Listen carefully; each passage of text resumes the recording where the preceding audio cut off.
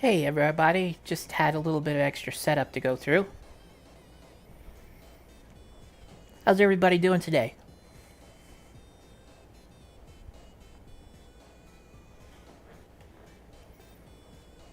Ha ha ha.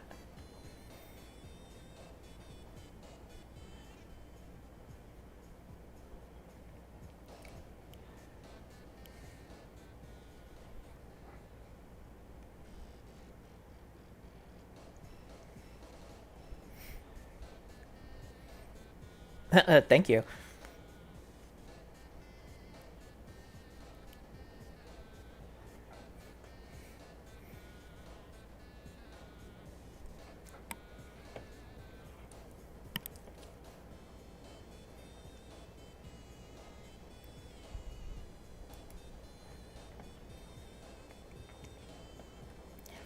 Alright, so today I'll be playing a few more of the indies from Sage. Again, as with yesterday, I'm extremely busy right now, so I probably shouldn't go very much over my 2 hour slot.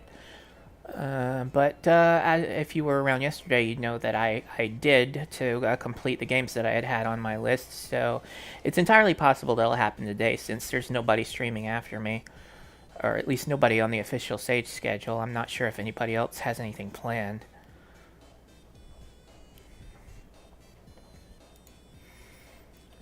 So right up front, I hadn't had a chance to get the games I'm going to play today downloaded yet. Let me go ahead and do that. I have two of them. There's going to be Lumiva Legacy and Bomber. Anybody has any other suggestions, then let me know, and I can get them added. I'll say yesterday I played Advent Neon, um, Ice Cream. Uh, what was it? It was cool. It was, but I don't remember the full name. There it is, Ice Cream Float. I also played. The rhythm game that's on here. That was Scratch and Melody. And I also played Shoot and Destroy X, and I played Vertical Collapse. In the past, I have already played Brock Crocodile and Bun and Gun, so um, not really going to focus on those today since I've already played those before and showed them off. But they are both very cool games that I'm really interested in. I'm just trying to give more people a chance to be seen.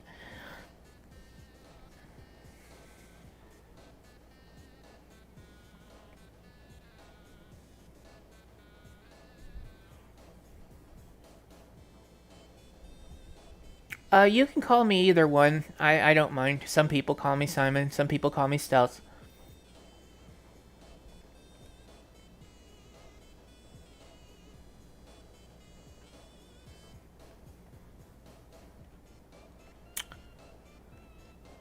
Yeah, while I get this taken care of, I can recap a little bit of what I said yesterday.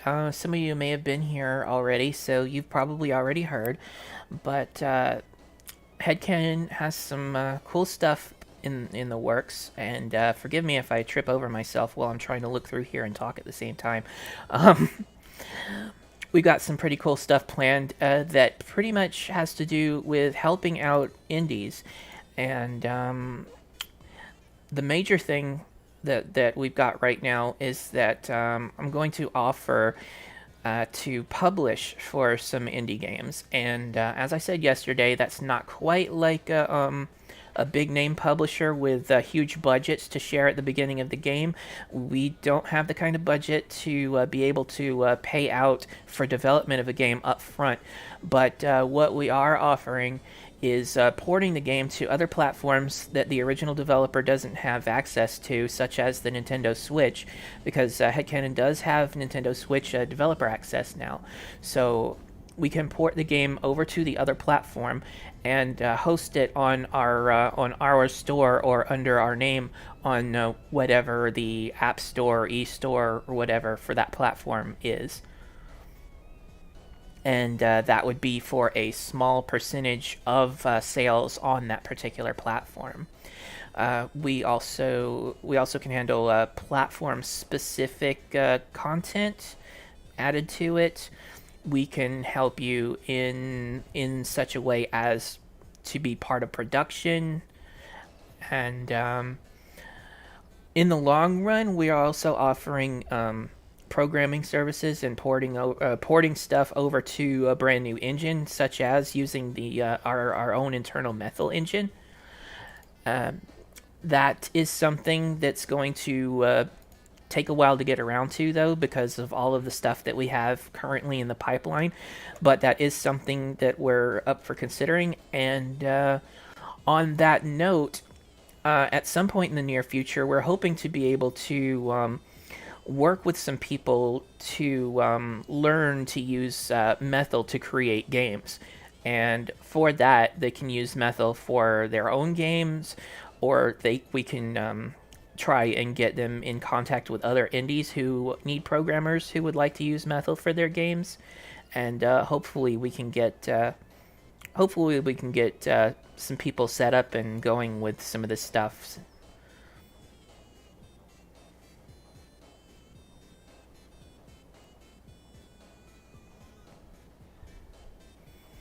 Yeah, I am wearing glasses now.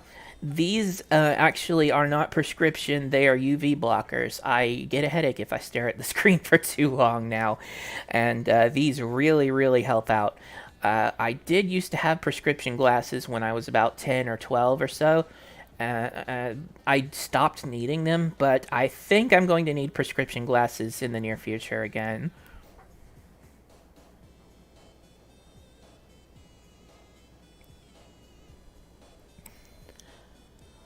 Okay, well, I've got these two downloaded. If anybody wants to drop any more suggestions in the chat, I will download those after I'm finished playing. Let's start off with Luma Legacy. Once I get it open. So on that same note, though, we do plan to bring peer pressure to the Switch and possibly some other platforms. However, we have some ideas for expanding and improving the game that we really want to implement before we go any farther with releasing than this release that's already on Steam.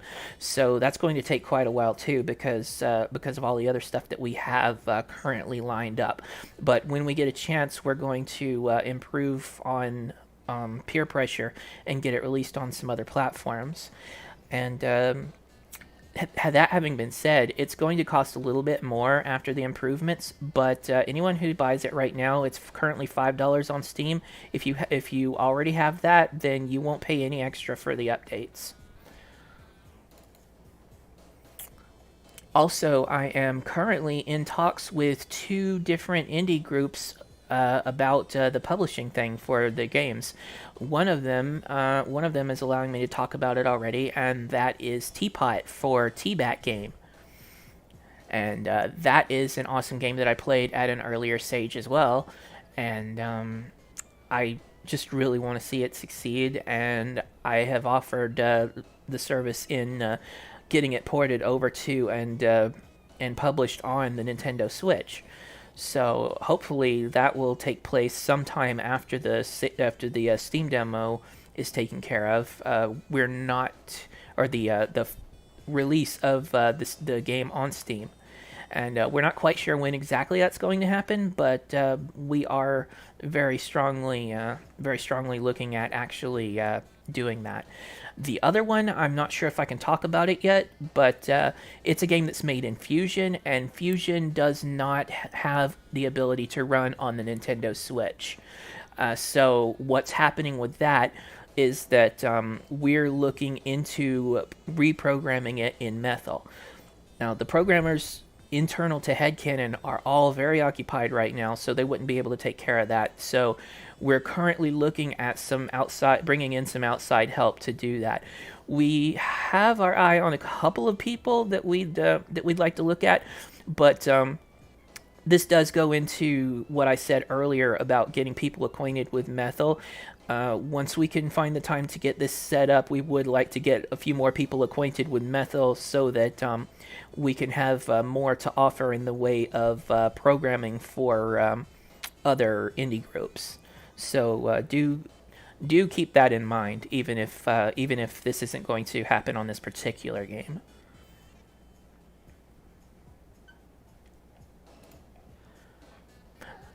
Being asked what's happening to Sandro.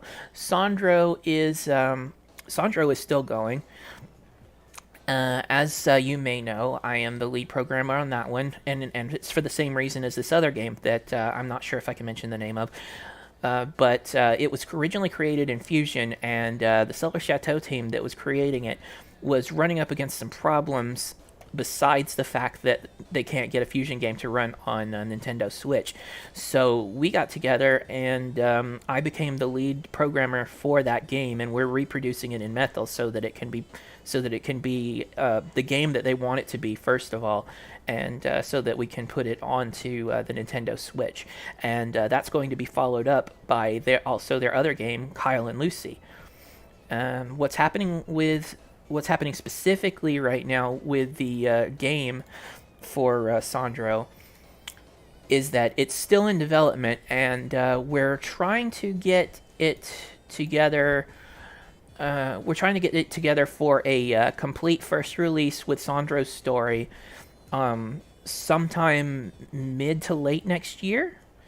And currently we're not going to put in the other characters that have been announced in that particular version. So we're going to focus on getting Sandro's story done so that we can get the game out in a timely way. And then we're going to start to have a focus on Kyle and Lucy. Kyle and Lucy is going to be a much bigger game, and it's going to need a Kickstarter. So we're probably going to be launching a Kickstarter for that when the time comes. So look out for that, and please support.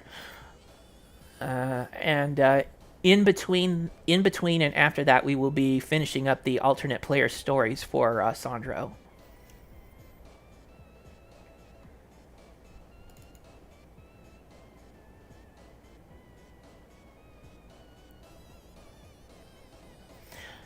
I'm not sure about CryEngine. I know Unity does, so just to be explicit, if there's an engine that runs on the Nintendo Switch and your game is made with that, and it runs on the Nintendo Switch or any other platform that you'd like to see it on that you can't personally do, then that's what we're offering, is to take that game and port it to that platform.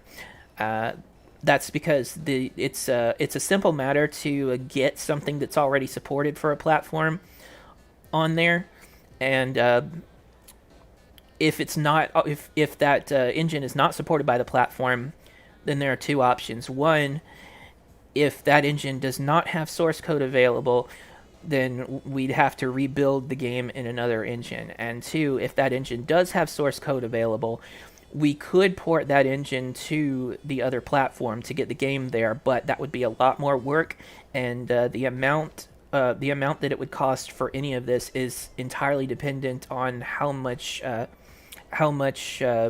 work Headcanon needs to do to get everything sorted out.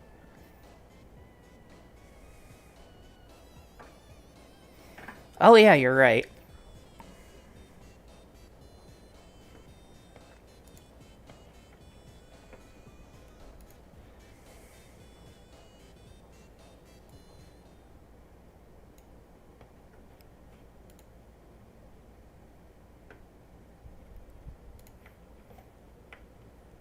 All right, so with all of that said, and twice as fast as yesterday, let's get started on these games. I'm going to start up Lumiva Legacy. This one was requested yesterday by the developer, I think. Actually, it doesn't want to unzip.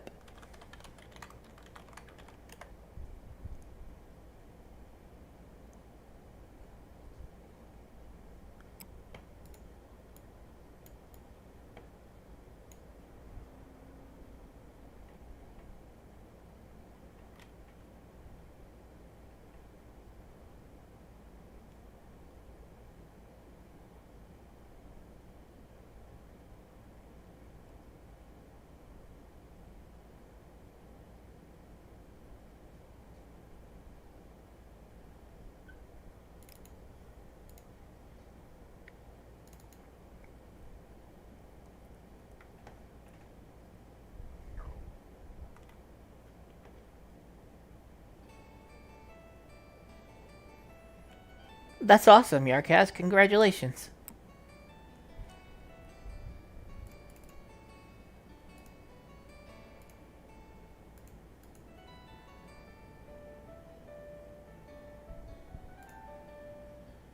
Okay, here we go.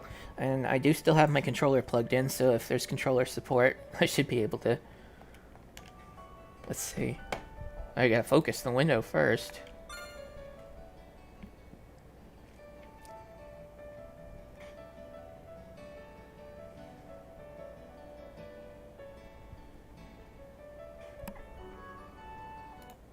You are right. I am so sorry. I asked for that personally, and that's not what I ran. Please excuse me. Let me grab that real quick.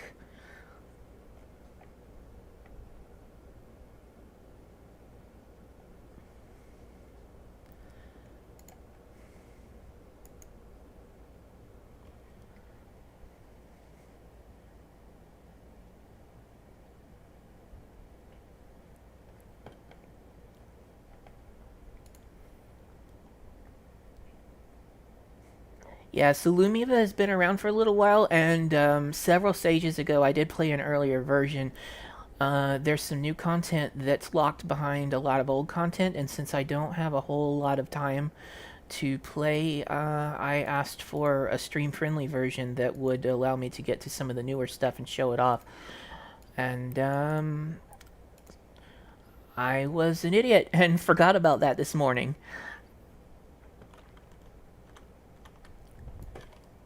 And again, thank you very much for doing that and getting it together for me. Alright, this should be the proper one.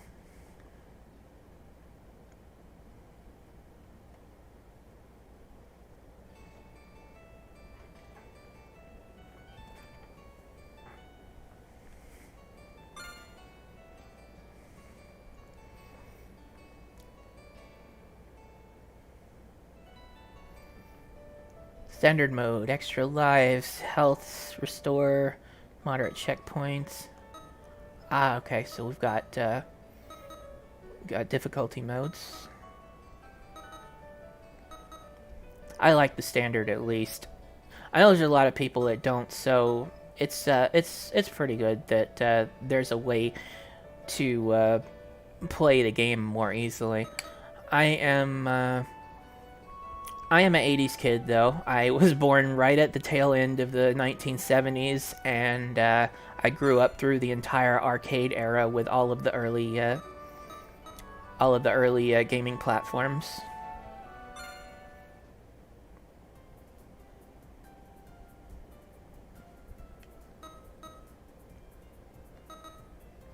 Alright, let's check out free play.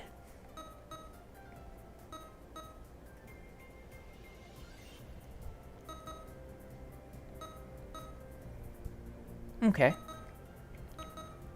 Yeah, I'll give all of these a run. I wouldn't have time to like 100% them, but since there's only 3 levels, I'll give them all a view.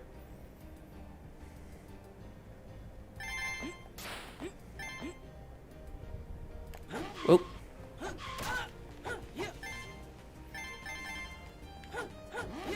Alright, so it's kind of a combat style action game. Enemies don't seem to hurt you straight up. They have to actually be in attack mode. Ooh. That's not stopping me from getting beat up, though.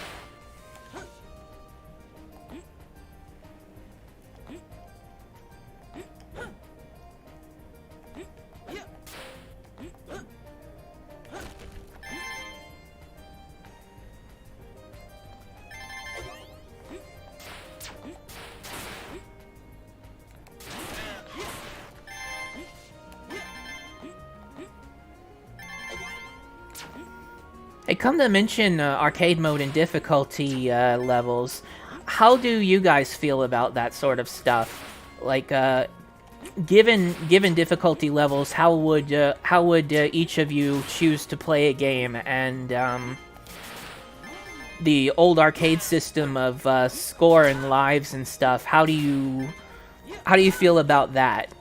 And if there was an easy version in a game with lives that took lives away, would it bother you if the game was more limited in a way, such as you couldn't play the final level, the story didn't complete the same way, and it said please play normal mode.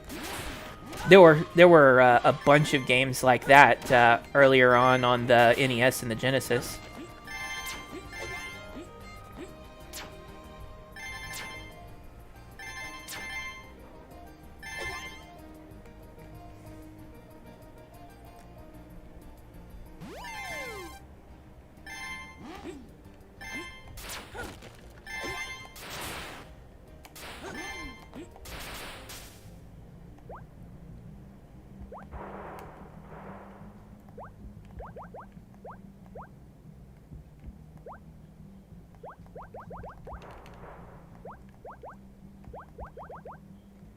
Hey, Teapot.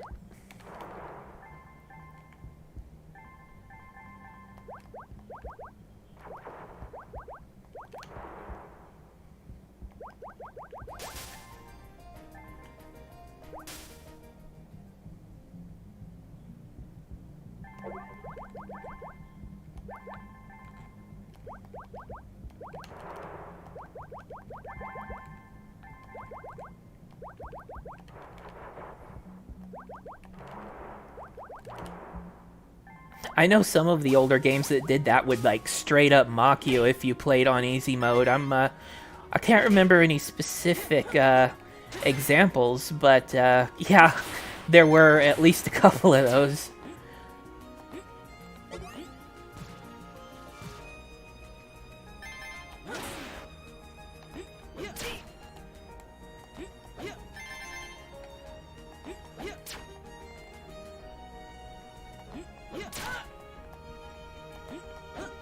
Oh yeah, the id games, definitely. Like they go so far as to have the main character wearing a baby bonnet and a pacifier if you select easy mode, or at least the easiest mode.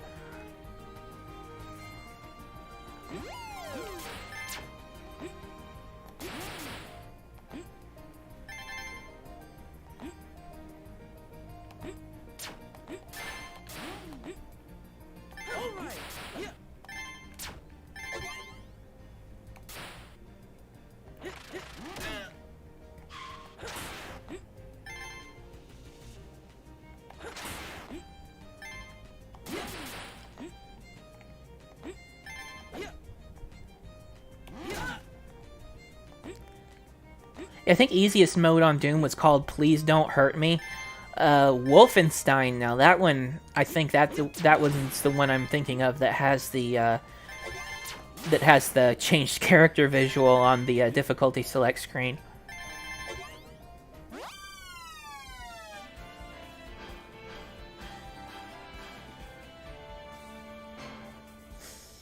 That's not gonna look good. I'm sure it didn't.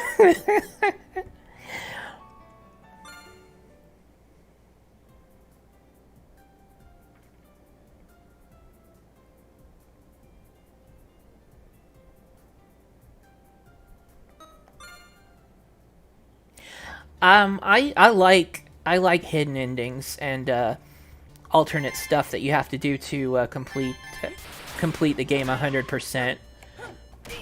Like whether or not it's the canon ending or just various different things that can happen.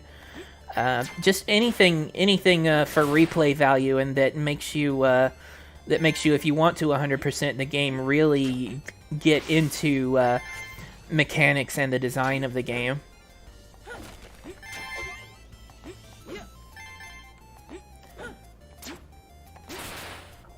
There's a little bit of that. That was planned for Vertebreaker.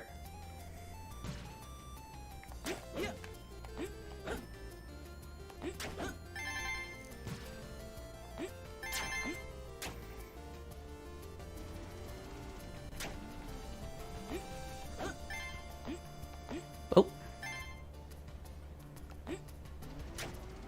Ah, okay.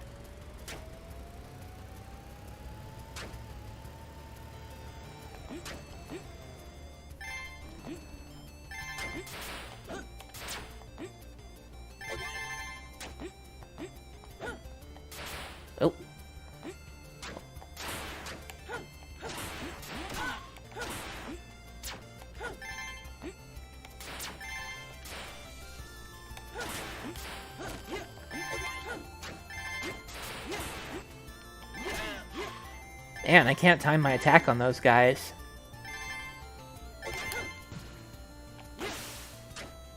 Oh, I didn't even see that. Yeah, I didn't even notice that launcher till I hit it.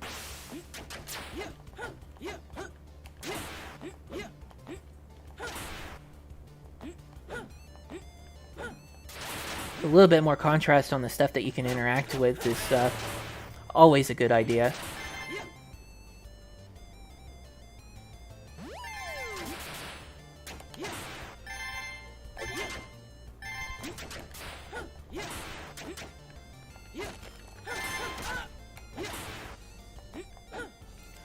So, basically a little bit of trivia, I guess.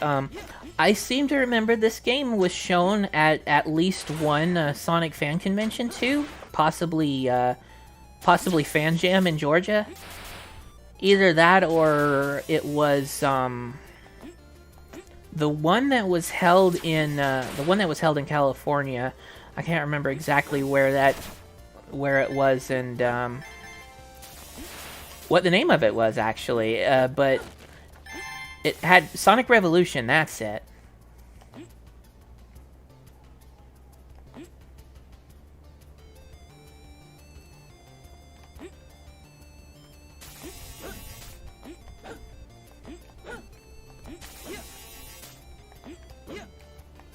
Ah, that's cool. I'm California based too. I went to Georgia twice though for Fan Jam, but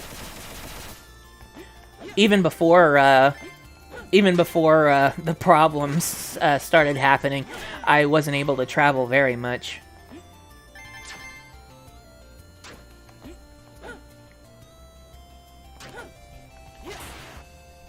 I'd like to do some traveling. I'd like to show up at some more events when it's more possible. Ah.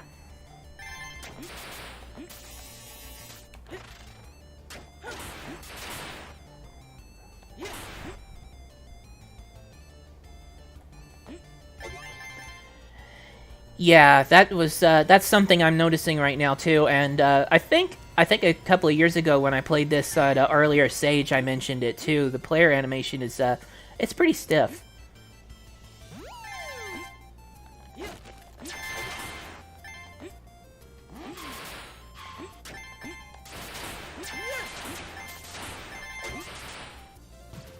I think some of this could stand to be a bit more smoothed out in terms of animation.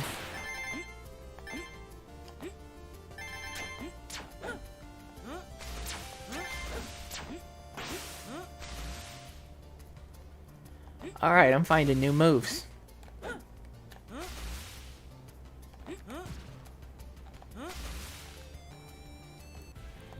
Oh, boss time.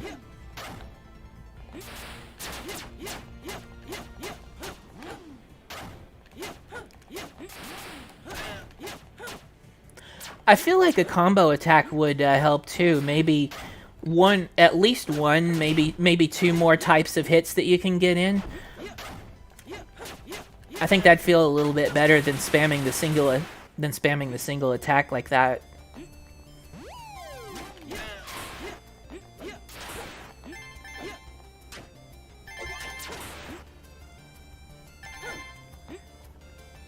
Like, there are some times where you can get away better with a single attack, but I think in particular, the style of attack that this character has, I think it would be more suited to a combo than just going like that.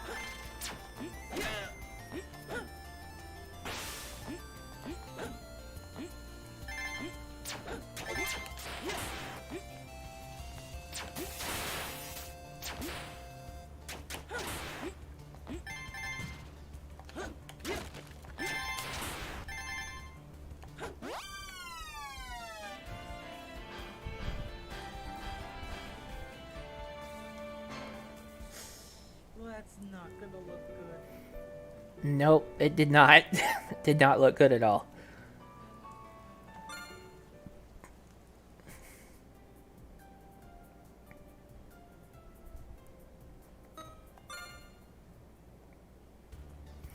I'd like to find a way to help out with that sort of thing somehow too. Getting people interested in indie games with who have different talents put together to get stronger teams, so that we can connect the people with the ideas, the programming experience, the artistic talent, the music talent. Get all of those people together.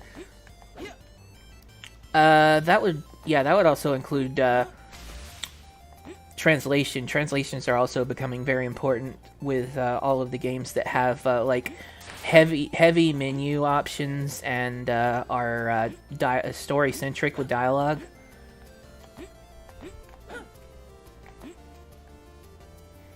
So I noticed there's no shortage of teams of people who need like just that one more extra person to do this one particular thing, or of people who can do the one particular thing that have nowhere to apply it.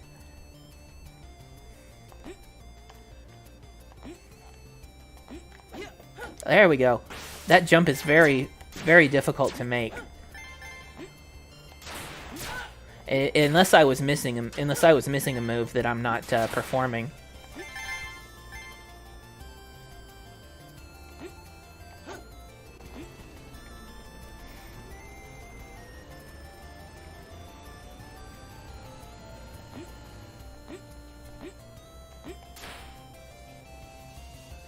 Oh, was it? Let's see if I can get back to it. I thought I tried the splash jump.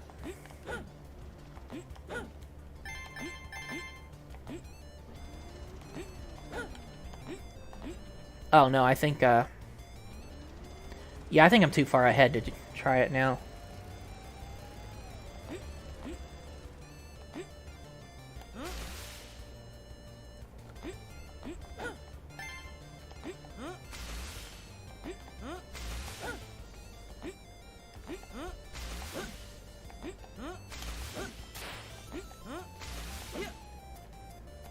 Okay, I think I see what I was supposed to have done now. And actually, I'm supposed to go this way. Yeah, the trigger's over here.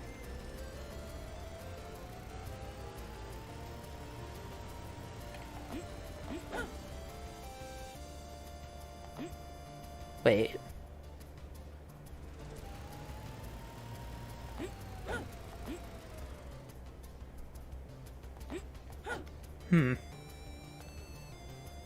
That must not be what I'm supposed to do.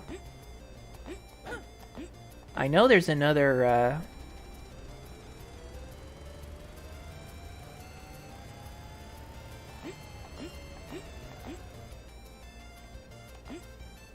that probably... Oh! Okay, that was it.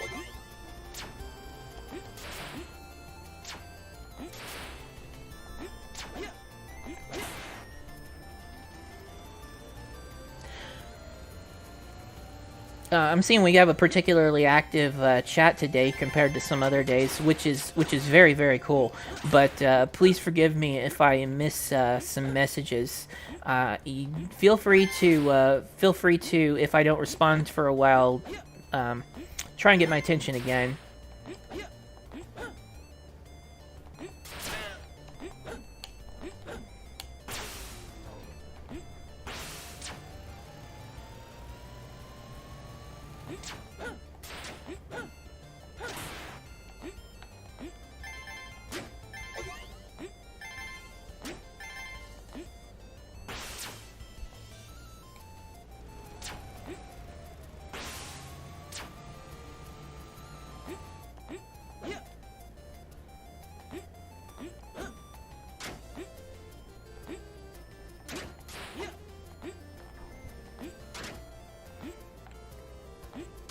I can see how this design might have been inspired by Chow.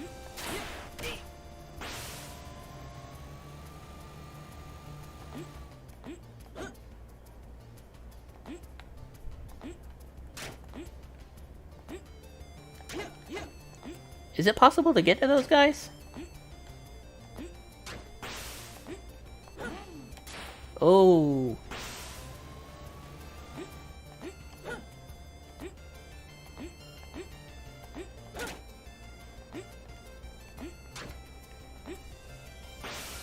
Alright, so where I need to be is in there, I assume.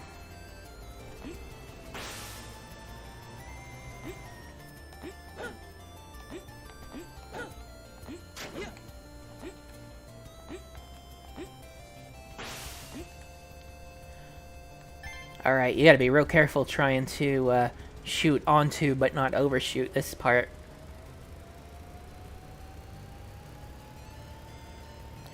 Oh, I did see a question earlier and I forgot to respond to it. I do plan to at some point get back to streaming commercial games too. Just like mainstream stuff like Sonic, Mega Man, Mario, etc. But also, I do want to continue to play some more indie games too. As I did that a couple of times, I ran some streams that didn't coincide with an event like Sage before. One of them was for Unitress, and the other was for why can't I remember the name? It was a cool one. It was basically it was a sort of a character-based game that was about playing croquet. I did like it, and it has a level editor that I still haven't gotten a chance to use yet, but that's a very cool feature for it. There's a lot of stuff I want to get back around to when I have time. That's like a running theme with me, the amount of time I have. Whoa. Well, I dodged that one at least. Looks like there's some little hiccups on the upward slopes.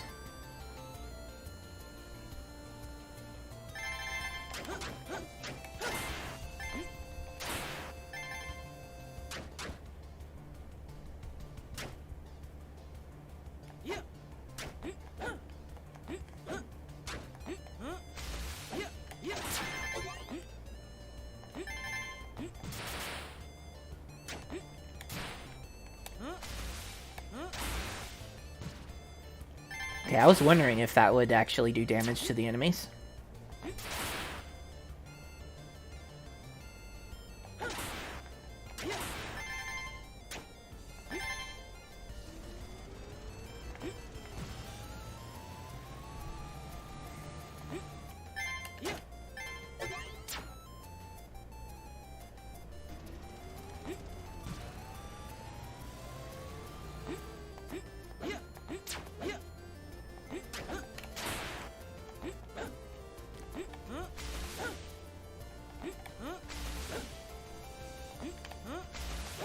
Alright, I'm getting the hang of that. There we go.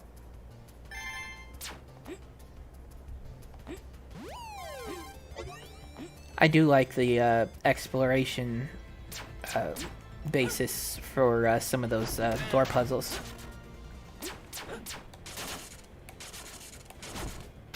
Oh, what happened to me? I don't think I noticed when I picked up that item.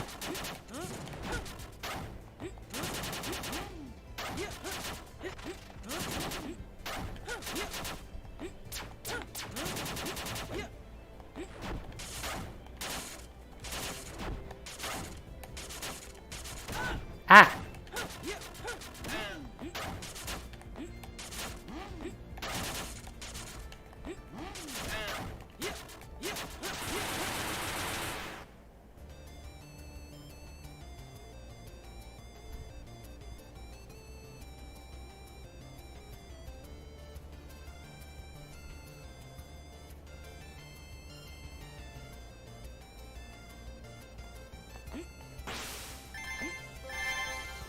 Ah, bonus.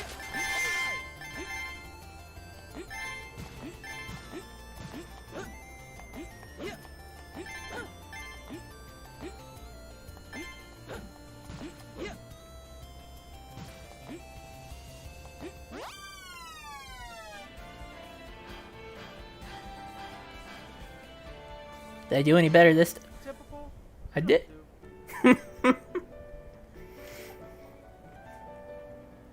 Oh, this is cool. I like how it's coming along. Uh, those were, yeah. Let's see. So my critical comments were the animation is pretty stiff. Uh, some of the gimmicks are hard to see, such as one of those speed boosters I hit without even realizing it. Maybe it's because I'm playing it in a window, but it should still stand out enough that you can see it in a window too. It's pretty small and blends in with the floor. And then there seemed to be a couple of issues going up slopes. Every now and then I would get stalled out. That's pretty much it. This is a fun game.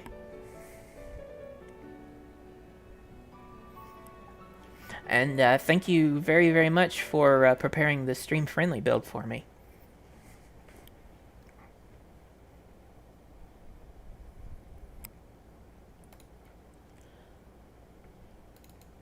Alright, the next thing up is Bomber Sin. So let's have a look at that.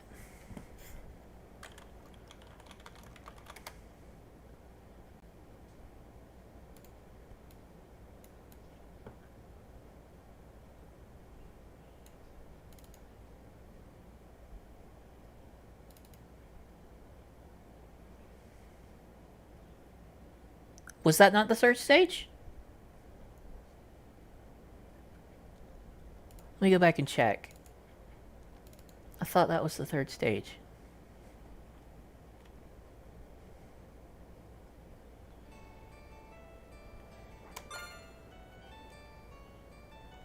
Yeah. Yeah, if I jumped out too soon, I apologize. I meant to play all three of them. It was not. Okay, my fault.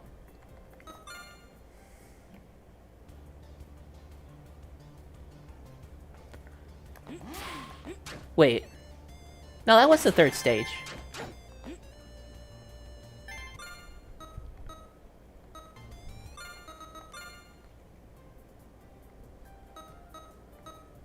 Let's see, for boating format.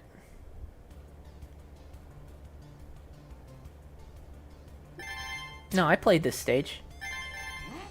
Yeah, they look different than the, they look a little different than what their preview pictures show.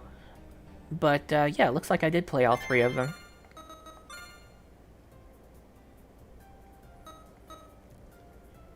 Oh, yeah, I even have a medal in that one.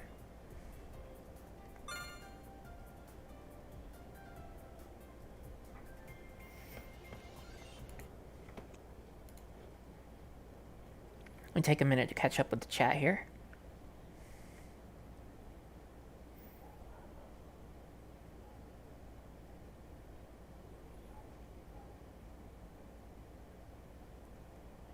Any tips for the indie game world? Yeah, just take your time, learn what it is that you want to contribute to the game, find the right people, and build a game. Just build the game that you want to play, um, and then there will be criticism incoming, and take any of the criticism that you think will help the game, and anything that's just contrary to, anything that's like flat out contrary to your vision of the game, just go ahead and do what you want. And usually you make a game that you would want to play personally, you'll find an audience for it.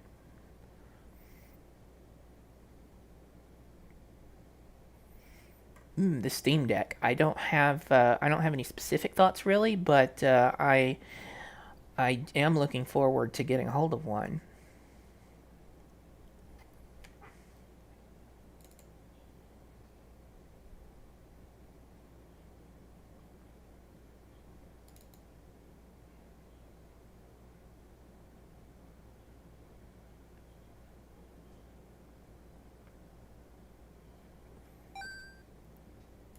Alright, let me get this up on screen.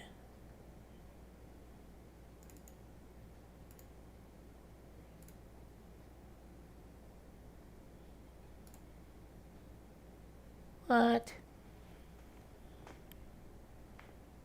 Oh no, this one doesn't want to capture. Is this... Uh, is this Construct? Yeah, if this game was made in Construct, I think there's some problems trying to capture those games on OBS.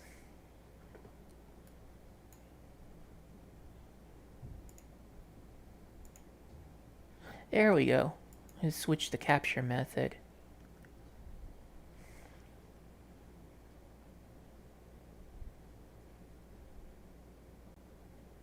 No controller support? Okay.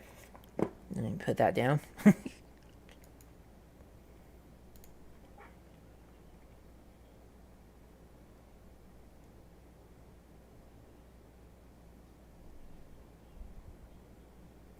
That's something that I think is fine too. You really do need to prioritize how you develop your game and what you do want to get out of it. What you do want to get out of it should come first, and something like graphics, that can wait a little bit. Like there's some people that will probably pick at that in particular, but what you really want to get across is how your game plays and what it's all about. So that is a good thing to focus on.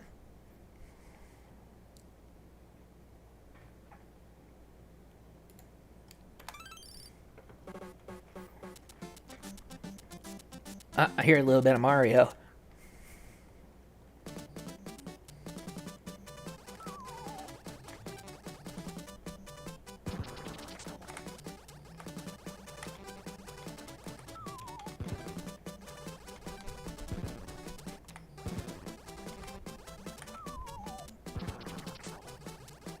So let's see. This is kind of like uh, Bomberman, Wrecking Crew, maybe a little bit Burger Time.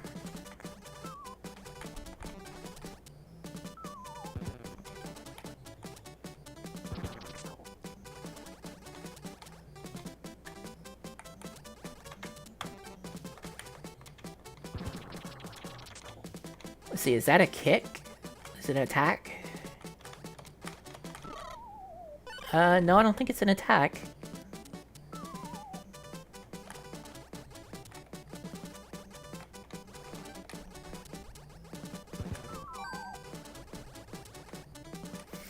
These old school games where you can fall as far as you want and not get hurt.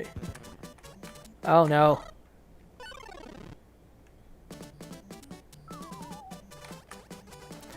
Yeah, maybe that's it. Maybe you can kick the bombs. There we go. Awesome. Thank you for the suggestion.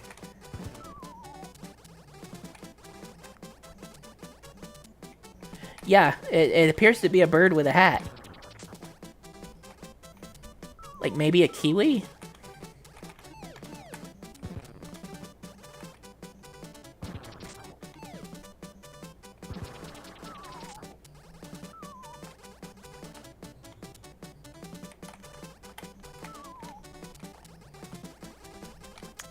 Alright, so you wouldn't be able to tell, but I just tried to fall off of the vine by jumping off or pushing left or right, and found that I can't. Uh, that's a completely legitimate gameplay thing. So I don't know if it is something that you want to change, but just so that you can be aware, there may be other people who try to do the same thing.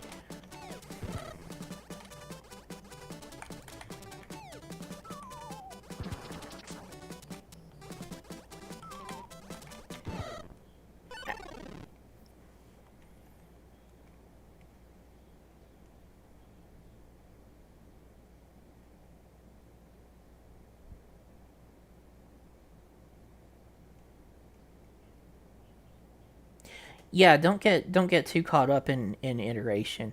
Um, you want to get something out, go ahead and get something out, and you can build up your skill as time goes by. That's something that's going on with us actually. Vertebreaker is a pretty big game, and we can't do that without a budget, and that's why we had to. That's why we had to run the Kickstarter, and since we have no capital, that's why we had to ask for so much on the Kickstarter.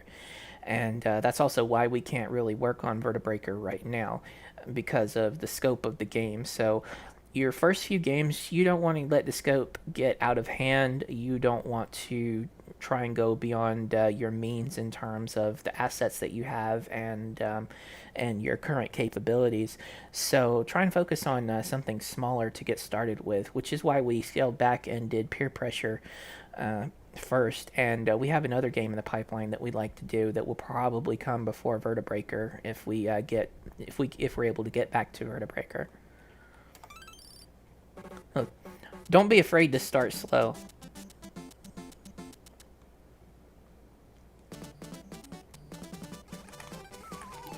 In the end, that could really help out. Because one of the things we're hoping to do with the games that we're creating right now is to actually build up some of that capital that we'll need to survive while we're developing Vertebreaker.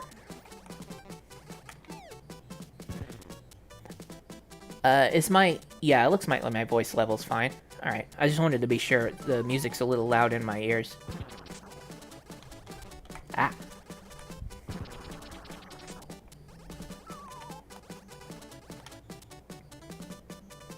Yeah, I love these little arcadey NES-style games that are showing up. As I was saying yesterday, I think there's definitely a place for low-fidelity games with pixel graphics of any scale, stuff that's arcadey, like something you might find on the NES. All of that has its place. It's there's some people who will say it's like well past time for that or something, or it looks terrible or whatever. But I'm among the group of people who actually really enjoys seeing this stuff.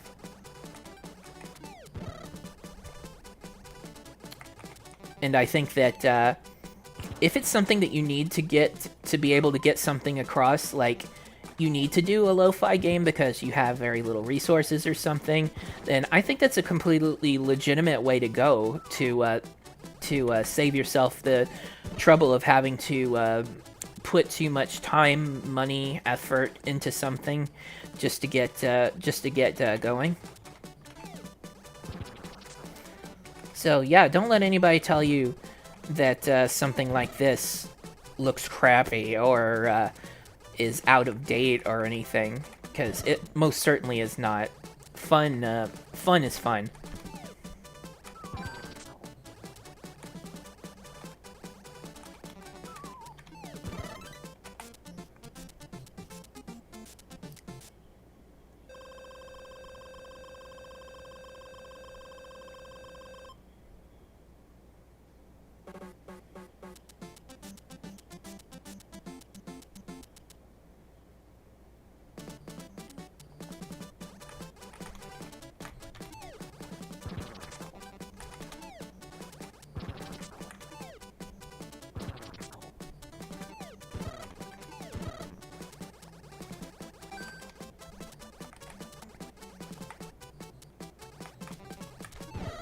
Ah!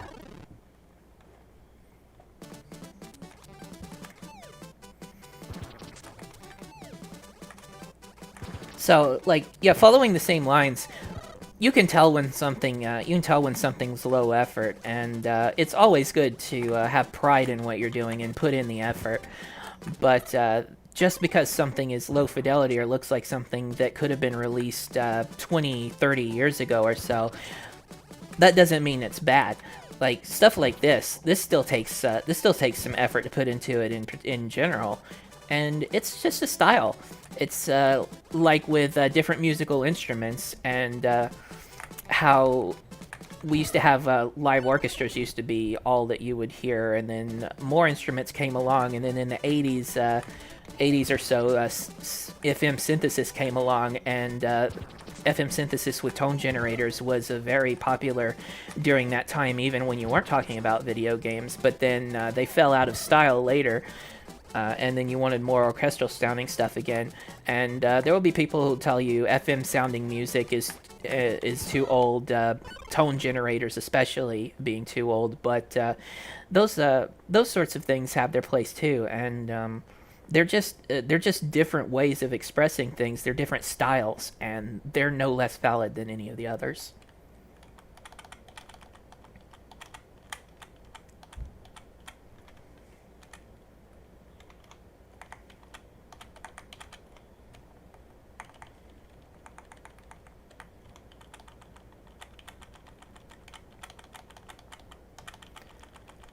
I like this too, the arcadey high score. Well, Steb.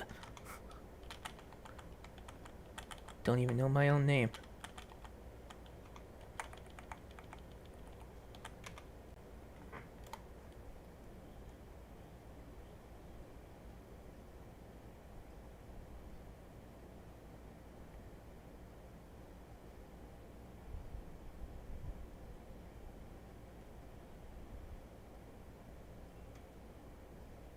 I'm gonna give this one more go. Wait. Oh, there was a continue. There was a continue. Why did I hit the wrong one? Okay. Well, I know what I'm doing, and I'm gonna give it a go, trying to focus more on the game this time.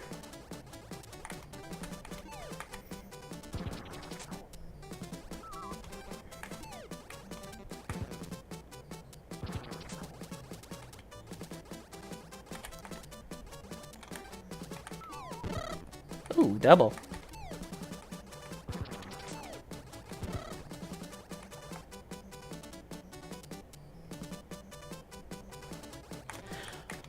Oh, something I do want to say is that I have come to find out that I really like mixing.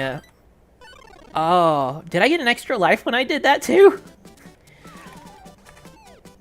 Something that I found that I really like is mixing what people would consider to be different eras of musical instruments, and that's something that happens in a few different things that have come along lately. One of them in particular is Undertale, and I like mixing.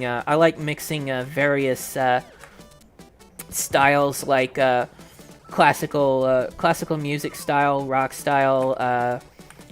Regular modern instruments plus FM and chip synth stuff. I think that those can work really good together if done right.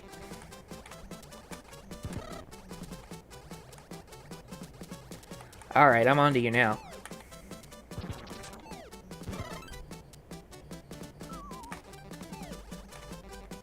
No!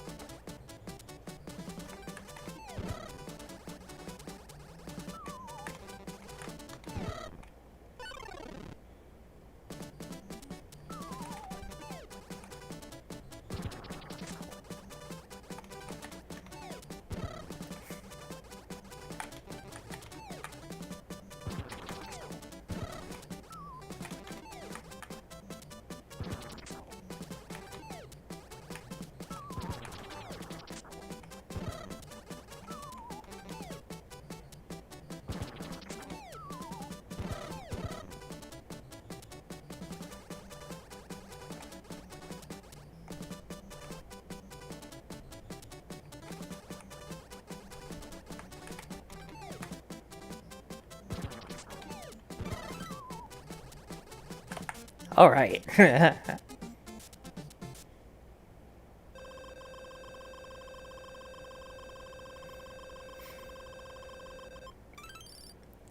I should mention too, since I was talking about the porting and publishing stuff earlier, since I think this game is created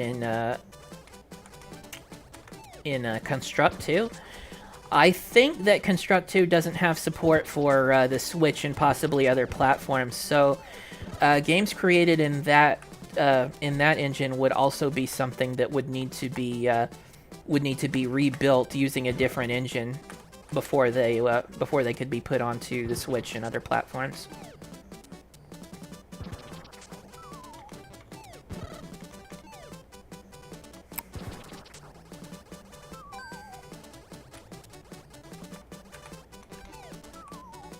That's something you should do too. Now that it comes up, I should mention it. It's very important to choose your engine carefully. You want to know what the capabilities of the engine are, so that you can know that you can absolutely pull off exactly what you want to do with your game. And you also want to make sure that the engine is on all of the platforms that you plan to support, or that you are comfortable with the limited number of platforms that the engine does support.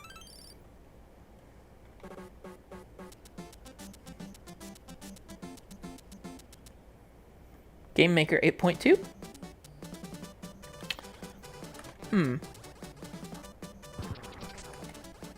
I wonder if that one... I'm not sure if that one has Switch support either, but if it is an early Game Maker, it could be relatively simple, not necessarily very simple, but relatively simple to port over to. Oh, I did not expect that. To port over to Game Maker 2. Ah. Okay, continue. That way I can keep moving and not waste very much more time. Okay. Oh, you start with only one life when you continue. I like that you can continue, though. So, I don't know if this is a mistake that you only start with one life, or if it's intentional. And that is a valid game design too, to do this intentionally. No.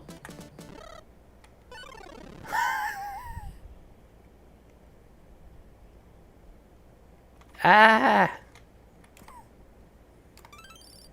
God. No.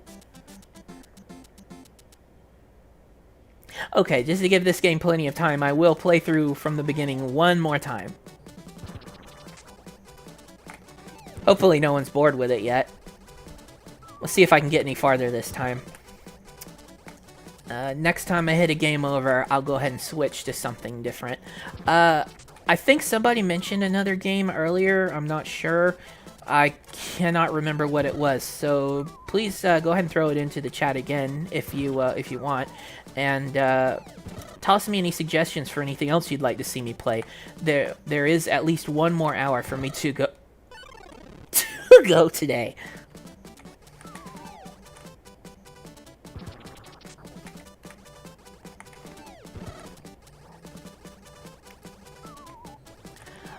Something I'd like to suggest if the author of this game is watching. If you lose the game and go back to the title screen, I think it would be a lot better if you made it select continue by default. Like, if you want to, you can go back and select restart. But yeah, I think having continue selected by default would prevent this issue that I keep running into, where I'm in a hurry to restart the game, but I actually restart the game because I've hit the wrong menu option.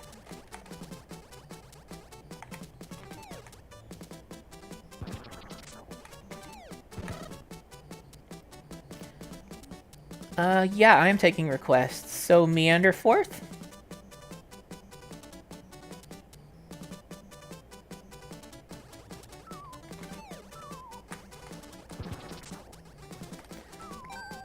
Alright, I will commit that one to memory. Meander 4th.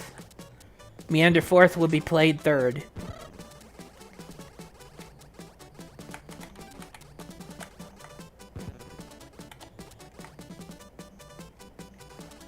Glad those guys can't climb.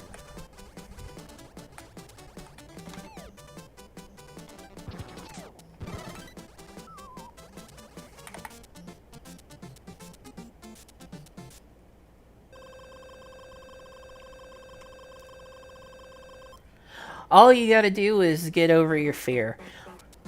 I have been interested in programming for a very long time, and I just jumped right in. I started with the basic programming language, which is easier to use, but it's very, very limited in what you can do, especially depending on what platform and type of basic it is. Oh no, I keep doing that. From there, I moved on to C. I wasn't too afraid of C. I was going to go to Click and Play first, like the version that was actually called Click and Play, the very original. But it turned out to be too limited for what me and my group was doing. So I cracked out some bunch of books that I bought about game programming in C, and finally started having a look at them. And that's how I got to where I am right now. After that, I had been very the bombs, they hit you, they have too much of a range on them. I think that cutting down the range just a tiny bit might be helpful, but then again, yeah, if you want to go for really Nintendo hard, then this is probably the way to go. What was I? Oh yeah. But yeah, I used to have a ridiculously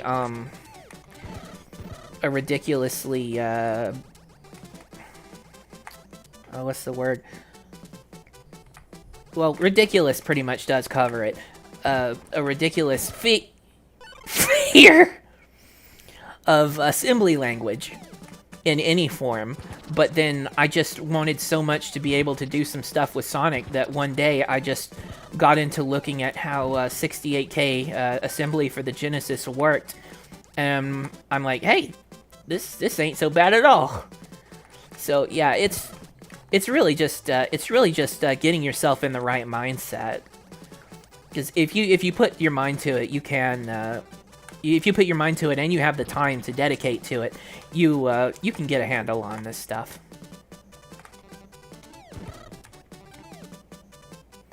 Hey, Sharp.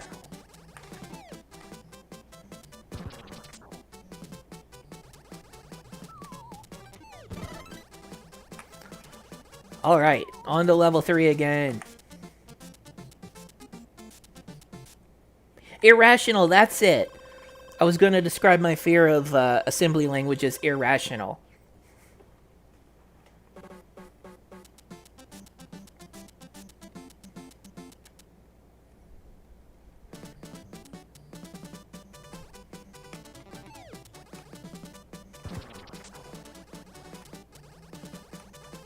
Huh, how am I going to get that coin?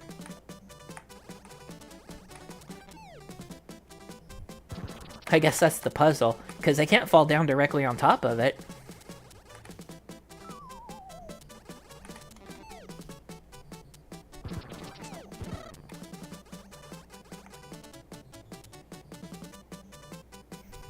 Yeah, that's how I feel too. That's the part that very much reminded me of Wrecking Crew. Like, there's a lot of Wrecking Crew in the gameplay here too, but those doors in particular. Oh, right, because yeah,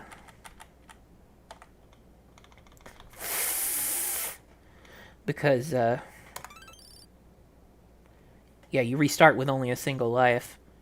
Have to be careful of that.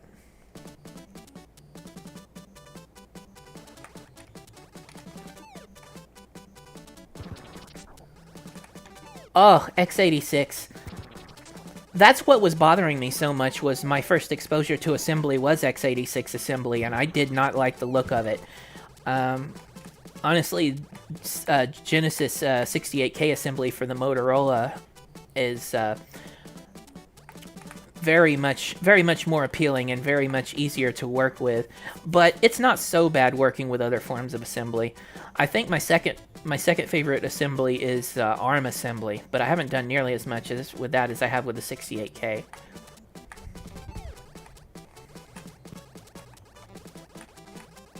No!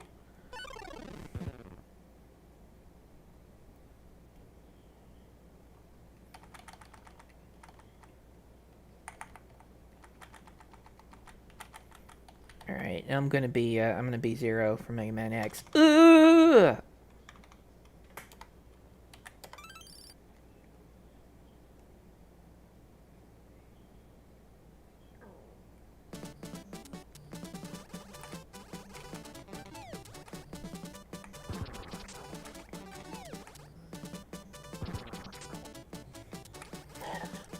Well, the way I learned assembly was the same way I learned basic and the same way I learned C. I just grabbed books and other resources and started looking into it. It's a lot easier to get into stuff like that now than it was nice when I got started, because the internet didn't come around. It didn't really take off until sometime after 1995. Like, it was 1995 before I even got into the internet at all, and it still took a while before it grew. But now there are so many online resources for this stuff that it'll be a lot easier for people to find out about some of it than than back when I started.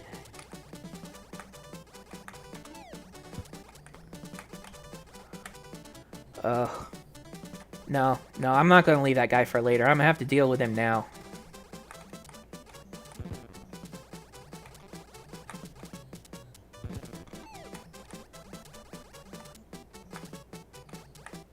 Hmm.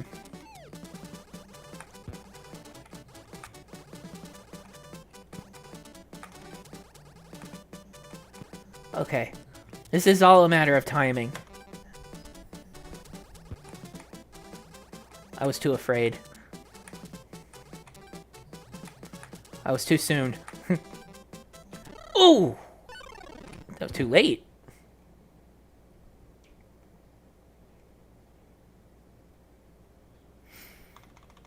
Yeah, it does. There are some places that aren't laid out very well and have some misinformation. And the internet does have a problem where there's a lot of outdated information for stuff that changes.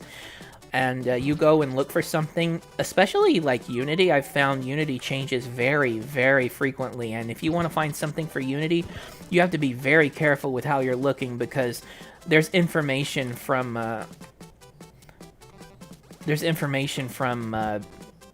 like a decade ago or so that has been outdated since 5 minutes after it was fresh information.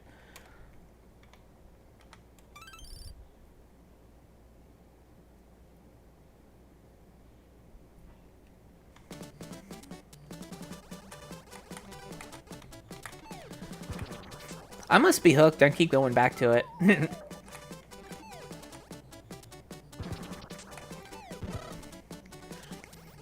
It's these flies or mosquitoes, though.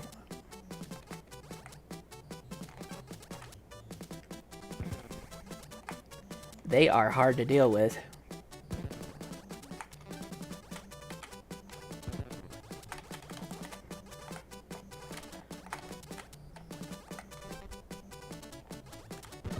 Got him.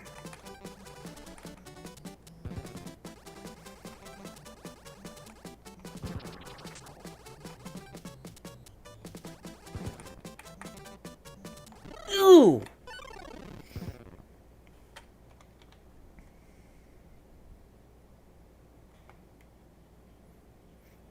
I am enjoying the music, yeah.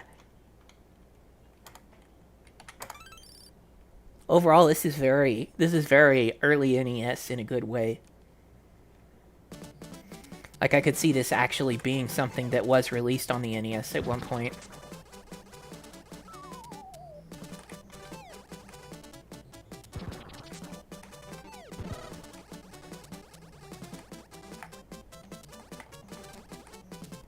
No!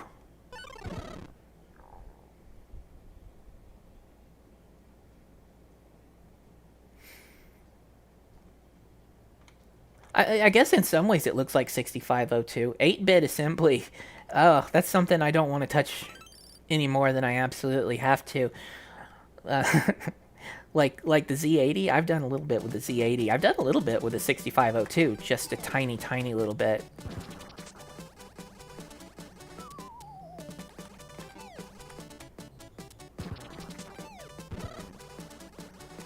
I guess it's like one of those other things, like, if I had time, I'd like to be able to say I did something significant with the NES or the Super Nintendo.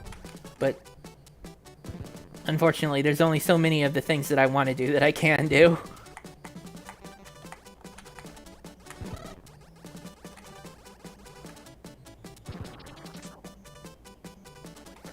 That is interesting. I always thought that the Super H assembly looked very, very much like 68K. Gaia. Oh! I can't even believe that. That was a very, very wide hitbox, and I am unhappy that I did that after I took out those mosquitoes.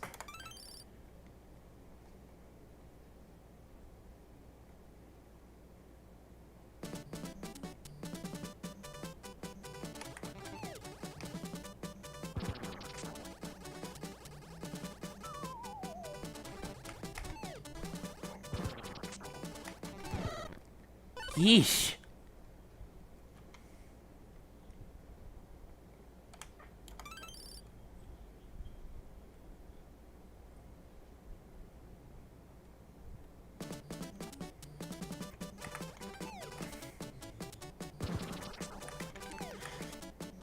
Is that coin moving? I thought it was over here before.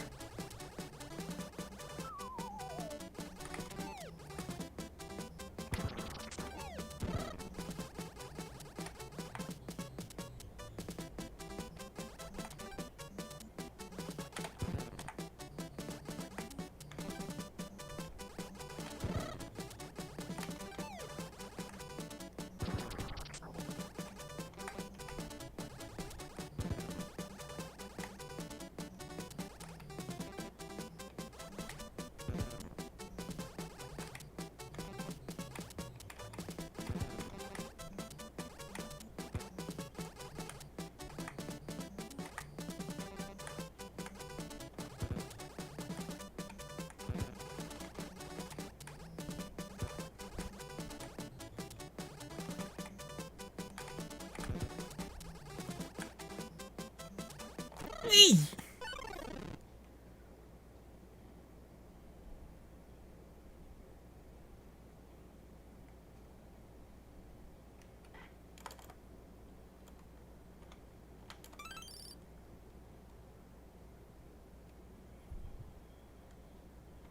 Is there a way to get the coin when you can't fall directly on top of it? Oh, I know. I have to not blow up that wall. Why?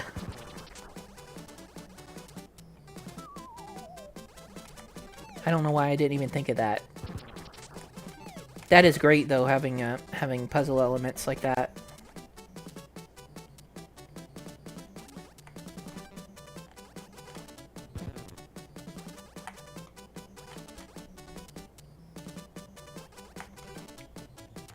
Personally, I think it would help if the hitbox on the bomb colliding with the player was a little bit smaller and the bomb colliding with enemies was a little bit larger.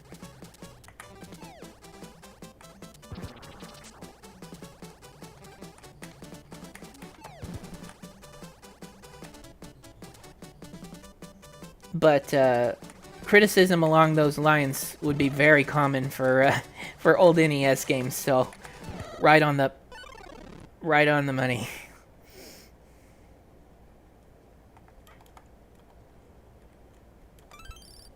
Oh no! Oh no! Okay, I'll come back to this later. Definitely need to make continue the default option.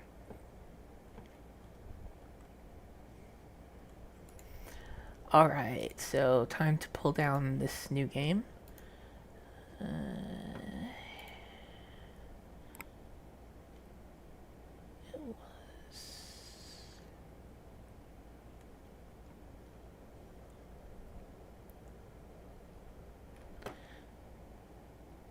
Let me grab the name of it again.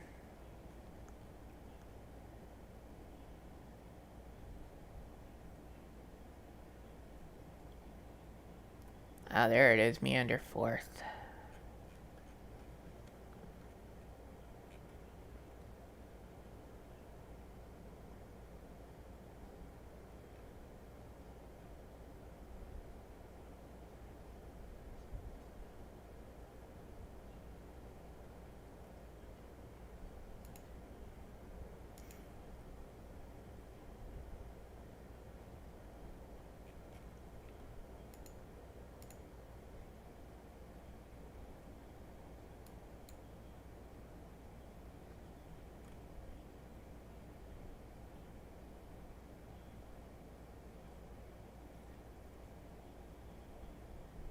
Actually, in terms of that last game, the Bomber Sin, I think something that other very similar games did were when you got to a certain point, not only was there a continue option, but you could choose which of the levels that you've already cleared that you wanted to start on. I think that would be a nice addition. And again, some games like that, in particular, I'm thinking of Doki Doki Penguin Land, and actually, I think Wrecking Crew itself does have have a level creator sections, and I think that games that are built with that design are pretty much made for user facing level creators, and those are always a very awesome feature to have. So if you're not planning on that already, please take it into consideration. That's something I'd like to see myself.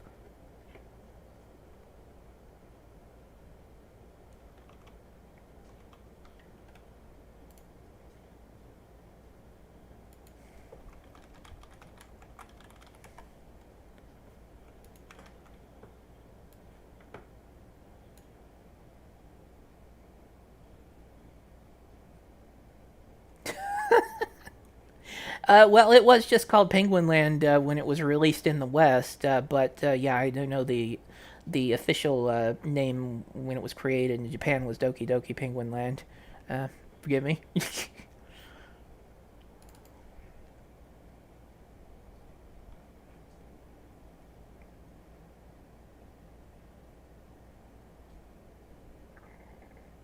Wait, there's a custom version of Game Maker, or is it like a rebuild of the engine that supports the data from Game Maker, or is it built from source? Is there source available for Game Maker?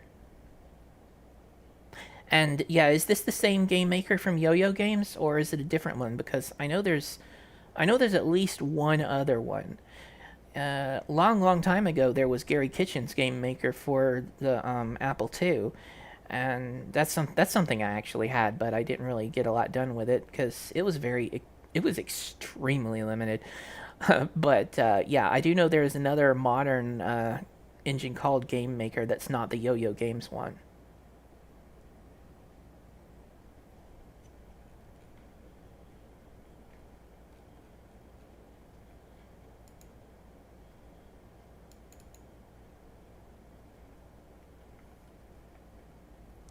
All right, let's get this up on screen. Oh, I'm hearing some more NES style music.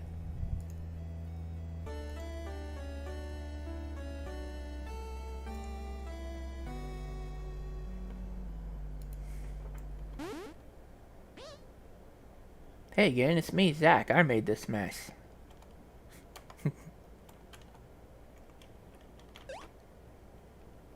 Oh, okay. I'm talking for the developer here. Not sure. Not sure if that's okay. So,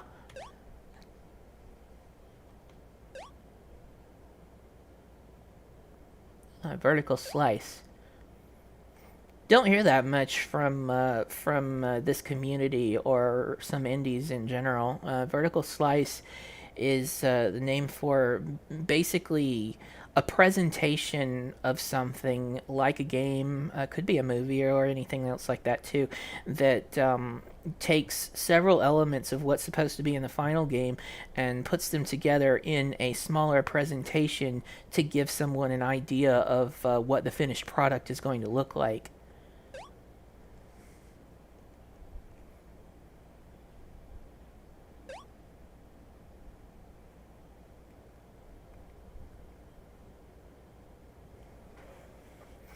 Oh no, an OS update. Man, Windows 10 keeps updating, and every time it updates, it breaks something for me.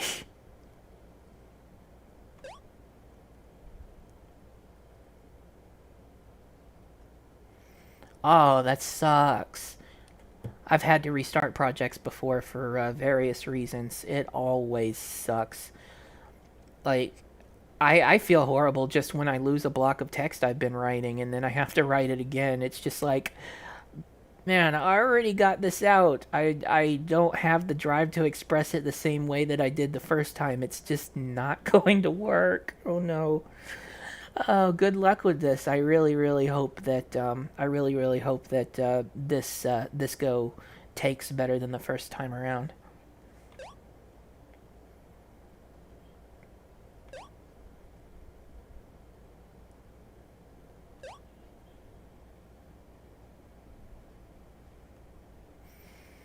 Yes, yes.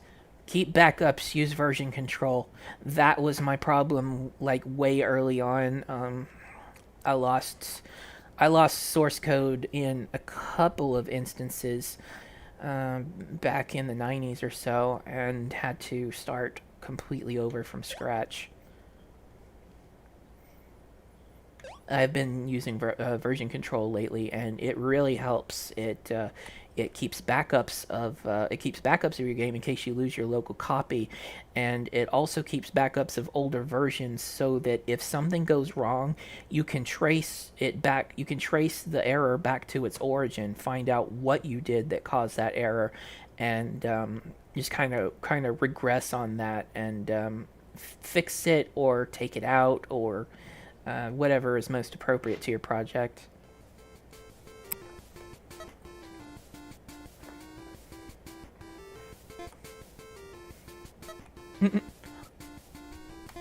Oh, I'd play the new demo for now.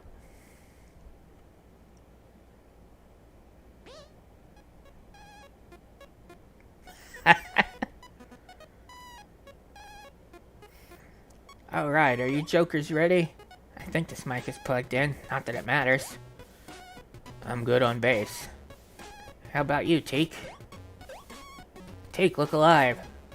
Oh, sorry, I'm ready. Alright, on one, on two, on a 1, 2, 3, 4. One jam later.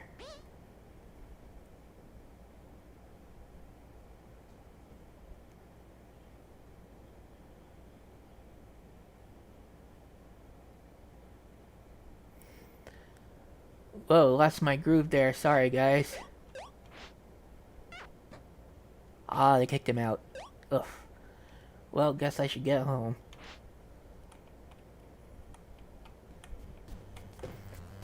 Ah, controller support. Is there a way to make this bigger without going completely full screen? Oh, hold escape to quit. That's nice. Here we go.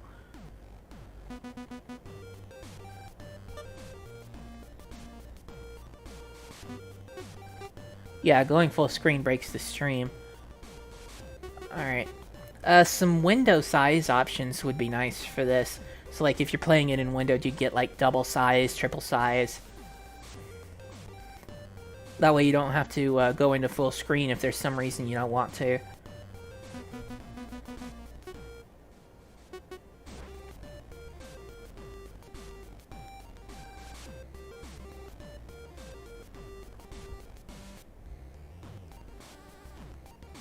Oh! Alright, then never mind my, rambling.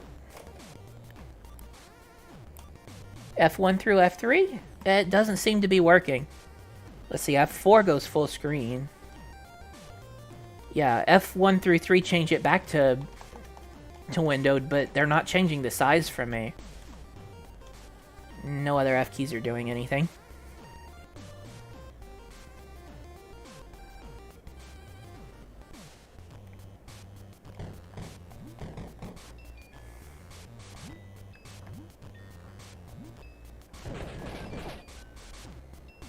That's always a nice touch, too, when you have sound effects that play frequently if you randomize the pitch.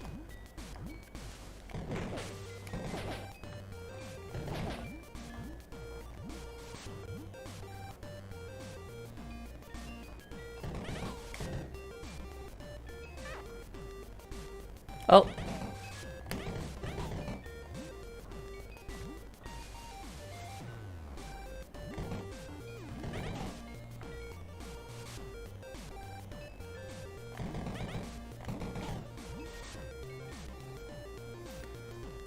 This dude just wants to go home and there's all these things in the way that are gonna kill him.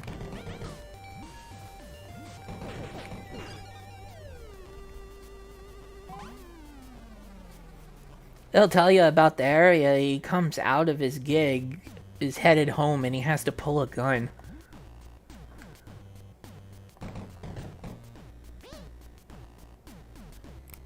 Who goes there? I'm Oscar Teague. Who are you, kid? I'm the forest spirit. It's my duty to protect the forest from those who would harm it. The forest spirit, huh? Shouldn't you be getting home? It's getting chilly out. No way, I'm looking for the Tamri Willow, just like you. Looking for Tamri Willow? What happened to her? Is she missing? Yeah, I think she got lost in the woods. I might know where to find her, though. Where's that? Follow me. Whoa, slow down.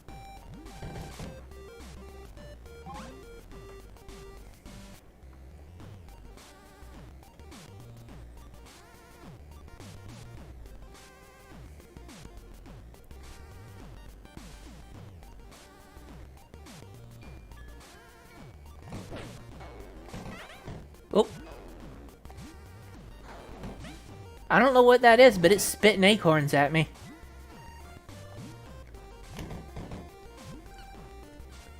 Gosh, the monsters have been really aggro lately. What's the deal?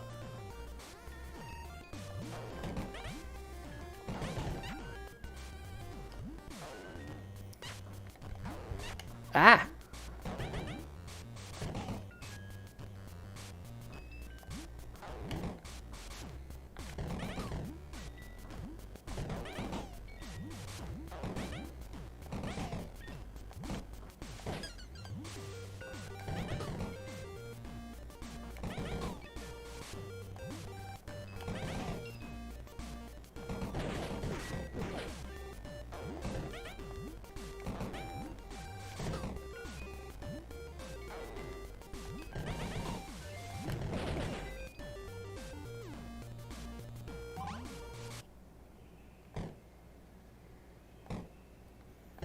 It just happened to stop where that guy is. It looked like it hit him. Oh, hey, Oscar. Hi again, did you see a masked child run through here? Oh yeah, they just barged on through. Looks like they had somewhere to be. Gotcha. They said Willow got lost in the woods. Is that true? Yeah, no one's seen her since this morning. Apparently she looked different. That's weird. Oh, that's all my fault. I should have, relax. People get lost all the time around here. She's probably stuck in a tree or something. I hope so. I have a bad feeling, though. We'll find her. Don't fret.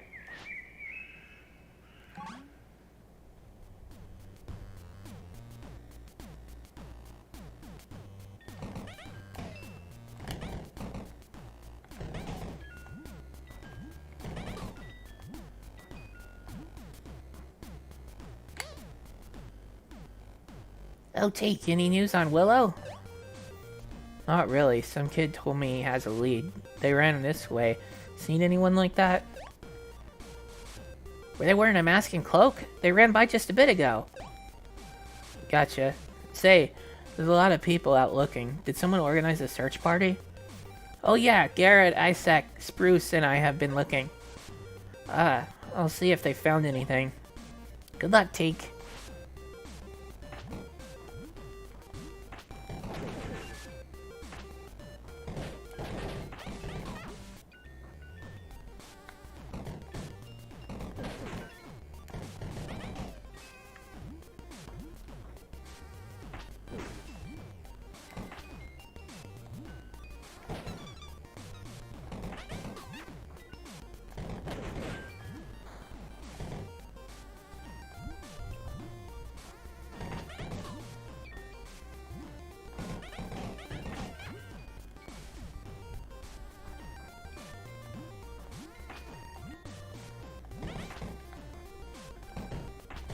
Oh, I can aim.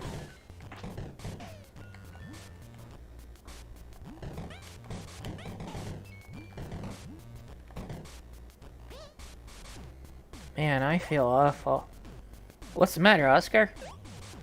Everyone's out here looking for Tamri. I don't even know she was gone. Oh man, what were you doing? I was drumming for Chakte's band. They kicked me out after one practice session, though. Oh, I'm sorry. If it makes you feel any better, Willow and Spruce need a new drummer, too. I thought you were their drummer. Not after the incident. Anyway, don't sweat it. You were busy. I guess so. See you around. See ya. And Garrett's just ahead. Pay him a visit. He might know something.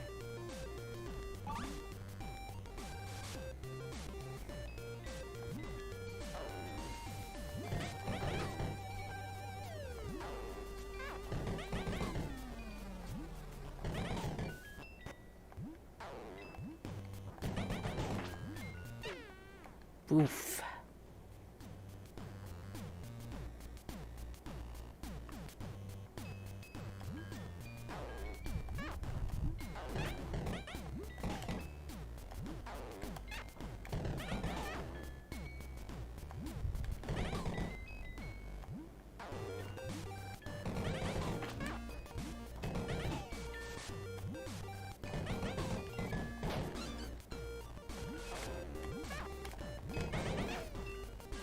You know, on the subject of synchronizing the music with stuff, interactive music is something I tried to implement into HCGE also as something that you can do by use of the XM playback support, where you can put you can control the music from the code, or you can put triggers in the music to control the code. And we haven't used that in Methyl, but it's something I could bring over to Methyl if it ever became appropriate. Hey Teak, you look kind of different. I can't put my finger on it. Is everything okay? Well, Chick, they kicked me out of his band, so I'm a little peeved. I don't know if peeved is a word I'd use. I don't know. I think I'm just losing my marbles. You and the rest of us. Have you seen a preteen run through here in a mask and cloak? Heh, yeah, Forest Spirit. She came through here. She must know where Willow is. Wait, you know her? A little bit. The Forest Spirit is from a local folklore. Scotty and I made a short film about it. You guys make movies? Yeah, the cinema owner lets us take them to the big screen. That girl's his daughter. Good to know. I'll go see if she really knows what's up. Keep following her. I bet she knows more than she lets on.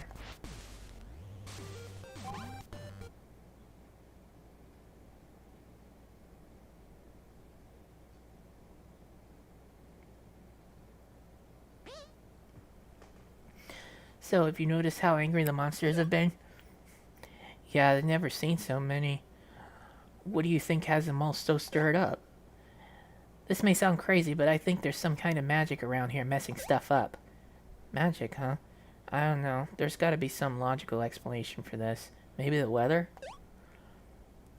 Your blaster, isn't it powered by life energy? Yeah, I suppose so. What about it?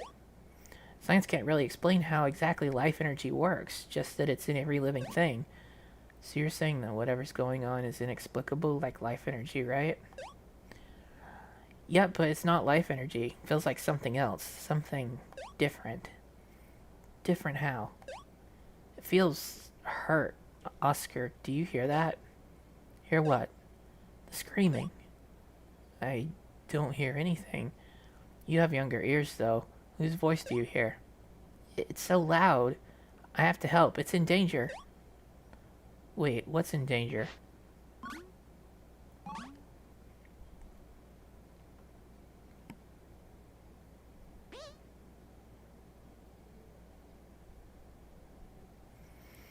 The voices, they're so loud. Do you need to go to the hospital? My head. Let's get you out of here. No, I'm fine. It's... Kid.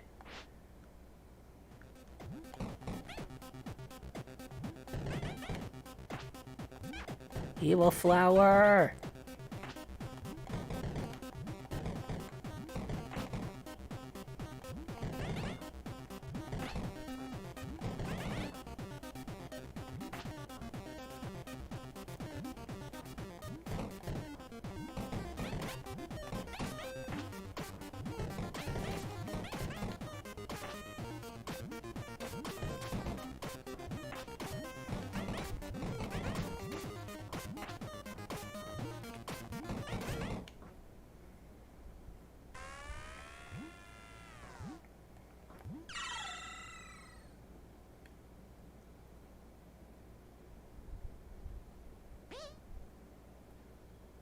Oscar, what happened? Well, you went missing, so some kid told me to help her find you in the woods. When we were in the clearing, she started freaking out and hearing voices. They were screaming. Suddenly, some flower monster attacked. I killed it, whited out, and woke up here with you. Well, that's weird. Was I the flower monster? You know, I think so. God, how did that happen? Last I remember, I came out into the forest to... Oh no. What? What's the matter? Is this hell? I hope not. I'm not ready to die. Man, I wish I could say the same. Tamari, don't say things like that. I'm sorry, I'm just on edge. I've been suffering from a recurring nightmare. Nightmare? There's a face. It's blurred and warped. I can't make it out yet. It's so familiar. Its head tears open and it starts to scream. Again, the voice is familiar, but I can't place it.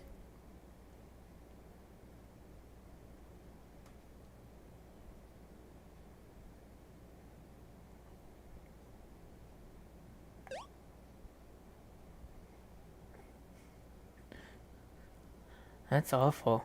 I wish there was something I could do about it.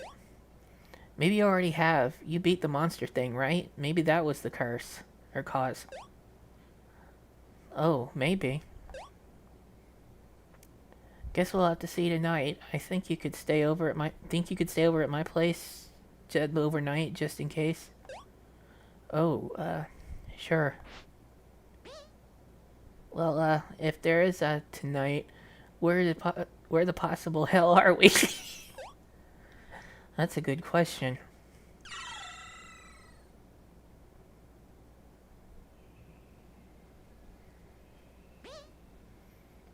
Oh, I guess we're back. Thank Licorice, she woke you up somehow.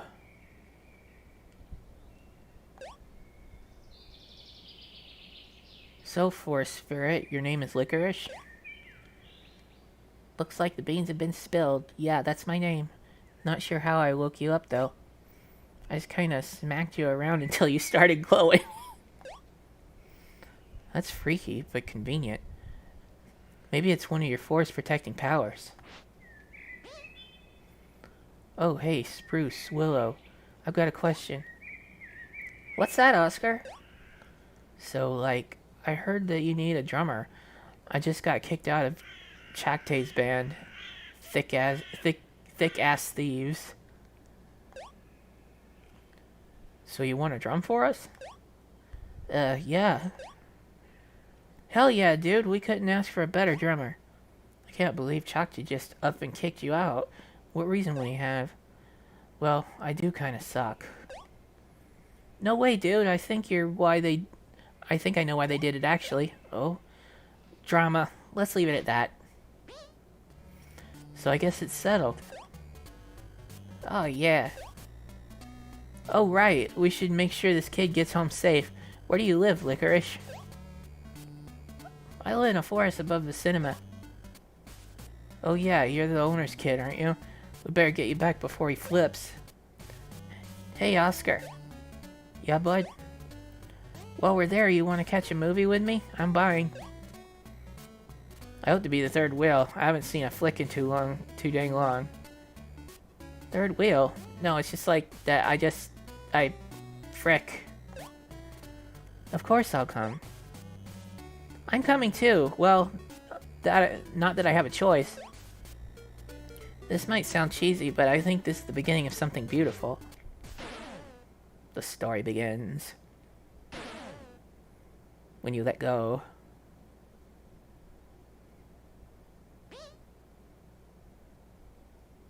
You can't feel it, can you? Your soul, it's missing a piece. And yet your heart still cries out his name. Your dreams still bear his face. Your nightmares echo his screams. Why? Is there something I've forgotten? A piece I haven't severed? His connection can pull you only deeper into the darkness. Very well. If your suffering is the price of saving my soul, then it shall be paid in full.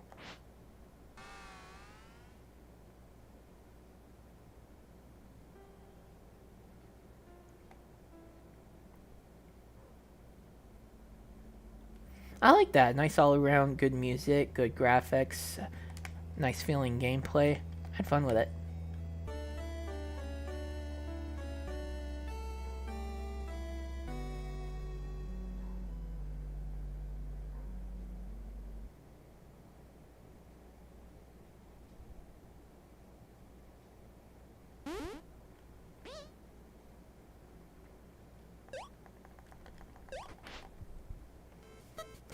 I'm gonna take a quick look at this one. I haven't seen this before. Alright, you know the plan. We'll split up, find Oscar, Teak, and meet at the campsite.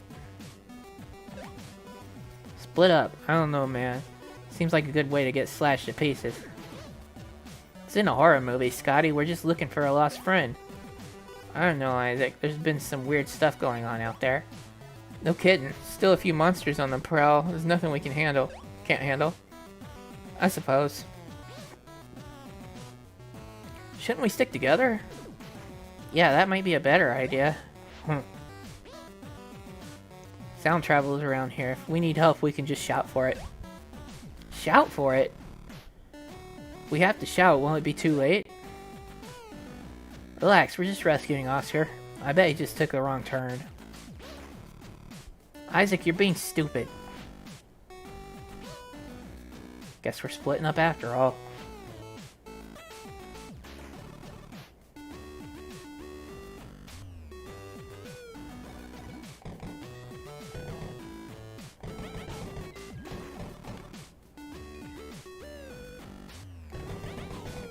Alright, so some of the gameplay, playing one of the other characters right now.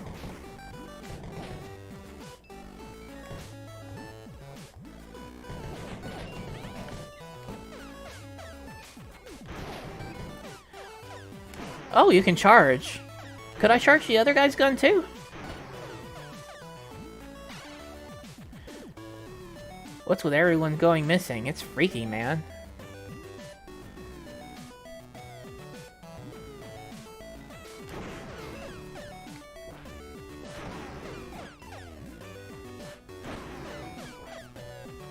Ah, Ice Dash. At least that's what it looks like to me. Monster's been getting aggro lately. What's going on?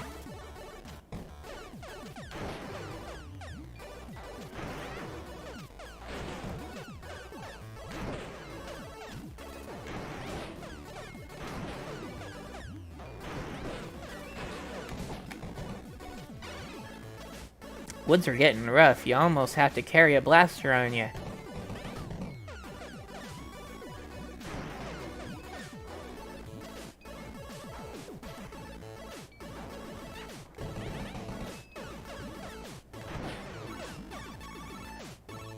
Oh, it's a forest spirit. Licorice, she should be getting home. It's not safe out here. I'm trying to help find Oscar. Yeah, I know. You really should be letting grown-ups handle this, though. Fine. Oh, by the way, thanks for helping us find Tamari Willow last night. Sure thing. Oh, okay, so this is a follow-up.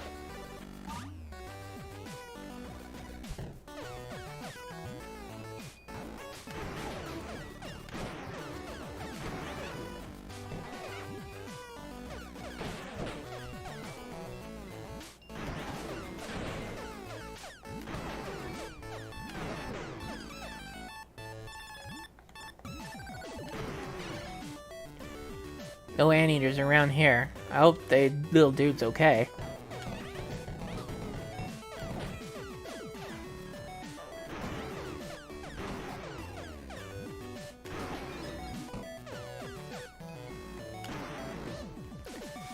Oh, hey Garrett. Fine day for a search party, huh? Seems like people have gone missing a lot around here. What's going on? Hell if I know. Wish it would stop though. Tamari went on ahead if you're wondering. Sounds like I should pay her a visit. Keep your eyes peeled, Spruce. Will do.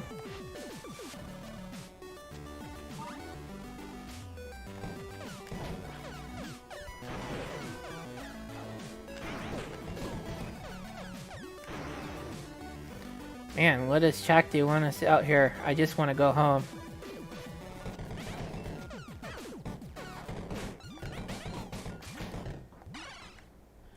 Feel like I'm not the one who should be looking for teak.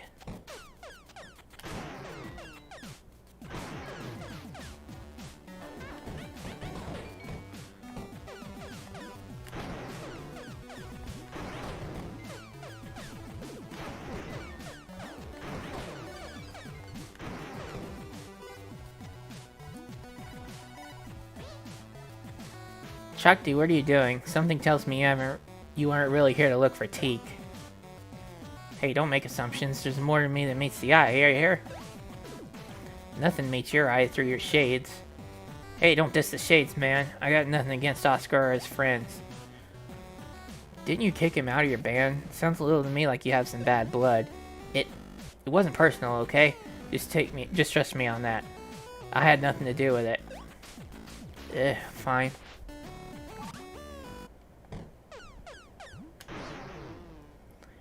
Could've sworn he'd be here. Oh, Willow. Any luck finding Oscar? Oh, hey, Garrett. Haven't found him yet. I thought he'd be right here, though. Oh, why's that? No idea. Just a hunch. This just feels like the place to be. Is that weird? Not really. Maybe he'll show up here. I can wait with you. Alright, let's not waste much time here if he doesn't, though. Don't want to leave him. Right. Say, Garrett, what's up? Somehow I feel like this is my fault. Why would you think that? I don't know. I just feel like I could have been there for him more, maybe. I know that feeling. Still, you're not the type who would drive someone away like that. What the teak?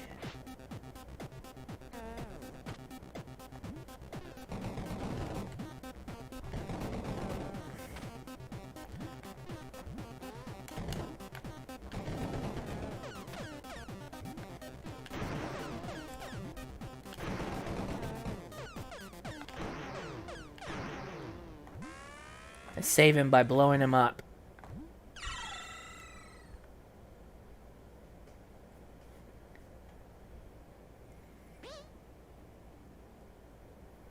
Hey, Oscar, you played the drums in the school band, right?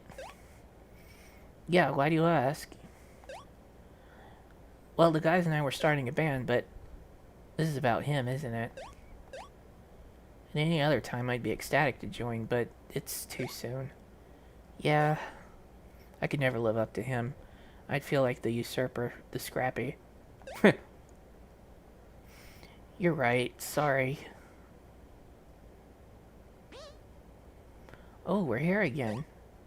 So we are, plus one extra. Where exactly is here? We're not sure. Will and I wound up here the other night. Did she turn into a monster like you did, Teak? After she went missing, I mean. Yeah, she turned into some kind of freaky flower thing. Wait, I was a monster? Yeah, you were some kind of rampaging Black Parade drummer demon thing. Damn, is this contagious or something? I don't want Garrett to catch this. I hope not. So, why is it you ran away? It's not the drumming, is it? I mean, I don't have a lot of faith in my drumming, but that's not it. Not really. Do you feel like you don't belong? Like there's something in the band has that you don't?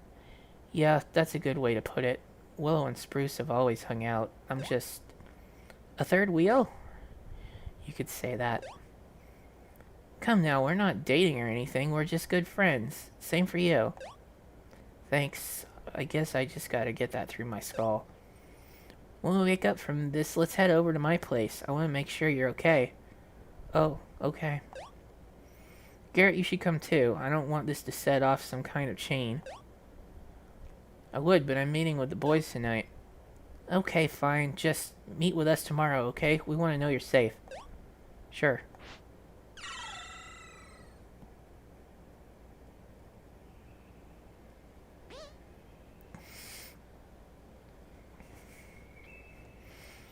Oh, hey, we're back. Oh, neato. Thanks for helping us out, Garrett. Oh yeah, I was supposed to meet the guys. I'll talk with you later. See you tomorrow. I hope he'll be okay. The story begins. when you let go.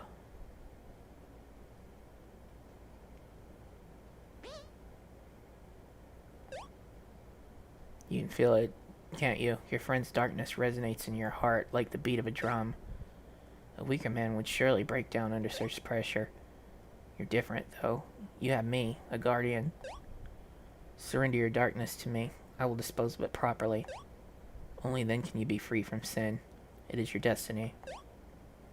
You are the light that will vanquish the darkness, no matter the cost.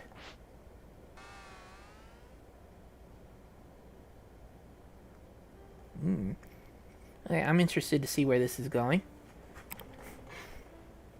Both stories were pretty good. Let's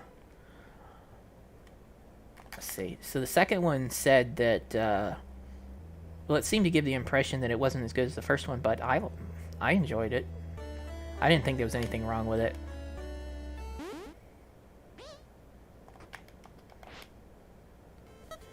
Here we go. Hideously outdated Meander 4th demo. Yeah, I didn't think there was anything wrong with it. If you hadn't told me it was outdated, I wouldn't have noticed.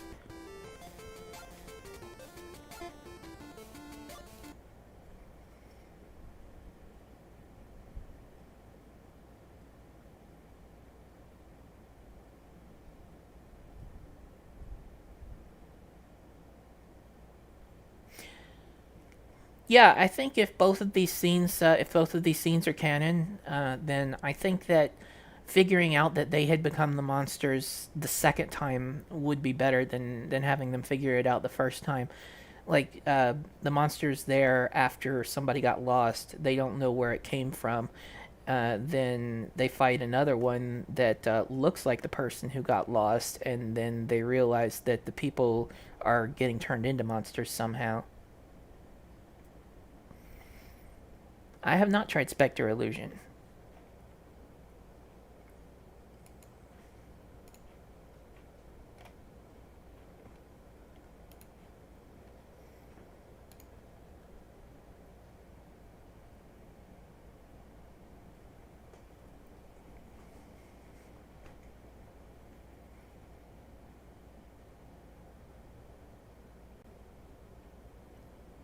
Let's see.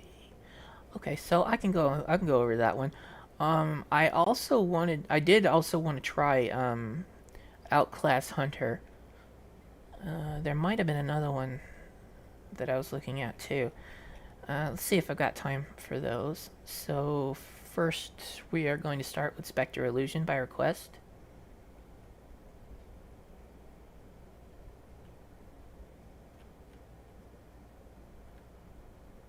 There it is.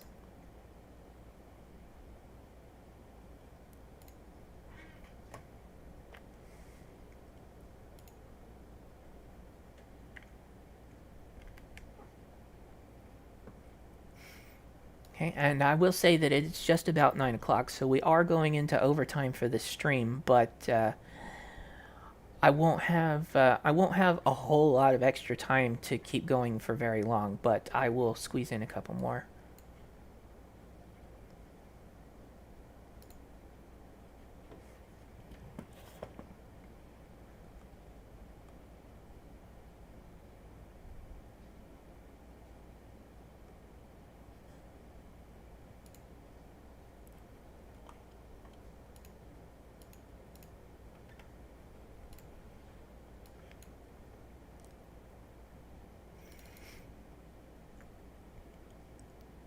Alright, I have Illusion Spectre.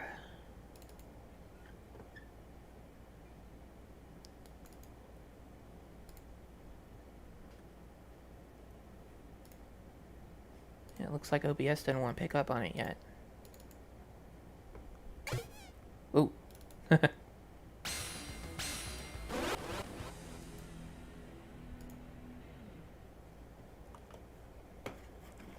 Hardcore right up front. Okay. Press enter. Seems like no gamepad support.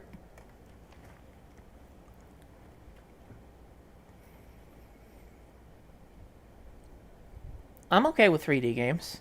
I played one yesterday, and Fetch the Ferret is specifically looking for feedback from me. Sure, I could I could try and toss that one on to the pile.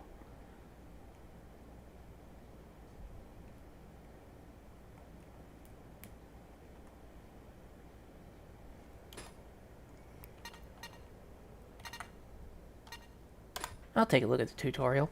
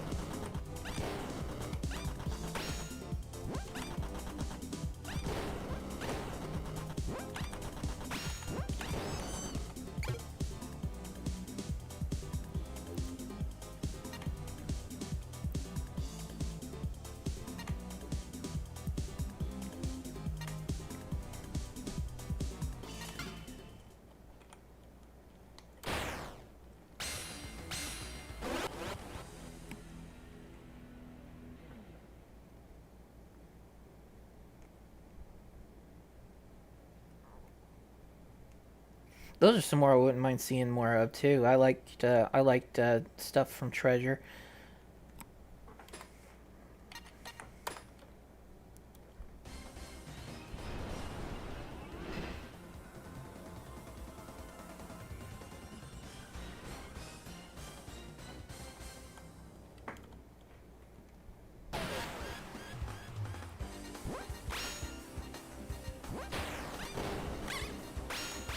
Whoop.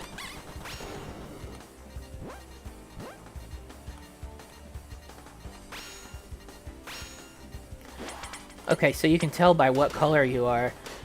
The color's just very subtle in Windows, so it's hard to see. So I haven't actually played Silhouette Mirage, but I get the feeling this may have been inspired by it.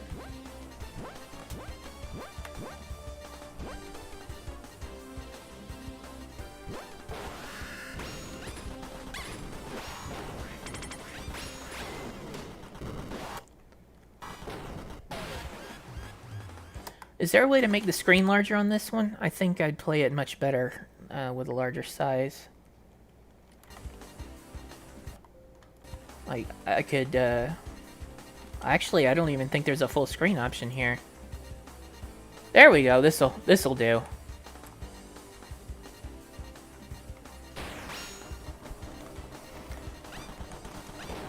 Yeah, the color difference on the main character is still a bit subtle. I think I'd go for trying to make it a little bit more obvious. Like that part that's greenish yellow in the middle. I think that it could stand to change color very slightly too, and the main color on the character, that being one of the two colors you can switch to, is a little awkward. So like you can have the blue power or you can have the purple power, but the character's face is always purple, and I think that might throw some people off.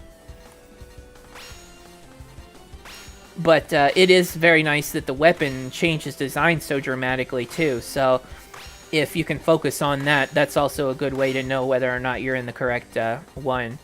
But it doesn't necessarily help you identify which one goes with which color of enemy. Not in the way that the color change on the character does.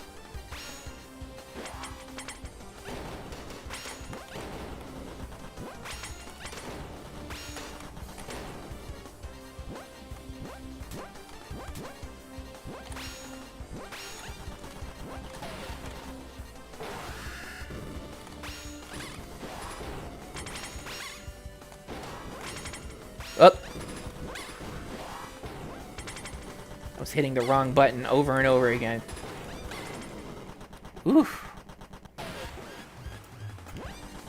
Oh, we do have controller support. Alright.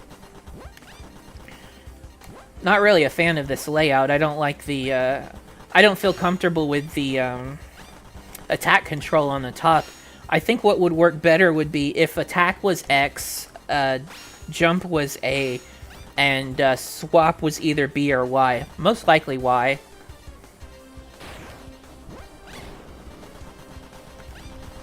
Yeah.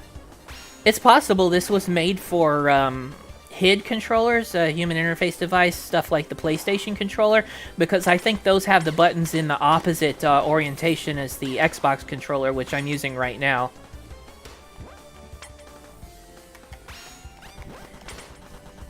Yeah, this is harder to get used to than the keyboard layout. I switch back to the keyboard.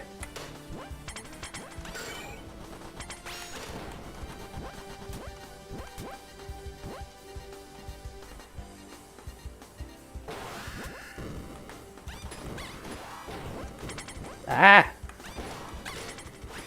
Wow.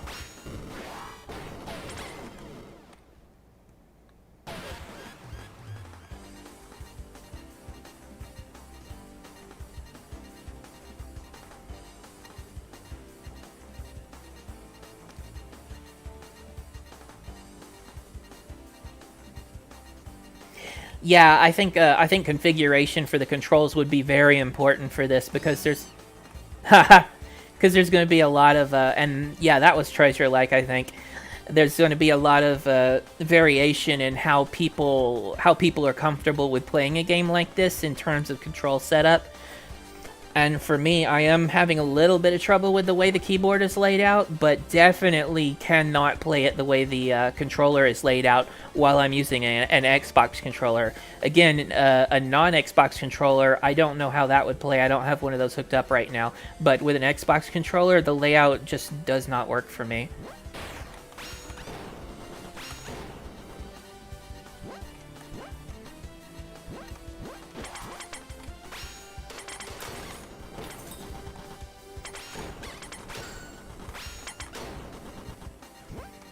I like that too, being able to switch aspects while the weapon is out and moving, so you can just grab stuff on the way by. Ooh. This enemy is super crazy in the way it moves.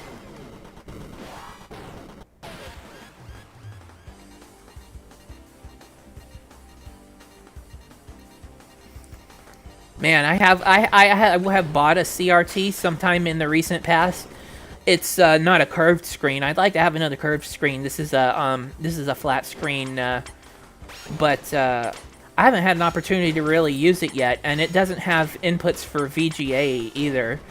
Inputs for VGA, definitely not HDMI. So I recently got an HDMI to composite converter that I plan on using with it when I get a chance.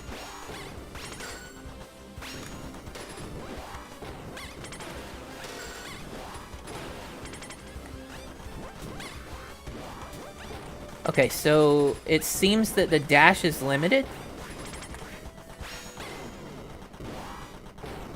Yeah, I'm unsure on how exactly to handle the dash. It seems like it has limited usage, and I'm not sure how to recharge it.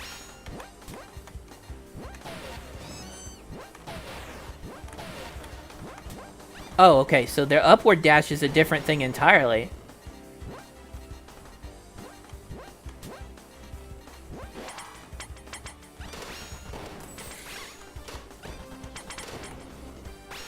This is an interesting mechanic, too, how you get a forward burst when you jump. That's different from anything I've ever played, but it's not a bad thing. I can see how this could be used for some tech when you get to be a better player at the game.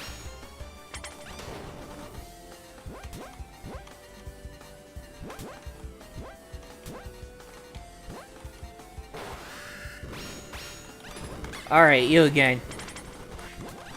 Stupid fish.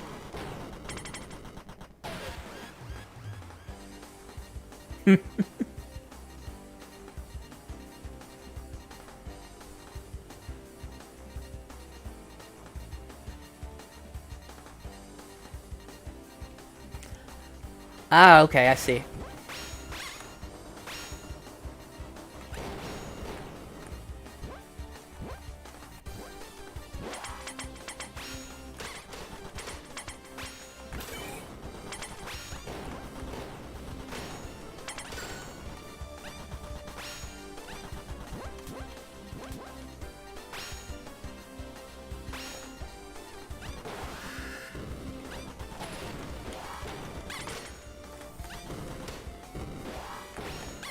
Ah!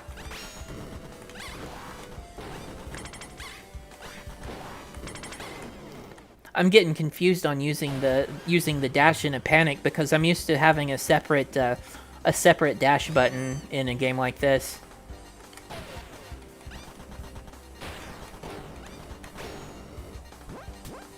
I think I just gotta train myself. I think it's a little difficult coming off of various different styles of games too during the expo and just playing them all in rapid succession. Nothing is quite the same.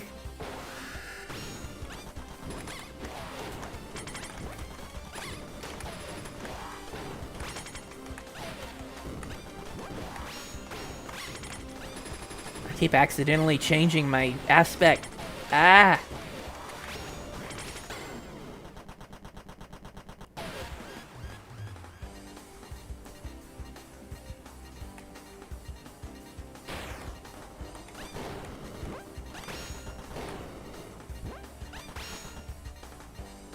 Yeah, somebody mentioned it a minute ago too, but that's really cool. The character animation you have here, it's like you don't give any kinds of crap about anything, and just strutting along at a rapid pace.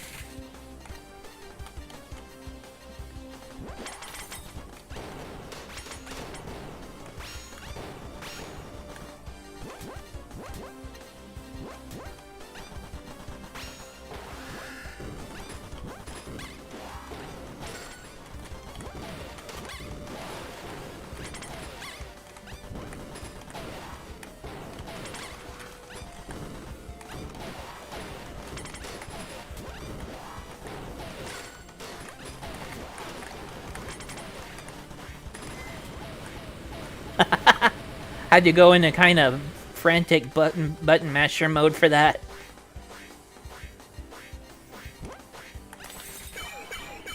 Heal me. Oh. Oh no, do I have to fight the boss again? Oh, okay.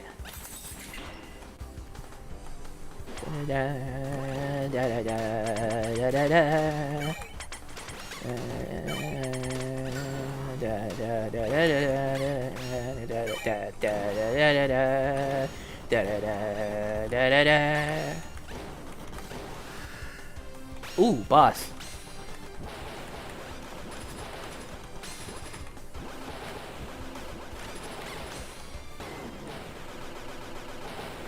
So far, I didn't make it very far with that boss, but it seems slightly easier than the fish boss that came before it.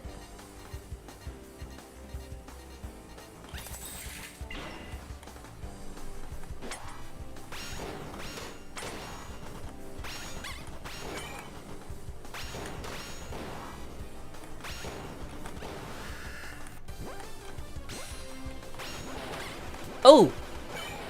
Oh, I didn't know it could blow up the platforms. Alright, it was just toying with me the first time.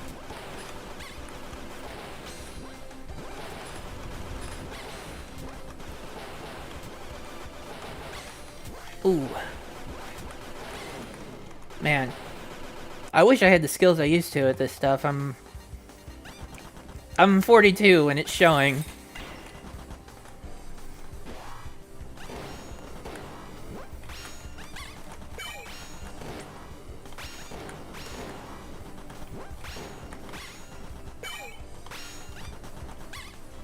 Ah!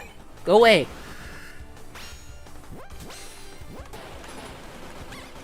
Oops.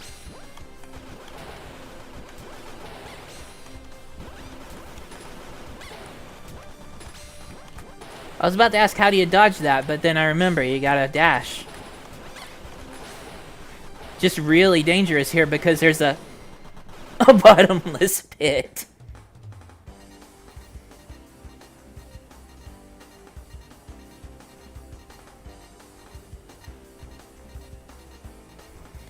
Okay, there's a column before the elevator. Oh, there it is! Got ya.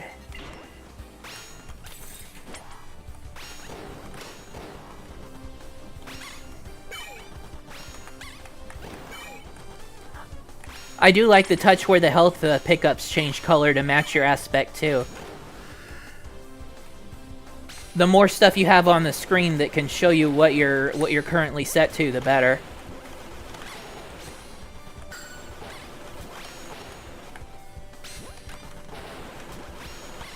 Damn. I keep hitting the wrong button when I want to dash. For some reason, I expect it to be the one in the middle.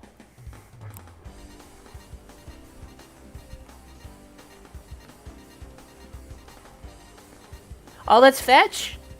I didn't realize. Who was the first one?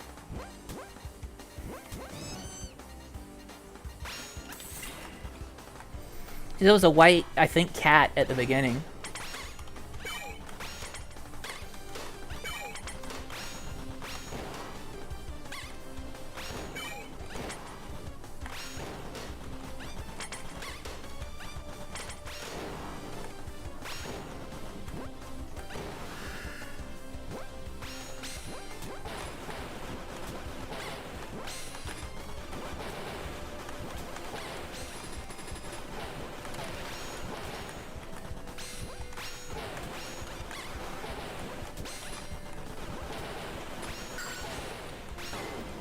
Ooh.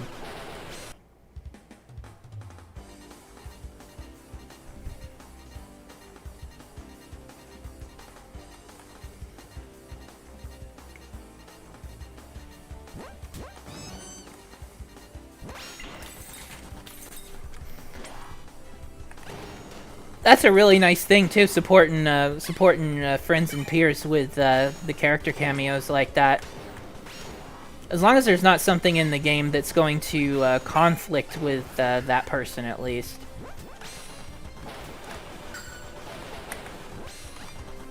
I've already got a cameo actually. Stealth has been put into Unitress Dreams. I haven't had a chance to actually find where he was though. I saw some of the other character cameos.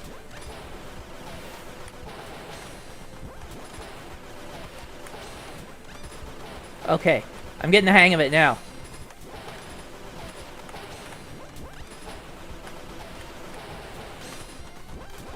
It's like a very specific trick you gotta figure out.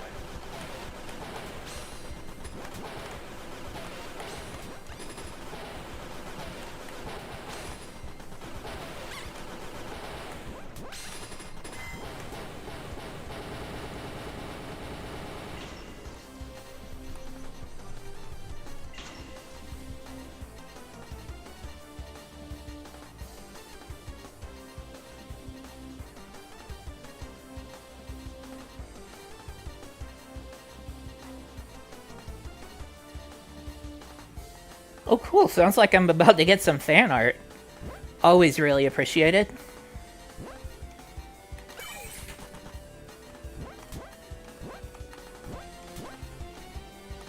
Whoops.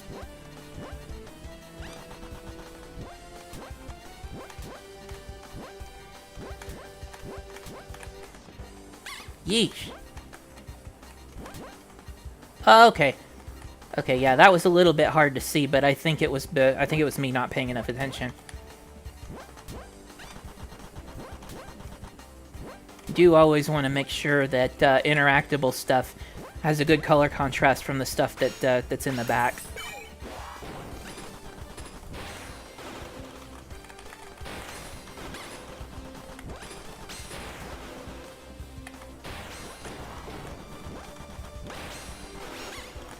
Oh, you can change too, huh?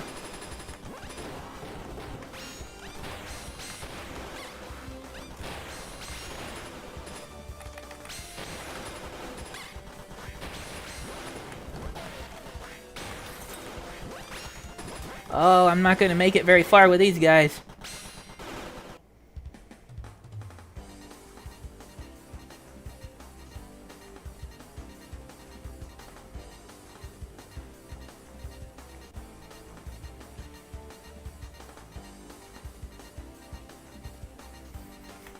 Cats are always a great idea.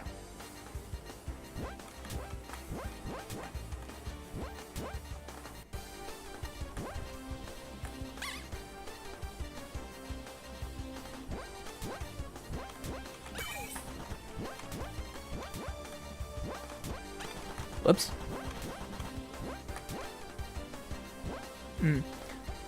Alright, so I could comment on this part right here, actually. Like, I think it was just me not paying attention, not noticing this was a little alcove, but maybe it could stand out just a tiny little bit more. I think that the waterfall is doing a little bit of harm in being able to catch it on the fly. But when you get to here, it's hard to see. It's hard to tell that you want to go this way, because you still have the arrow telling you want to go to the right, but you want to go to the left. And once you get up here, you can't see there's anything to lead you over here, so maybe... I don't know, maybe a pickup, maybe an enemy, maybe move the platform just a tiny bit closer. Because, like, right here, you can't even see that the platform is up there either. So you won't know without taking a blind faith jump. How do you get that cat? Ah.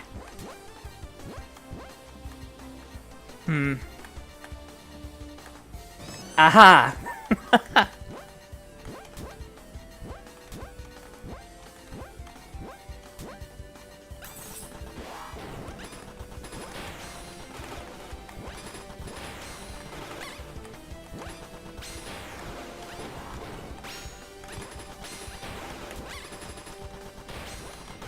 I really have to learn to use my dash more.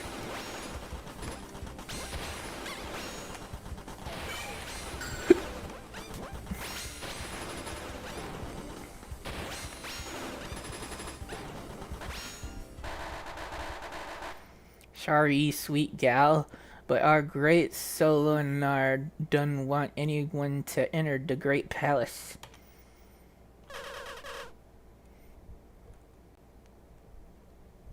Now what, you some kind of psycho dude, huh? Ha, name's Jimmy, the gatekeeper of this beauty place.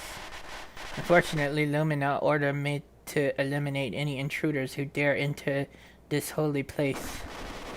And you happen to be one of them, sweet gal, ha ha ha.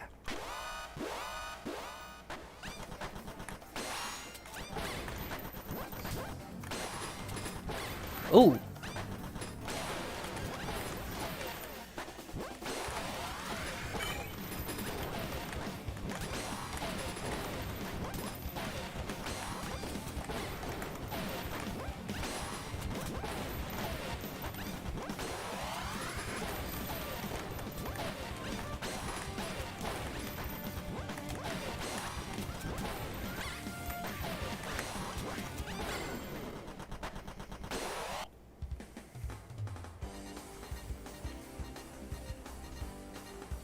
Jimmy sounding like Eric Cartman is my new headcanon.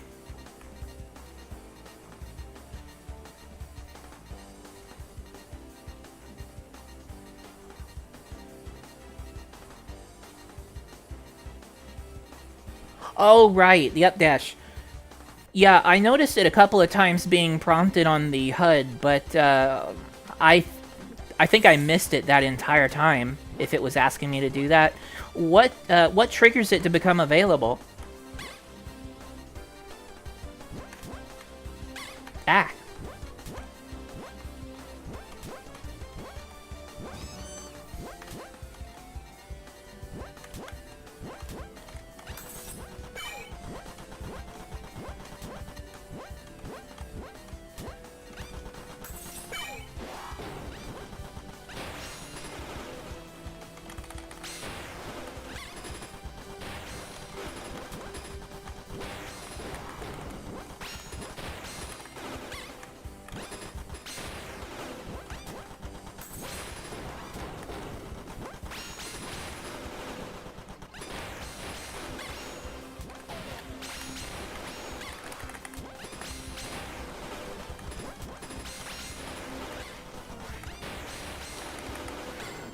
Ooh.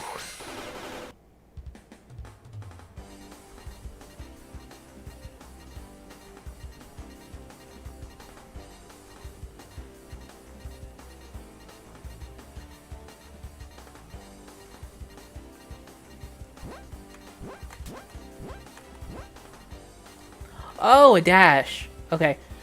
I'm pretty sure I made it through there with a regular double jump before, but this does seem like the best way to go.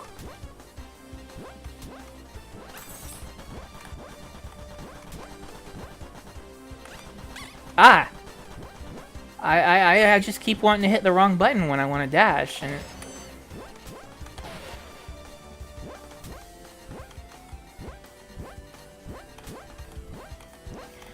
Yeah, I think if I could set, I think if I could set up my own control scheme on the controller, then I think that would work out pretty well with this.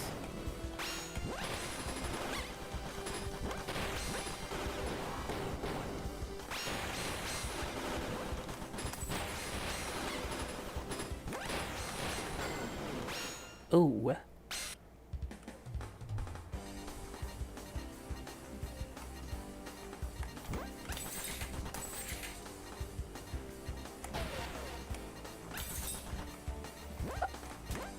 To dodge is the dash. Apparently the dash makes you invincible temporarily.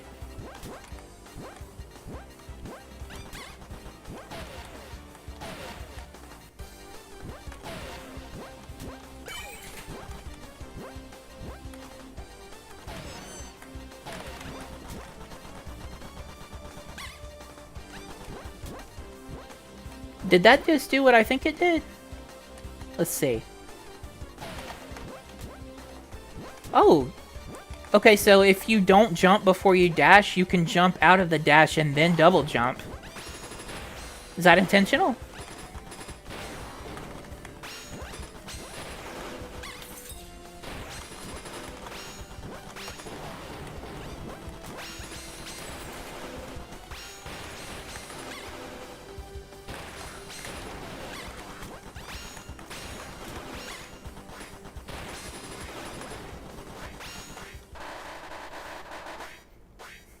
Okay.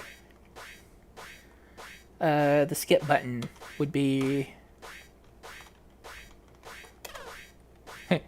Shut up!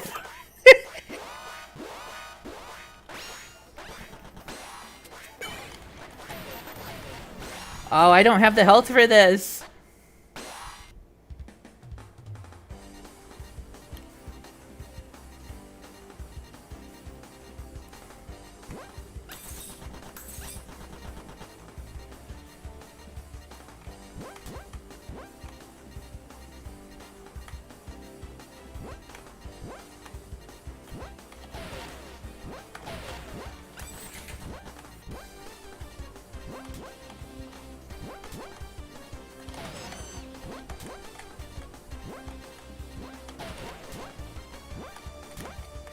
Yee.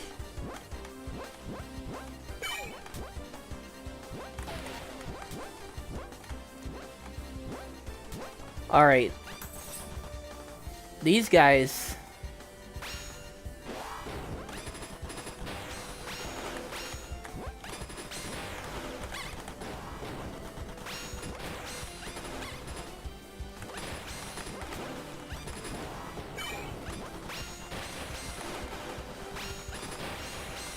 Something in my mind keeps telling me middle button is dash, and it's absolutely wrong in this case.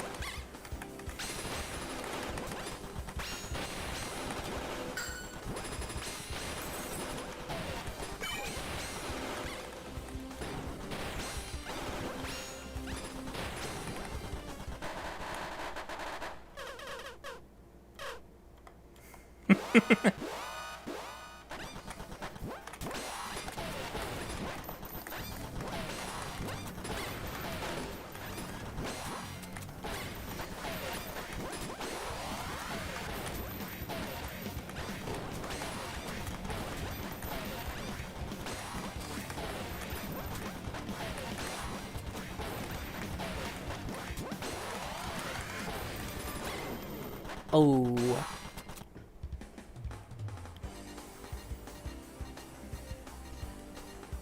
Yeah, I think this is very good. I think that I would really, really enjoy playing this once the control issues taken care of. But I do still have the criticism about the aspect change, where the character's body color is too similar to one of the aspects and is displayed all the time when you're supposed to use the character's color scheme to determine which aspect you've got. If something could be done about that, that would help out a lot too. like with the purple body, the change between purple and blue on the clothes the way it is right now is kind of subtle because you're distracted by the amount of purple that there is on the face. If there were to be a different color used for the body or for this aspect, then that would make the clothes stand out against the face better, and it might give the player an easier time of keeping a handle on what aspect they have. It might also help to put something in the HUD, like a pattern or something, because I see now that the colors are actually changing up there too, but the difference between the colors is too subtle to really be eye-catching. So if not having a better contrast between the colors for the two aspects, I think it would be good to have some kind of identifiable pattern up at the top that you can see change whenever you change. Like maybe after all the hearts, you could have a pattern that looks kind of like the pattern that the scythe changes to for that aspect. I think that would also be a good way to help the player keep track of which aspect they're using.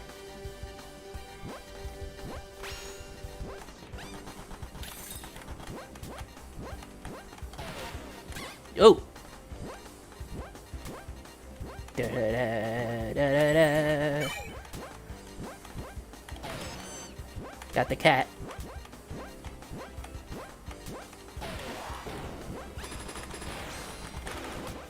He always catches me with that first one.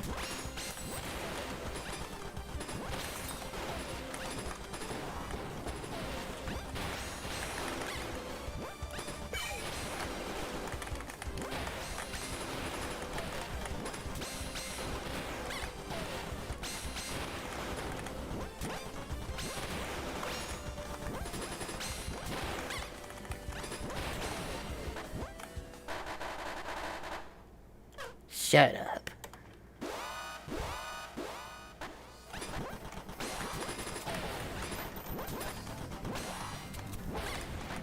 Ooh. That's what gets me. I have to make absolutely certain I dodge that.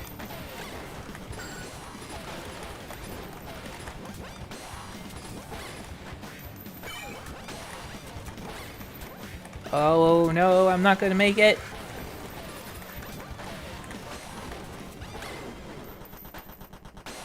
Those flames are actually a little bit difficult to see against the background too, since the fight itself is so hectic and you're always moving around so quickly.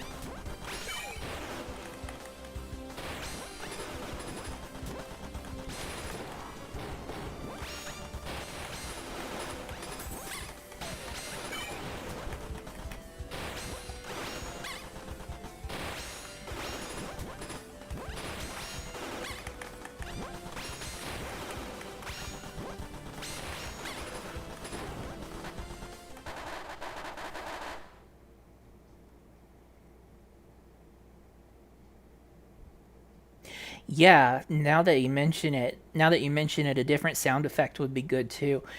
They don't have to be super super different. It could be sort of subtle, but just not so subtle that you're gonna miss it. But yeah, sound elements for stuff like that would be a very good idea too.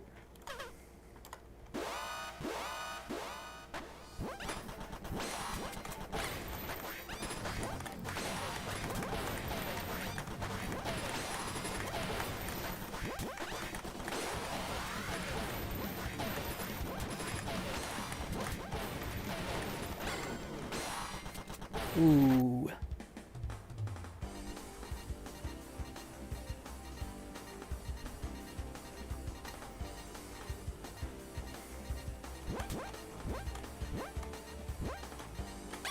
Ooh.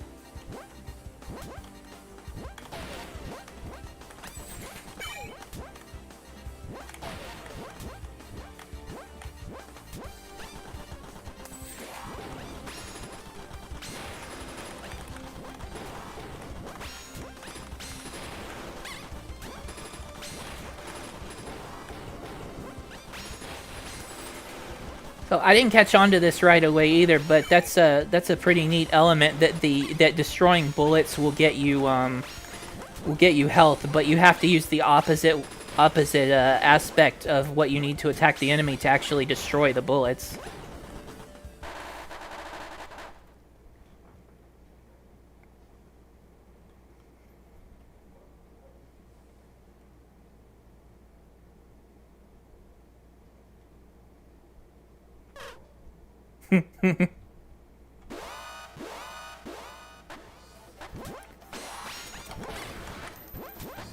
Ah, I missed that dash. I meant to dash. No, no, no.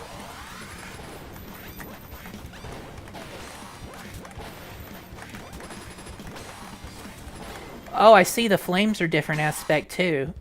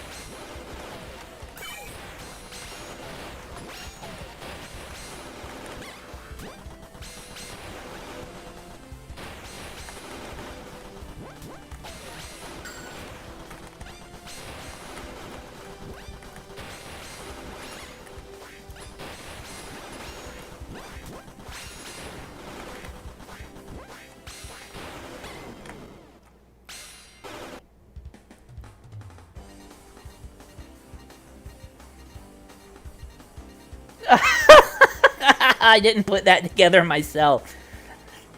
Okay, so yeah, just so for it to be out loud in the chat has pointed out that the frog is green because green is for a normal type enemy that's damageable by both aspects.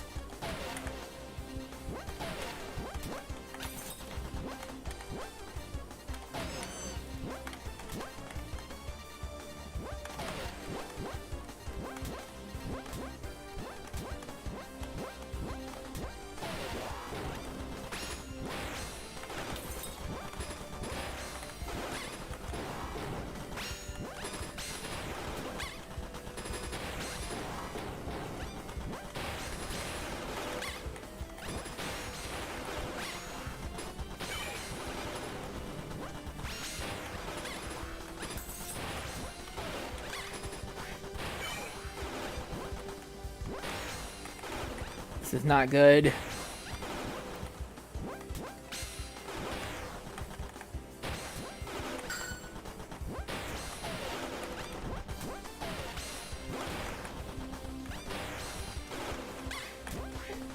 Is it possible to gain any more health from this?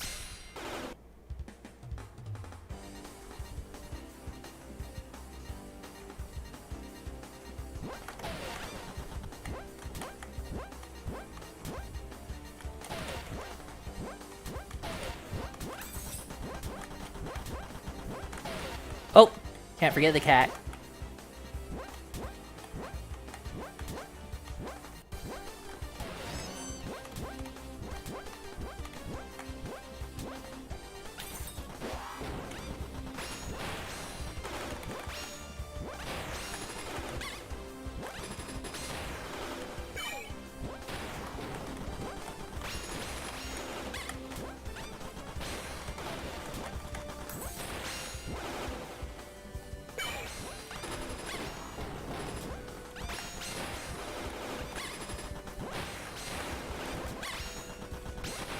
Oh, okay, that was a little hard to make out. It seems like the healths I was getting weren't coming from destroying bullets. They were coming from, item containers that I didn't notice.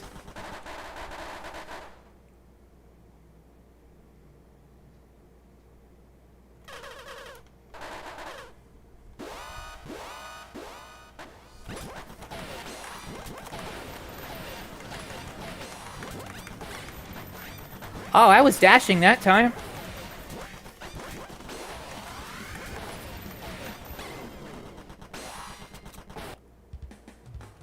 Whew. I think that I think that having that massive amount of squids that you have to fight every time before you go back to the frog boss is a bit much.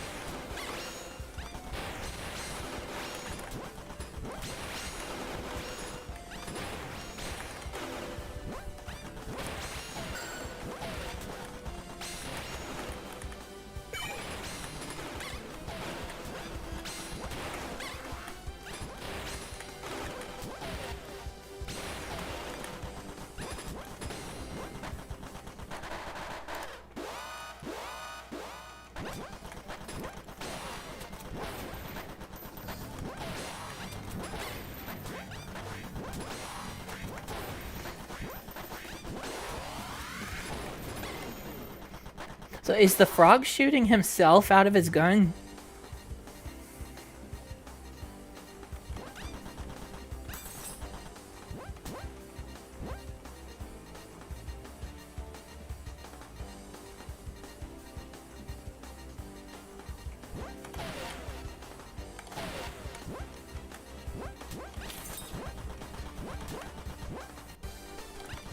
Yee!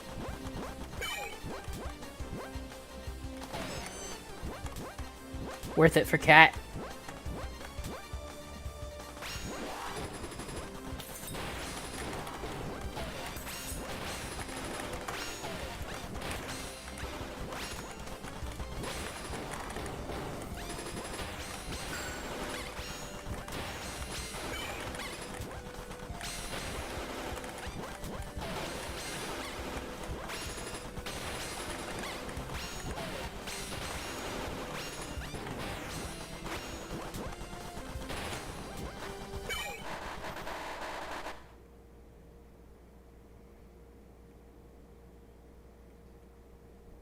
E?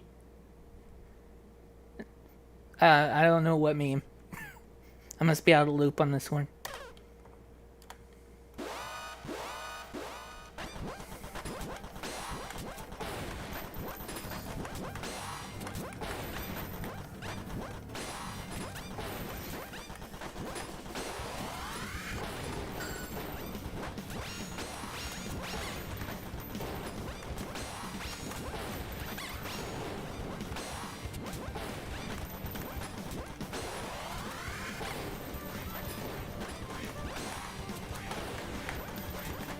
Oh, I completely missed with that dash attack.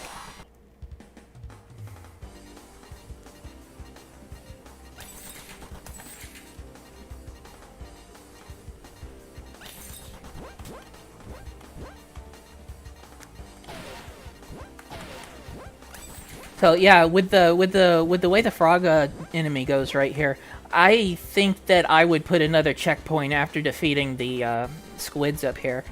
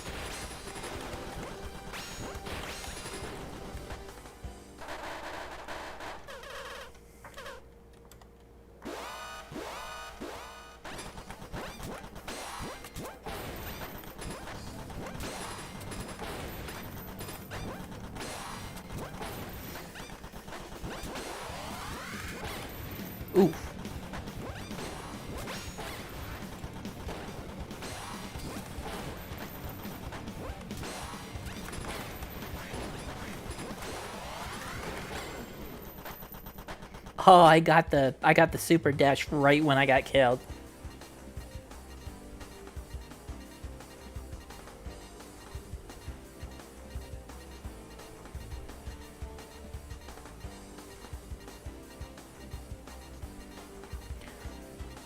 Sigma from Mega Man X? Yes, I have.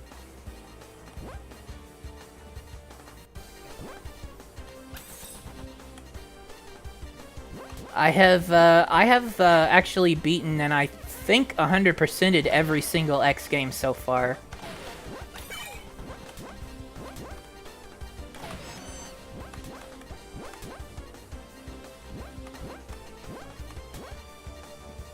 So that's not counting the Zero series.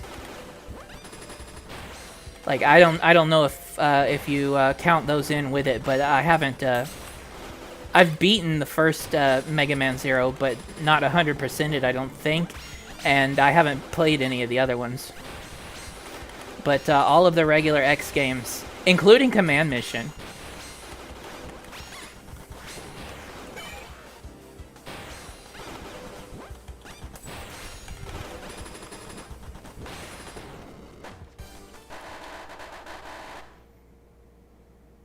Yep, even X7.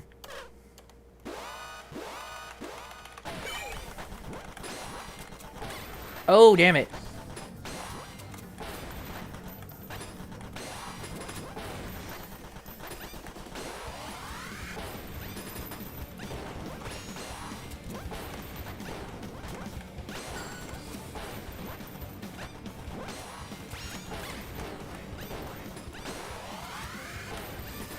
No, I just took care of all the fire.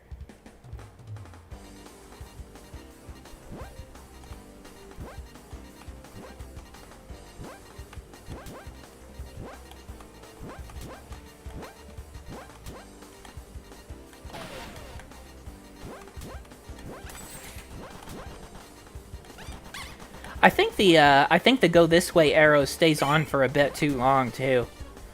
That kind of plays into what I was talking about here about how it's hard to tell that you actually need to go this way because you can't see where you need to go over here, and the arrow is just definitely pointing to the right. Like overall, you need to be on the right, but you don't need to. You don't easily know that you have to go left to get right.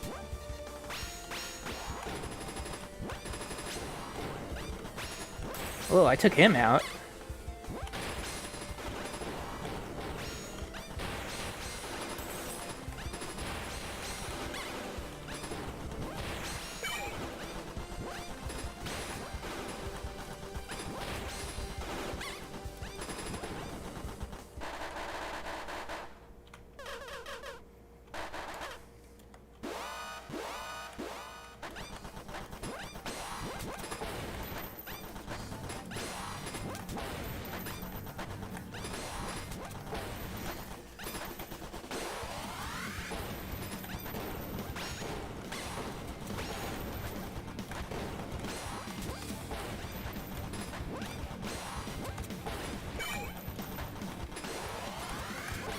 Oof.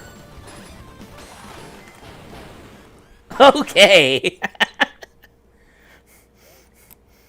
Damn it, damn it, damn it. How can I lose this stupid little witch gal like this? Firstly, Mr. Psycho Frog, I'm not a witch, I'm a reaper. Yeah, I might look too cute, but who cares? Look, I don't have time for this stupid battle. Can you just move aside? Eh. Eh.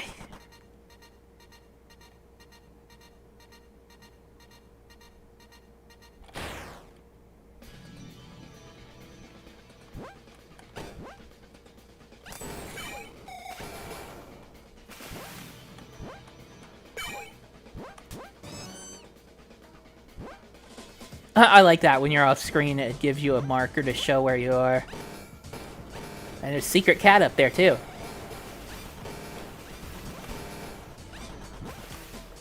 Oh!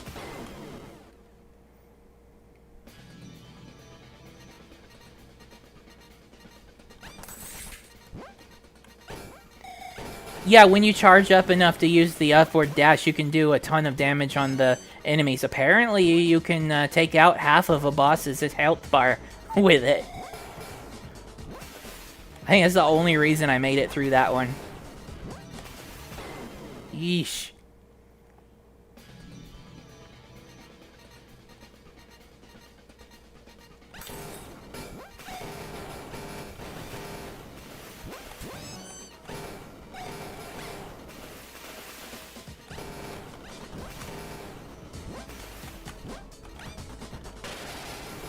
Ah, ah.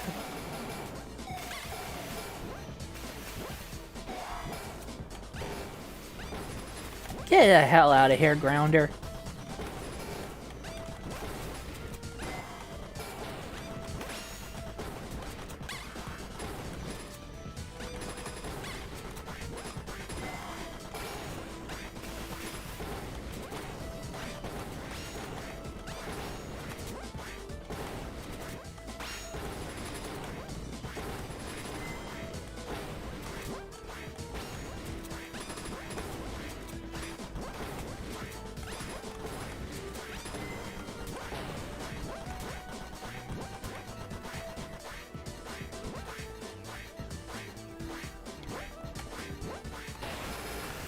Ooh.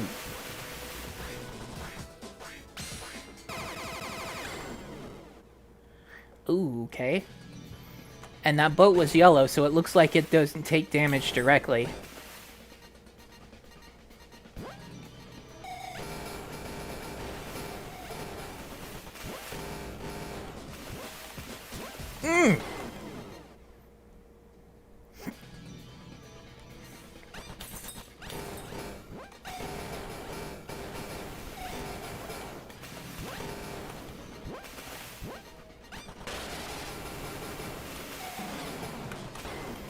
Okay, I wanted to see if I could attack that. I couldn't. It should probably actually be yellow if you can't hit it. Yeah, because I'm blue, it's purple, and it's not taking damage.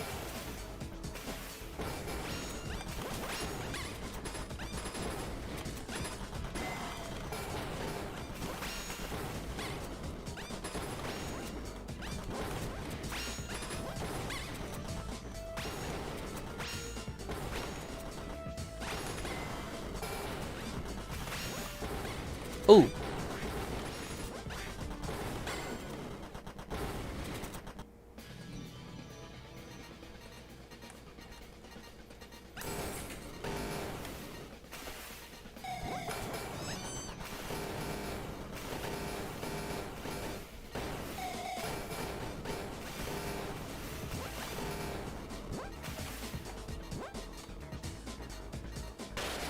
I'm told look in the water. Oh, it's Brock. Can you collect him, or is he just there?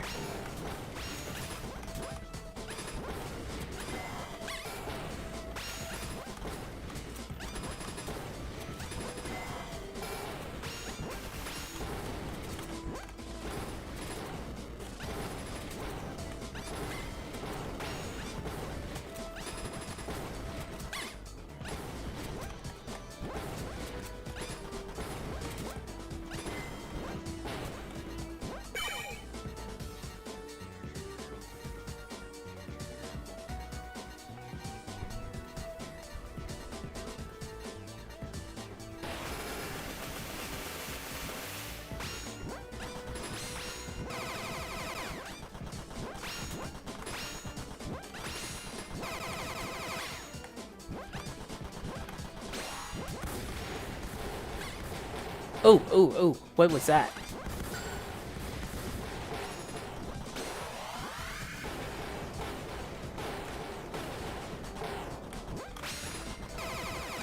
Oh, change aspect. And I missed too.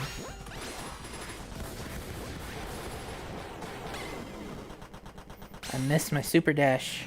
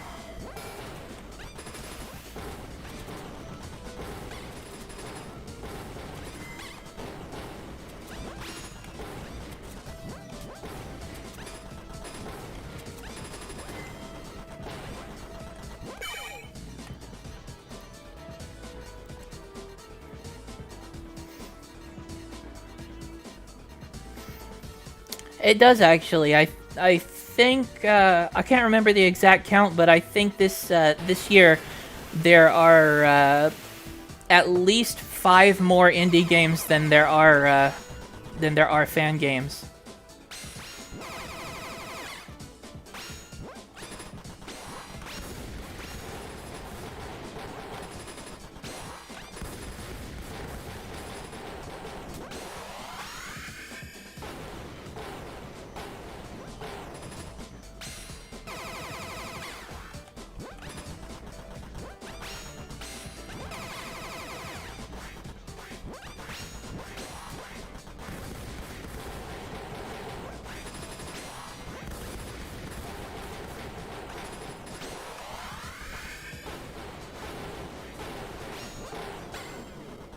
Mm.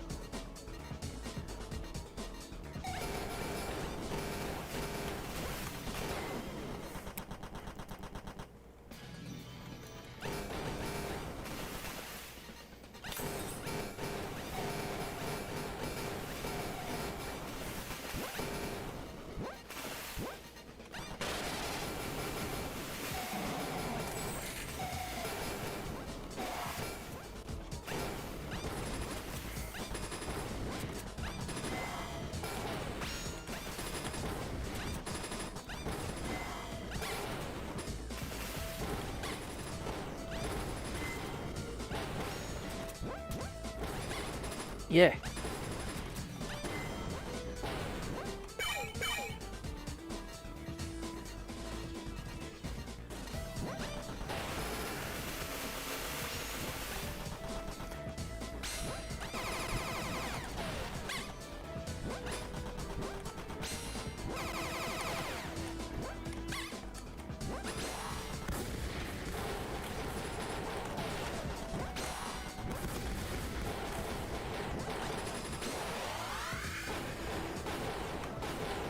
Ah.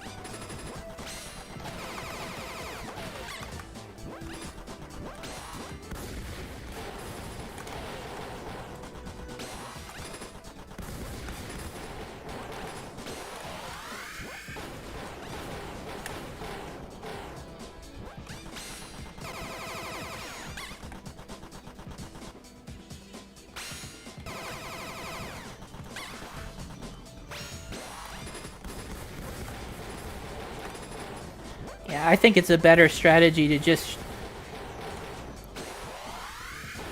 take out the bullets from the larger cannon instead of trying to actually hit it during that phase.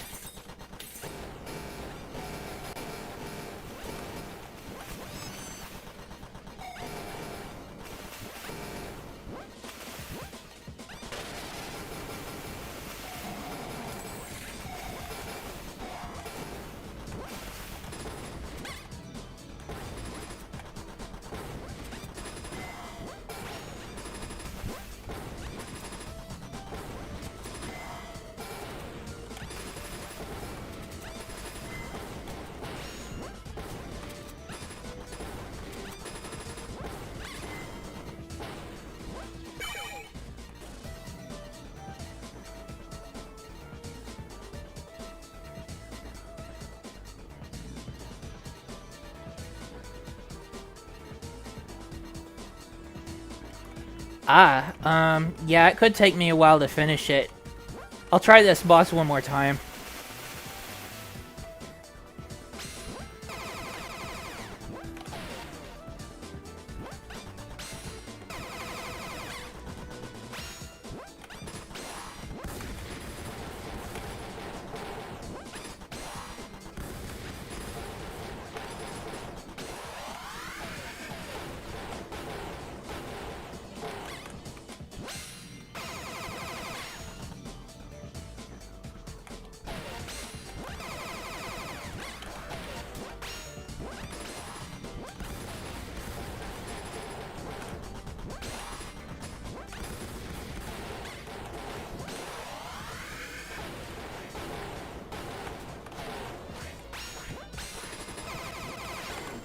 Ooh.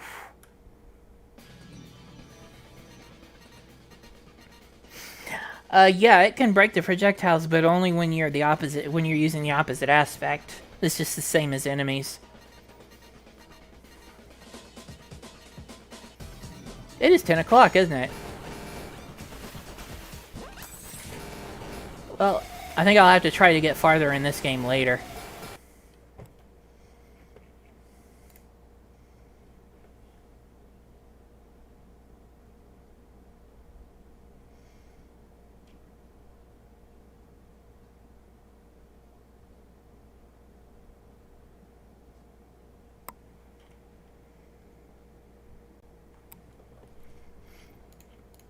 Okay, so fetch was going to be one. Let me grab that real quick.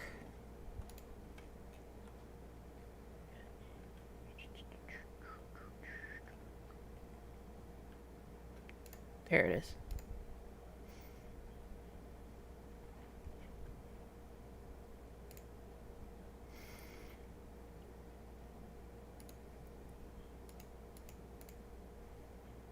This one's got a Linux version.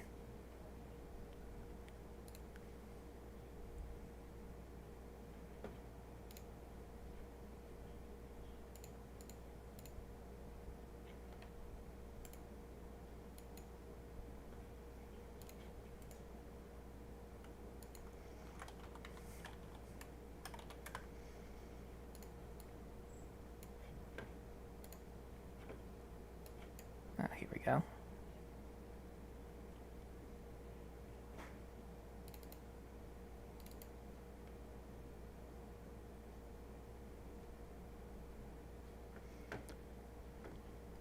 This one started full screen. I wonder if I can capture it correctly.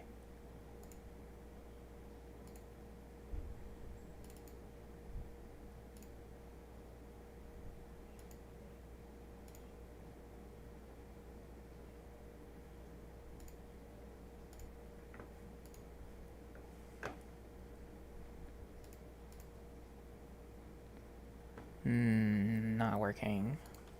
Use of a controller is highly suggested. Is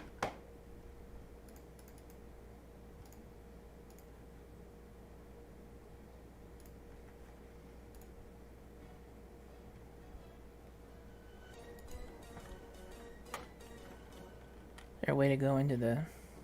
There we go. Oh, okay, so the options menu uses... There we go. The options music uses... The options menu uses the mouse. Okay, this ought to work.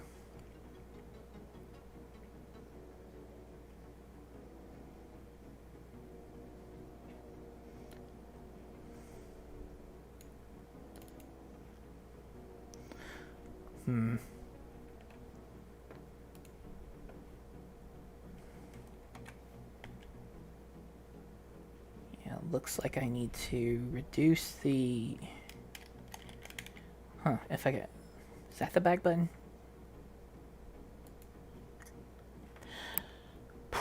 I need to go back to the video options because I need to reduce the resolution again. I can't see the entire screen. There's a bottom part that's cut off by my taskbar.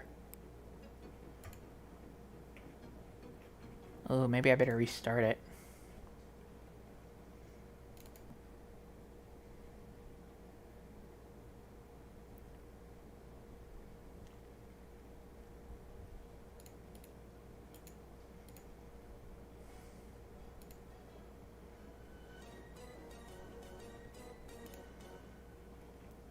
Here we go.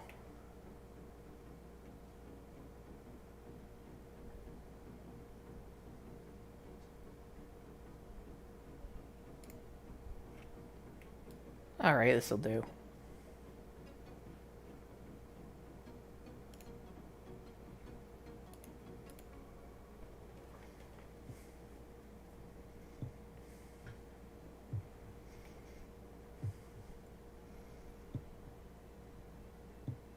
What's happening? Oh! Oh, okay, I didn't realize I could move. I thought that was just still loading screen.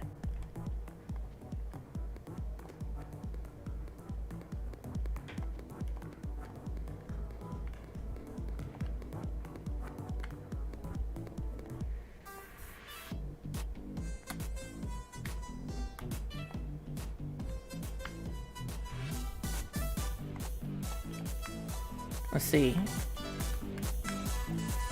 So, there's a two-legged mode and a four-legged mode, but I can't seem to switch back to two-legged mode.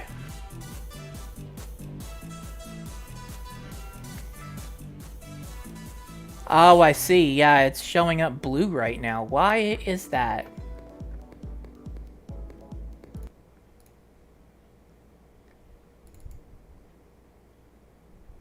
So this is a Unity game. I don't know if that's having anything to do with it. Maybe. There, that should do it. It's because I had to switch the capture type because of the construct game I played earlier.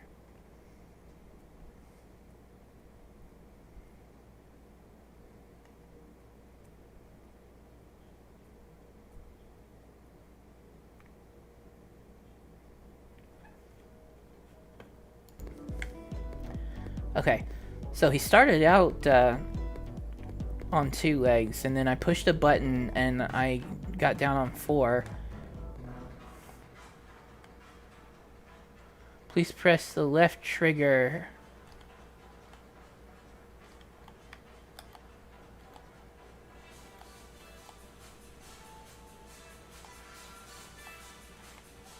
Thank you. Now please press the right trigger.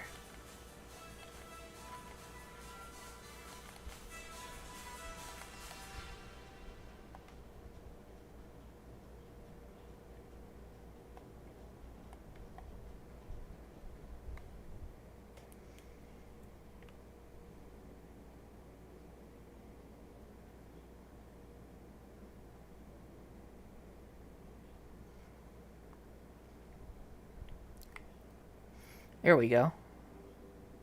So yeah, this is how it started, and then it just kind of faded into him standing here, like just like this, from the title screen, and I was a little bit confused about the fact that the game had already started.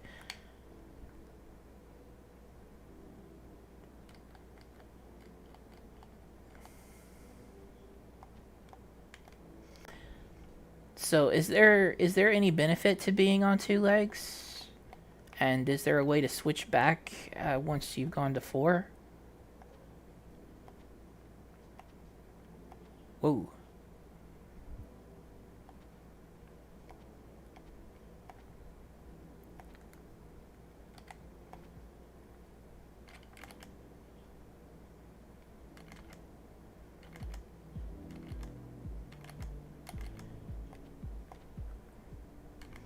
I think I fell down fast that time. Not sure what. Yeah. I think your forward momentum affects your... Oh, there's a fast fall if you let go of the jump button. Okay.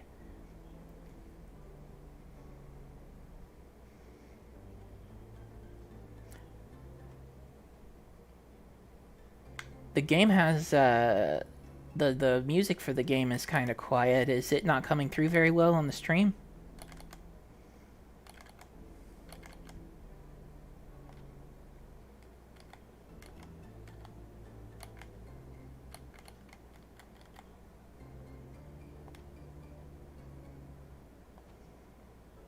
Ooh.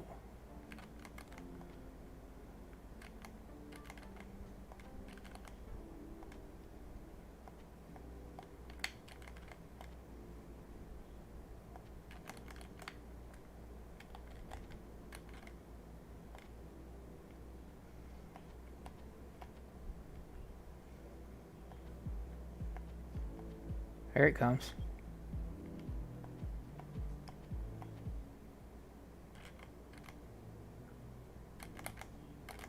Ooh. Whoa, whoa.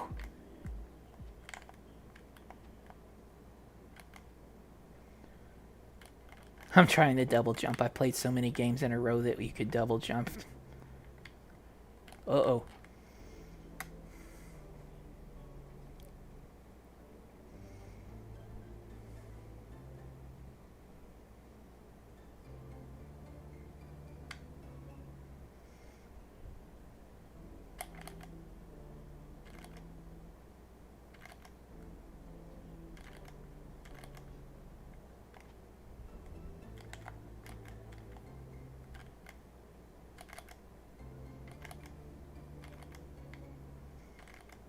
Ooh.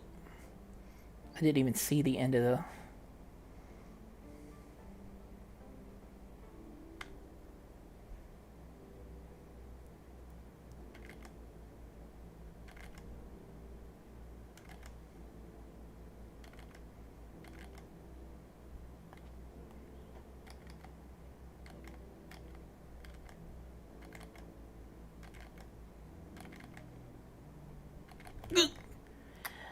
yeah, that gap is a little bit difficult to see at high speed.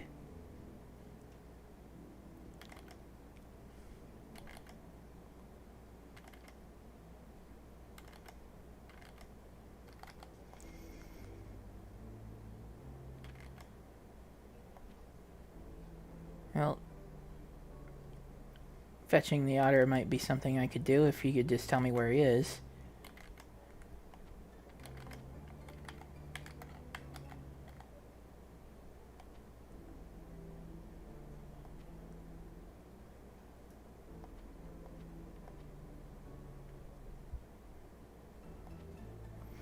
Alright, there's a part coming up that I think I need to be careful with. Oof, I need to make that jump first.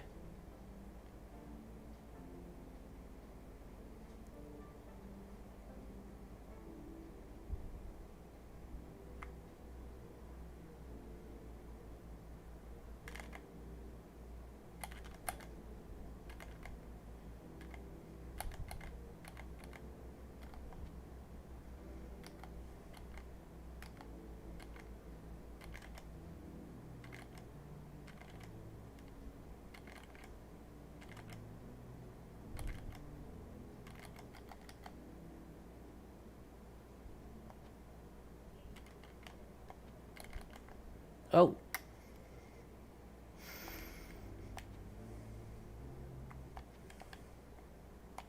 Oh. This, I don't think this was working before. So if you stand still and jump while on four legs, you'll get back on two.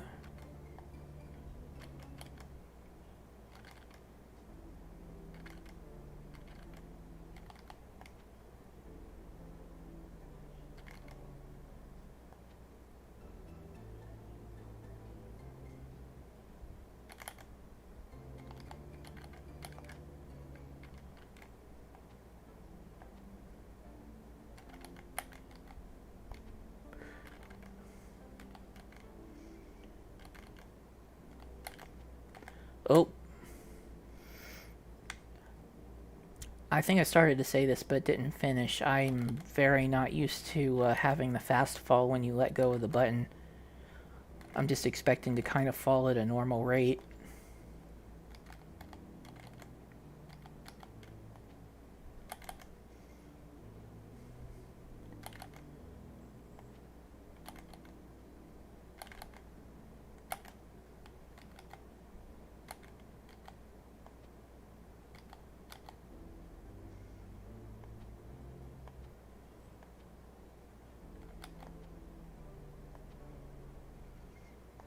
Am I going the right way? Is this just a free run level or...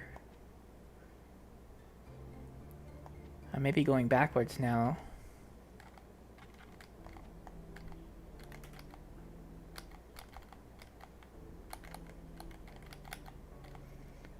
Well, I don't think I remember this specific area.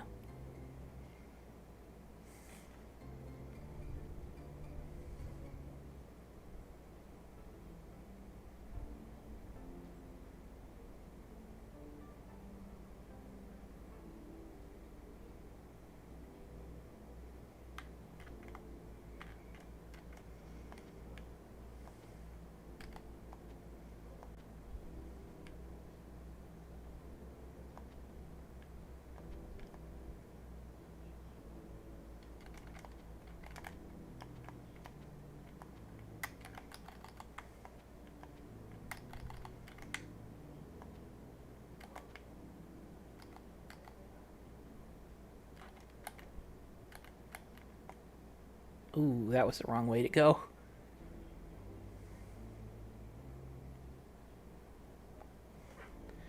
Can nobody hear the music for it? There is some quiet music being played.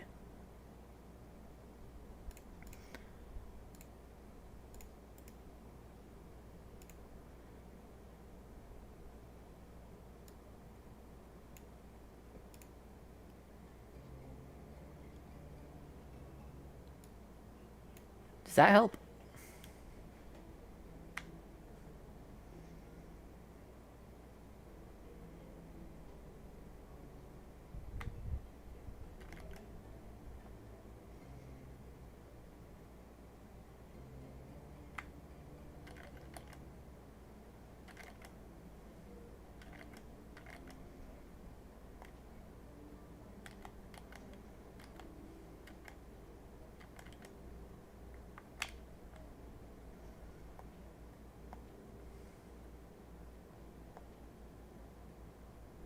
Hold X to dash.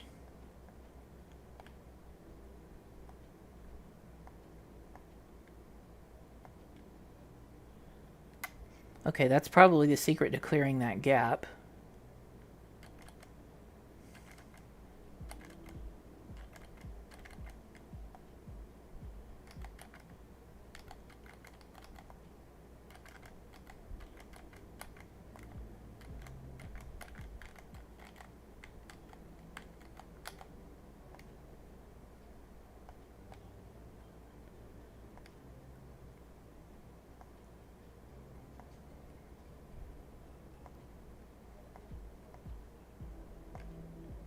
There we go.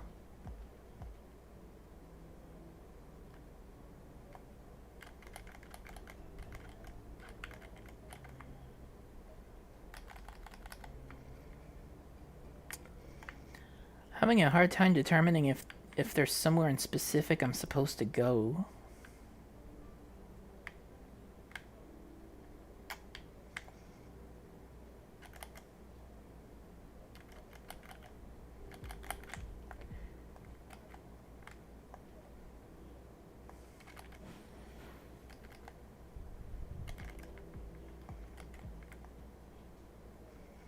Ah. Wait, what?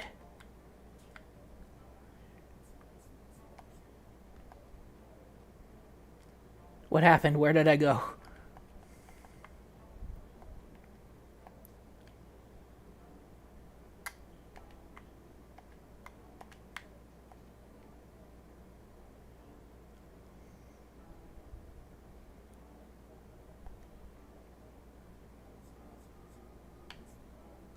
Oh, okay, I can't be in those.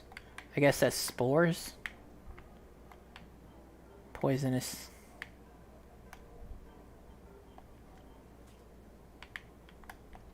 Okay, health up.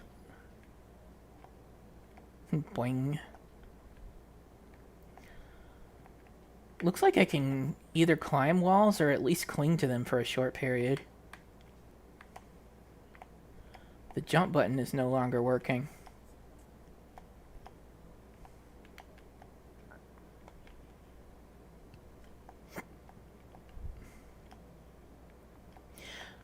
There we go. What was that about? The jump button just stopped working altogether.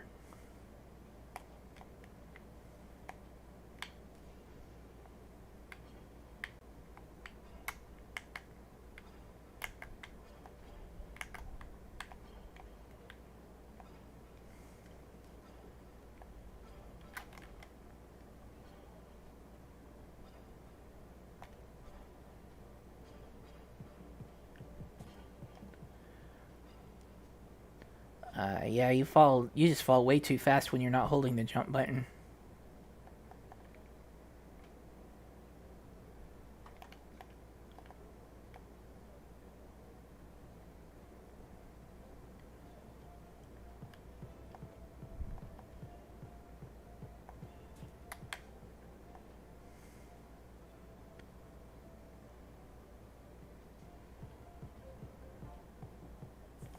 Oh, get me out of here. No, no, no, no, no, no. There goes my ferret.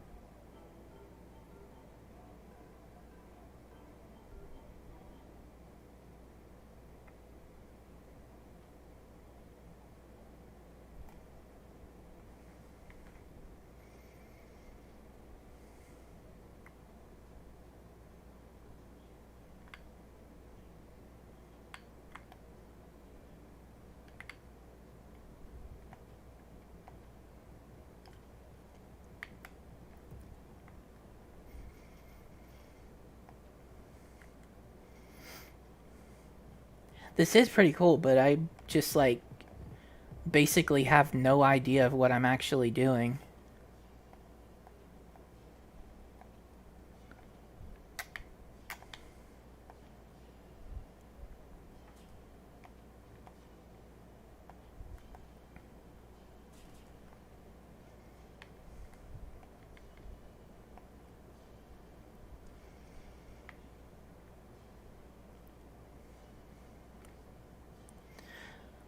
It seems like the first gimmick I ran into was the bouncy flower, unless you count the poisonous, whatever this is over here. I haven't seen any enemies. The collectibles only just started showing up. It seemed to take a while to get into any of that kind of action. And I still don't seem to have any indication of what my goal is, where I should be headed.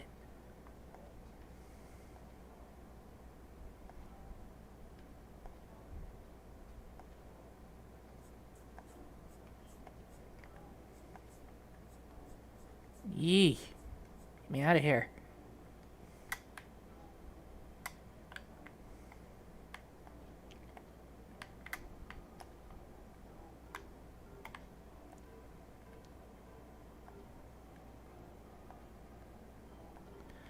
Okay, I think I'm doubling back.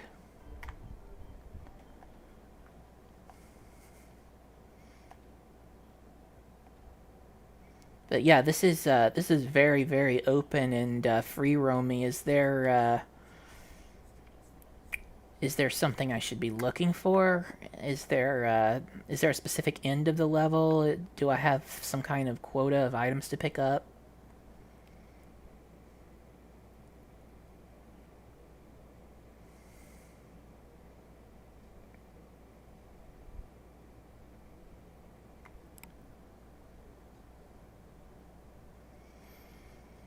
It is cool in the way it looks, sounds, and plays. I think that's just pretty much it. It's just how open ended it is and how easy it is to get lost and not have a specific goal to accomplish. But I can see I can see this as the beginnings of something great. Oh,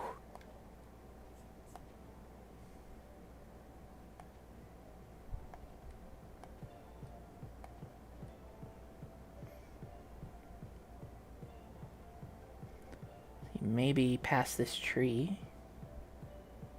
I don't think I've been here yet. That looks like something I ought to check out. Oh no, is this where I started from? I think this is where I started from. Go up. He has trouble with catching on to some of the walls and climbing up.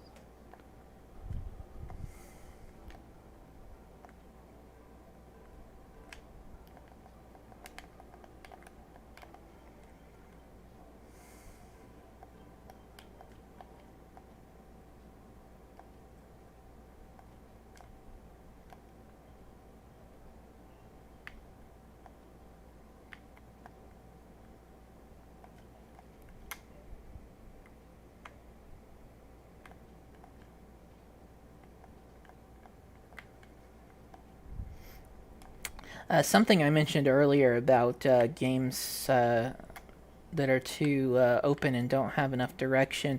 I think it was the other 3D game I played, Project Rascal. Is that yeah? There should be some notable landmarks around. There should be basically items and structures within the level that point you in a certain direction in a subtle kind of way. There should be landmarks of certain colors, certain patterns, or maybe a gimmick that's very specific to a certain area. Just something that can make each individual area more identifiable, so that you'll know if you've seen it before where you are.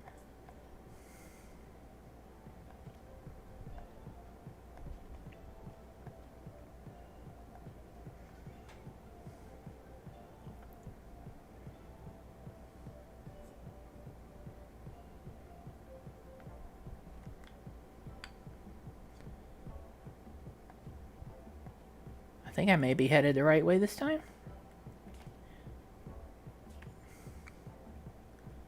Go. Uh-oh. Alright, I hit an open patch again and I'm a little bit lost.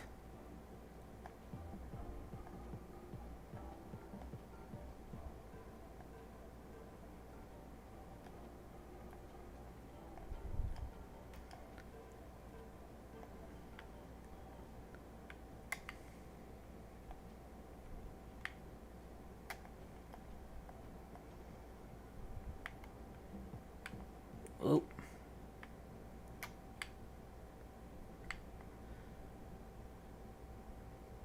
This appears to potentially be something.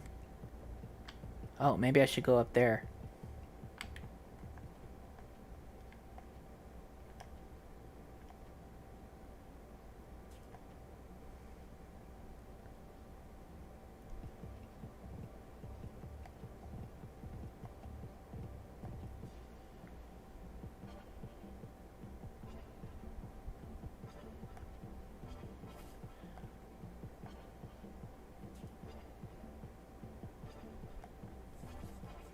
Oh no.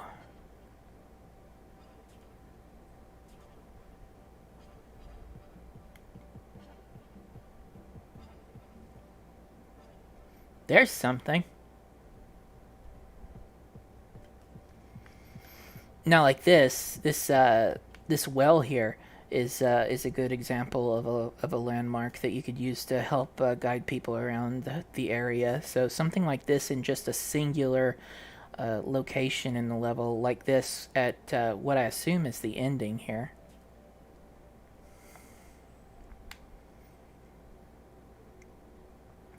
So you're about to play a rhythm area. It's a bit different from the rest.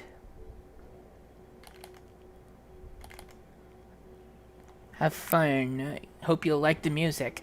This is something I enjoy too, is fusing multiple genres together. So we've got a 3D platforming rhythm game coming up. It says go this way. Oh.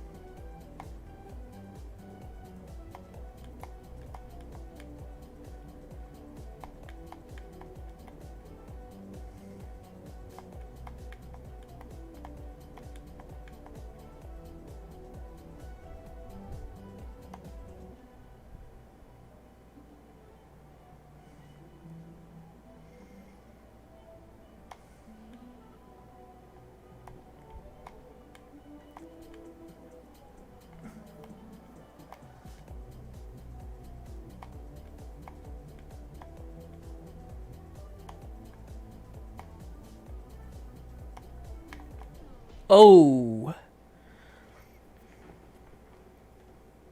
I think I would have made it if I didn't go for that trick ring, but I think that trick ring actually might be a trick. It's just too close.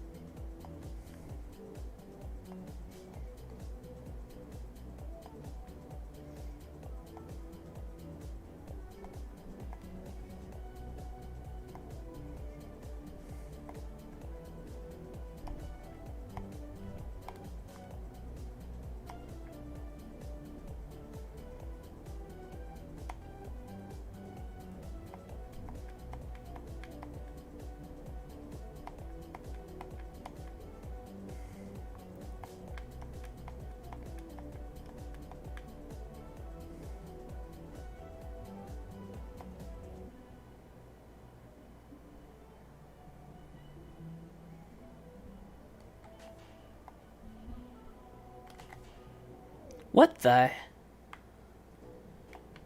I'm unsure what just happened. I was trying out the trigger buttons. They seemed to do something, and then suddenly my camera angle changed.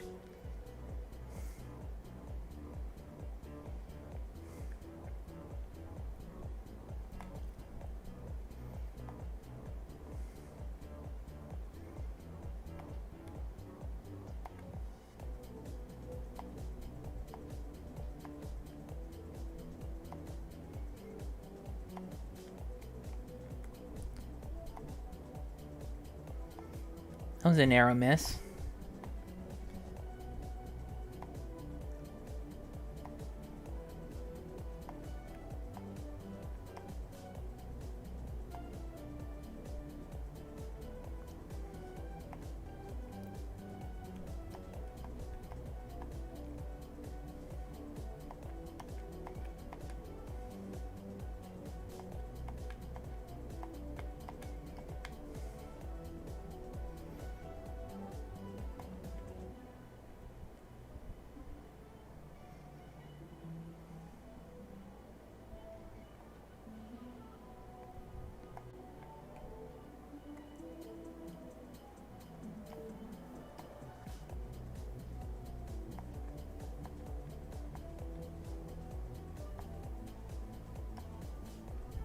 Okay, don't go for that one.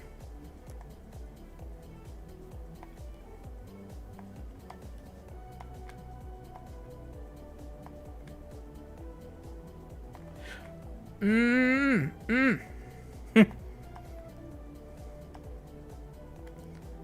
Oh.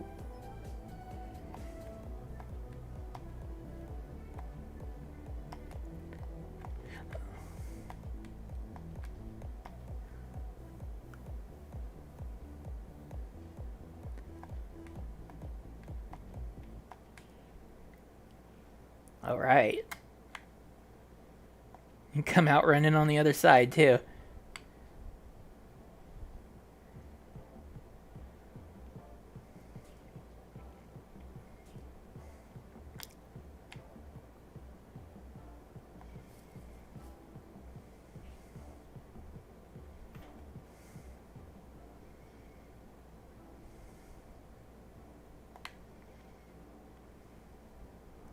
Ah.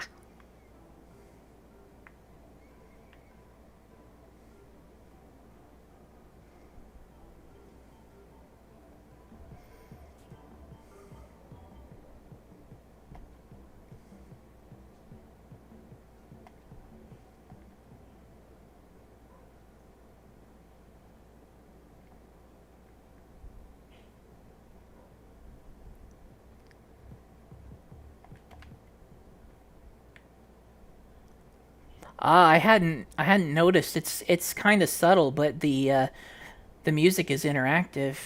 How much of it plays at at what volume and in what way is dependent on your speed. That's always very neat.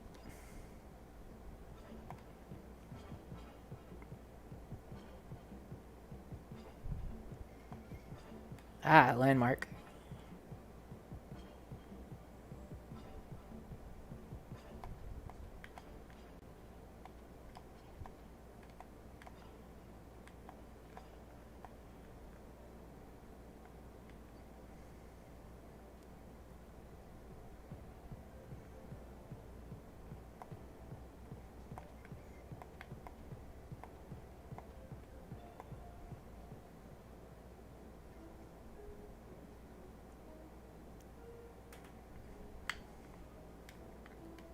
Oh, slow down.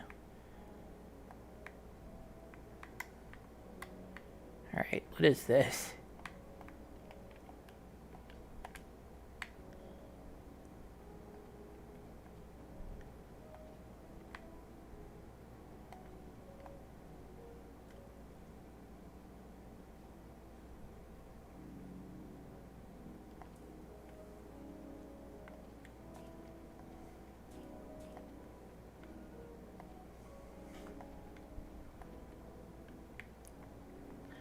Alright, that looks like something that does something.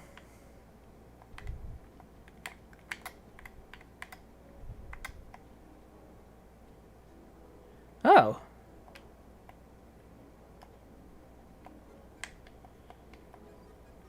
What is happening in the music?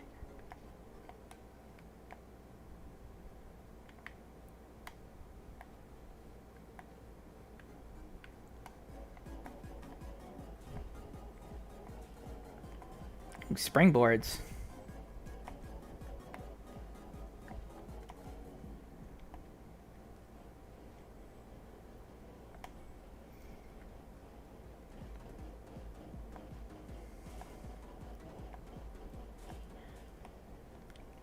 All right, so the frequency of pickups and stuff that could be considered landmarks and usable gimmicks. The frequency seems to pick up pretty good here, and I think in general the game takes quite a long time to make it to that point, and I think stuff like that should ramp up a little bit more quickly.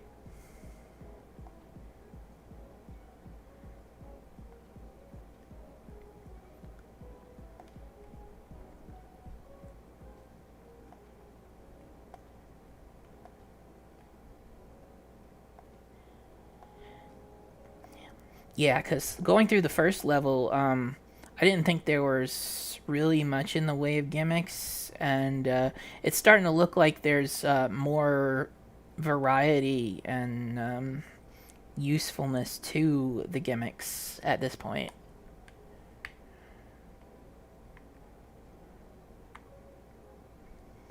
If only I could just use them to actually get through. Uh oh.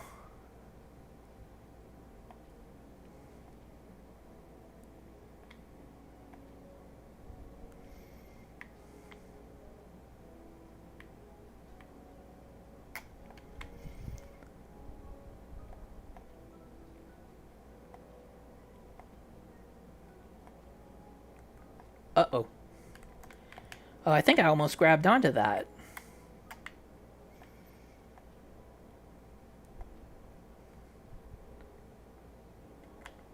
There's a little bit of jank in the wall hanging that I think needs to be worked out. Oh, you can jump into water.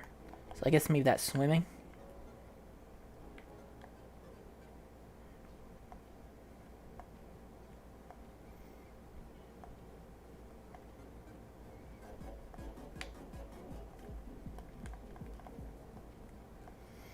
Okay, yeah, so I can't get out of it that way.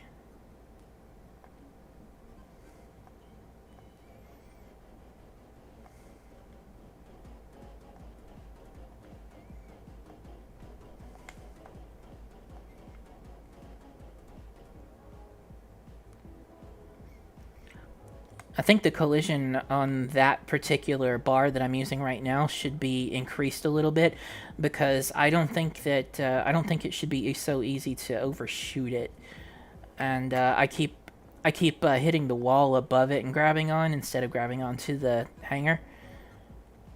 Just from natural flowing movement like that should have actually grabbed the hanger.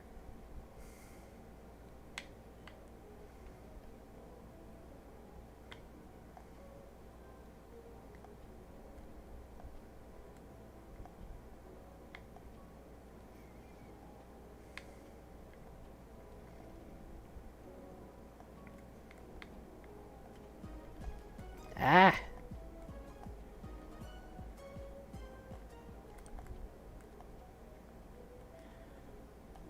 that was me. I think I overjumped that one.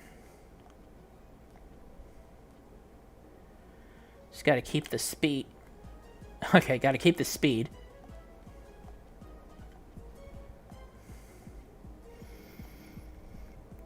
All right, so these ones I can see require timing, and it does feel natural in the way that you got to respond to them, based on how they're set up here.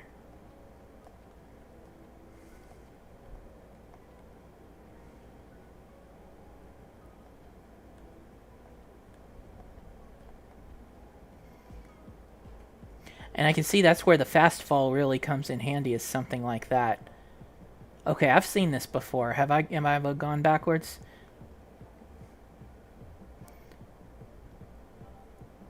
There's another fountain or something.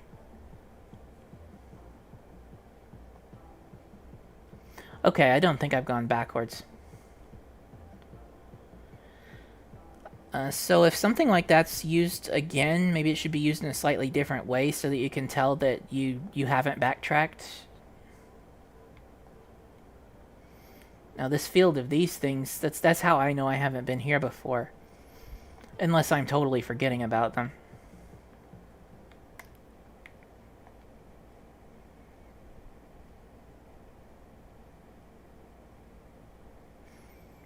Oh, okay. Somebody told me I have backtracked, so I must have forgotten that this section had a bunch of those temples.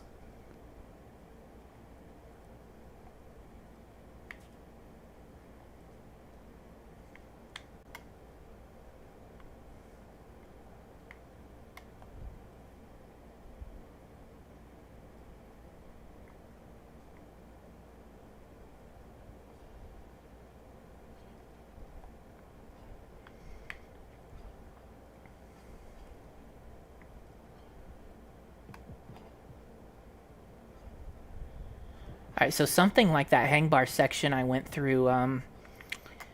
It's for it seems to be for returning, and I really don't think there should be something like that in the level design unless there's a reason you're supposed to come back here.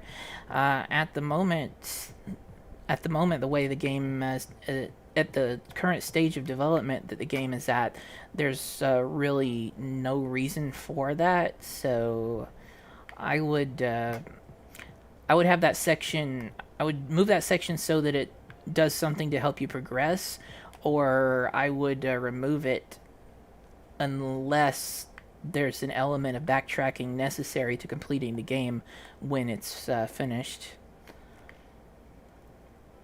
And even then, yeah, I think some much stronger landmarks to help you keep track of where you are would help.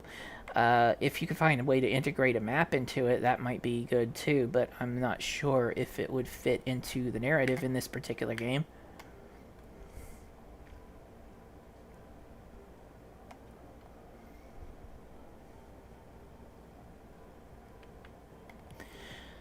Even a local area map, though, like if you wanted to do something like, say, Fetch had some senses that would let him determine more of the surrounding area than what you can just see here on the screen, and you had a very small map that scrolled across the level and changed what you could see based on where you are in the level. That might help too, just having more of an overview of what the area looks like, so that you can get a sense of of patterns that you've seen before and ones that you haven't.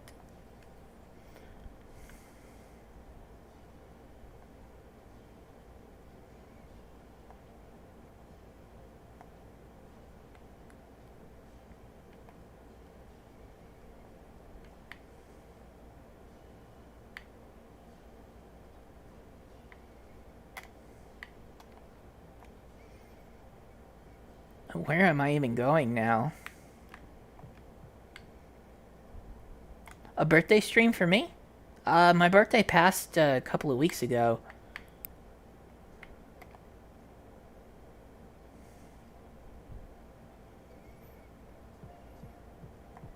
Yeah, I was actually even more busy than I am right now.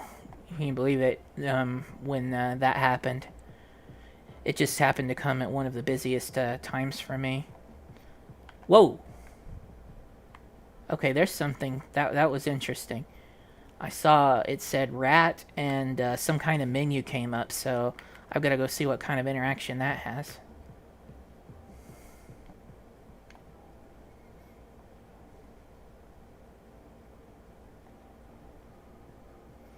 Come on, fetch. I think something else that might be good, just a little detail, would be to leave some very subtle claw marks as he falls down the wall like that. They could be small, light, and disappear quickly too. But I think it would add a lot to the atmosphere, maybe if you could see that.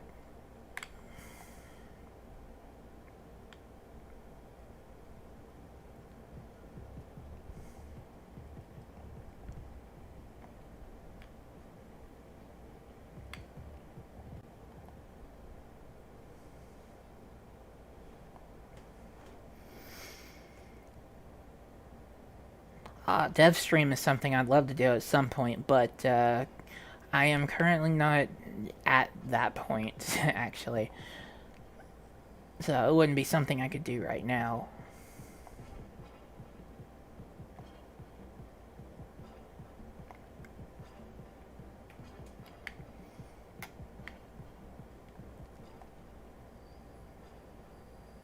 Just roaming around. I have no idea where I am. I don't know if I've long lost those rats or anything. Whoa, there's something. Okay. Rats, we're the rats. There's a continue button there. We pray at night, we stalk at night, we're the rats. I'm the giant rat that makes all the rules. Let's see what kind of trouble we can get ourselves into. Oh, it looks like the character doesn't get locked when you're in a menu. Okay, so I can talk to these guys, but I can't do anything else. It shows that there's character interaction, but not a whole lot of it yet. And I do understand what it's like when a game is in super, super early development.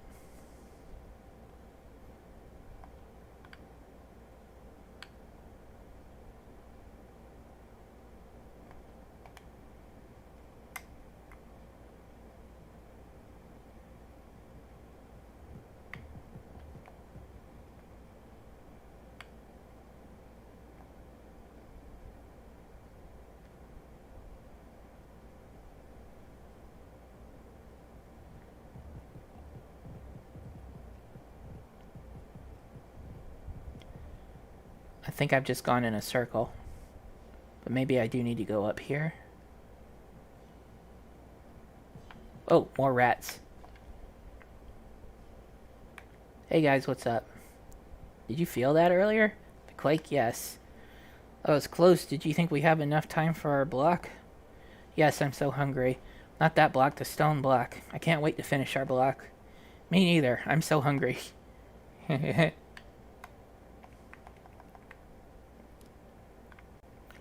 Alright, what are you guys doing here?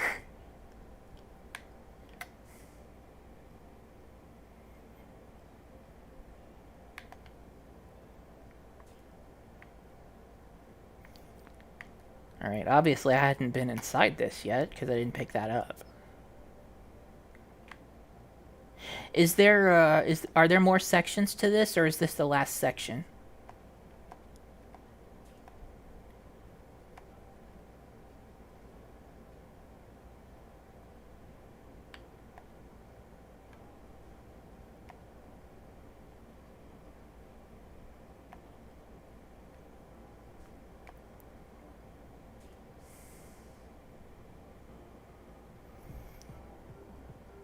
Okay, so since I backtracked through this, going through it again is going to put me back in the right direction.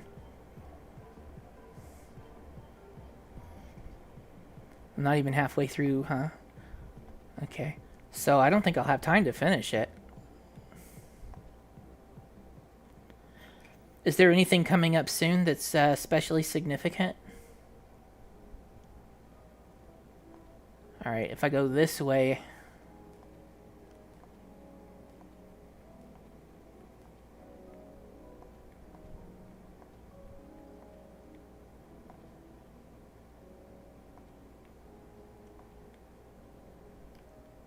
Yeah, I remember this thing.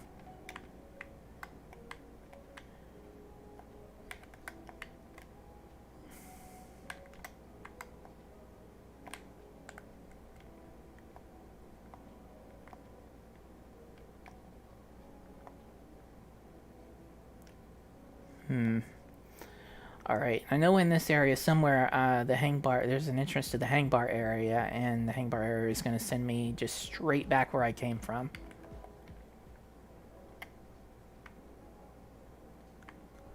Oh, that thing's, got some kind of projection. I guess just don't go that way.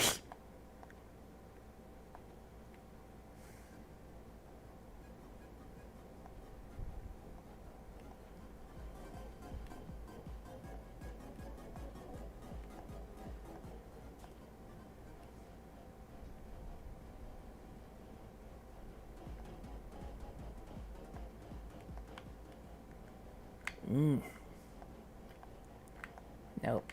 Nope. Okay, I think this looks new.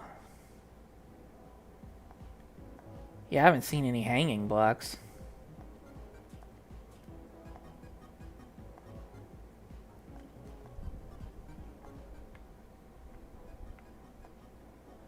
Gonna find a way up there.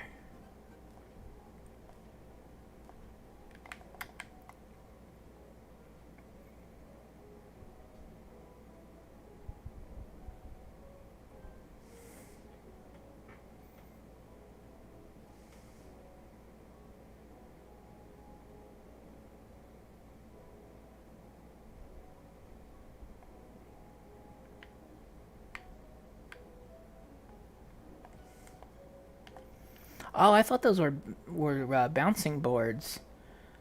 I was sure I bounced off of one of them. Alright. Yeah.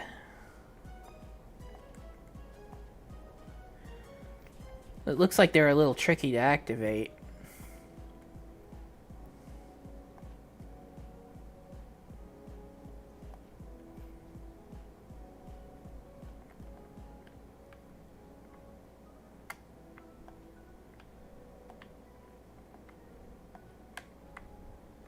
Ah, I thought so. Whoa. And go all the way back around again.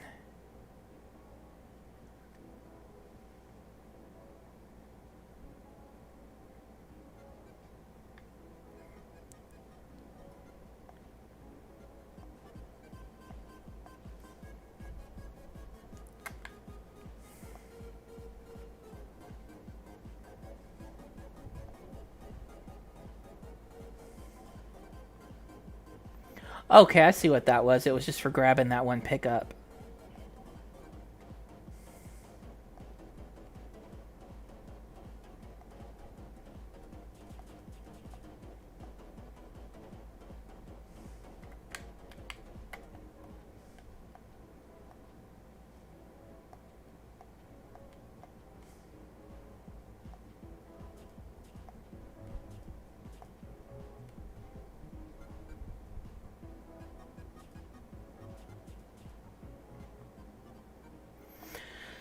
So it seems like there might be something to having to stand up again, and there are some parts where you need to slow down to get things just right.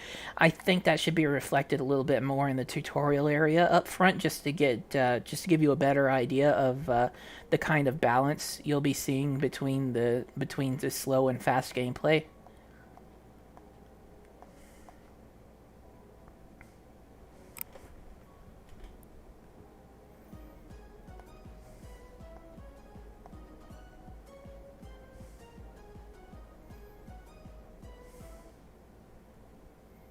Well, something's happened. While dashing, jump toward a wall. Oh, while dashing, fall off.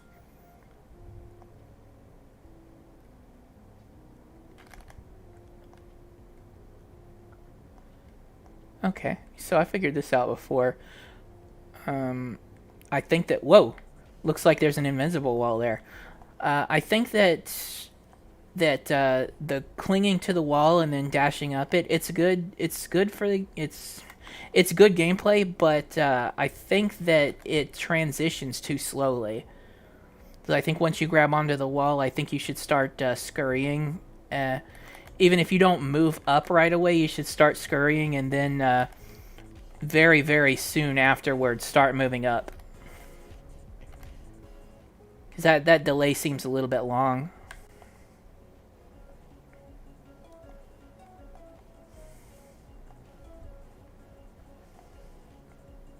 Woo!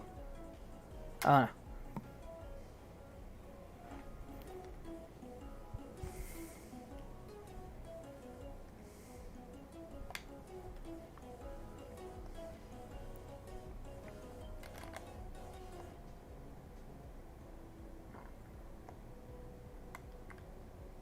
Yee.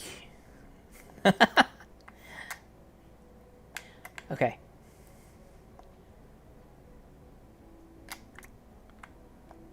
Yeah, that delay was way too long.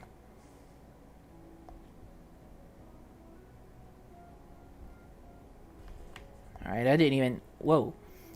If I fell down the wall like that, I shouldn't have had that much dash speed coming off of it. I don't think.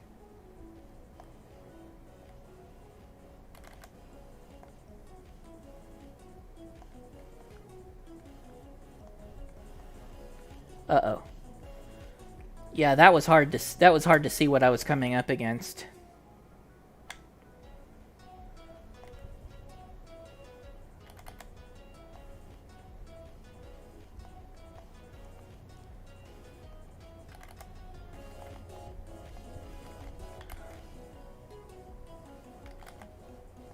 Oh yeah, the colors here. The way the shadowing works makes this hard to see at fast speeds. So it might be good to look into having a different kind of contrast between the light and shadow here.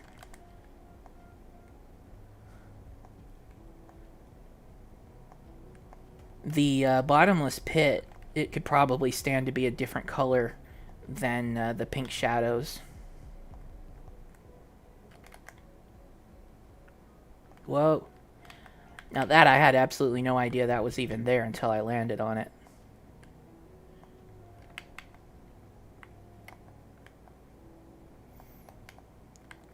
Might be good to have it easier to come to a complete stop too, because some of the times I want to turn around and I'm running at a very high speed just like that. That's just constant and not slowing down even though I'm not holding any of the buttons.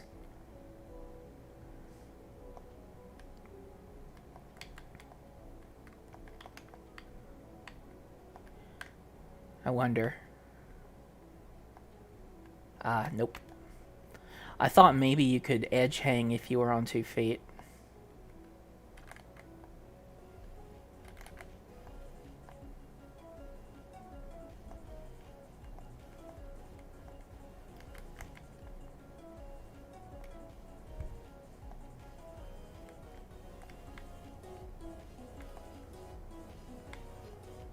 This is some serious parkour. Oops.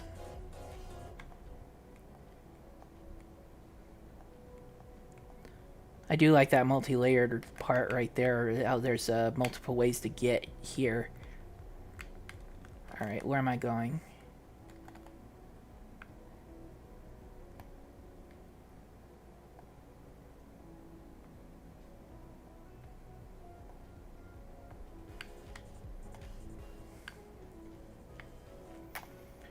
I have a feeling I'm supposed to be all the way at the top.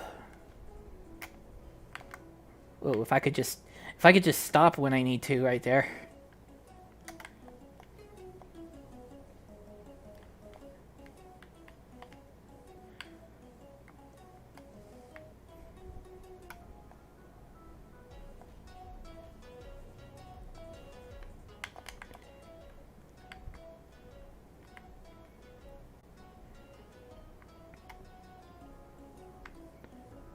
Okay, I want to be at the top, but how? Whoa! I just took off at full speed there. I think working momentum into it a little bit more would help. Just some speed up and slow down momentum rather than moving so fast right away. And I think the way that you're supposed to stop right now is pushing the you push the dash button while you're running full speed. You just tap it and then you'll stop. I think that letting go of the directional key should also make you slow toward a stop. That would just feel a lot more natural.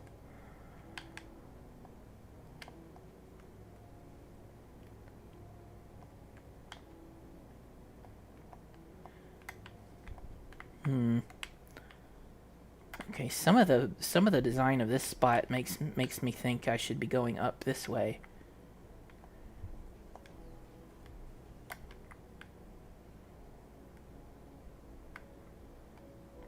Yeah,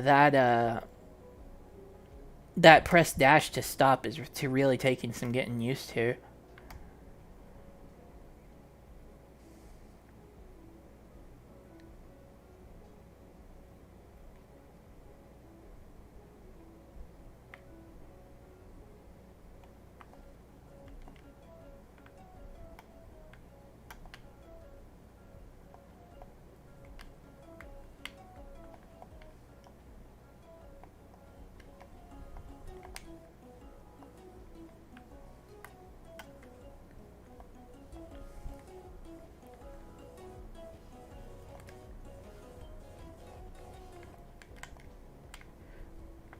All right, I did it.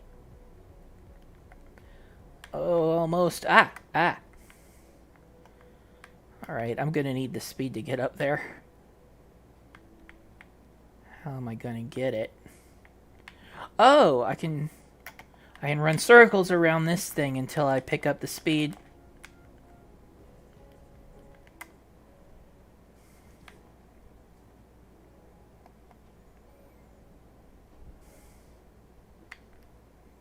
What the?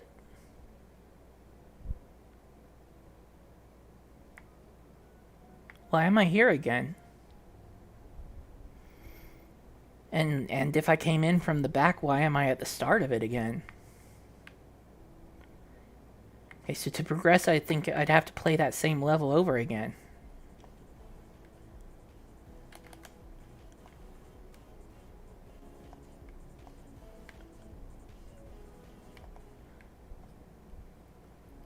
Yeah, what invisible wall there is weird. Ugh.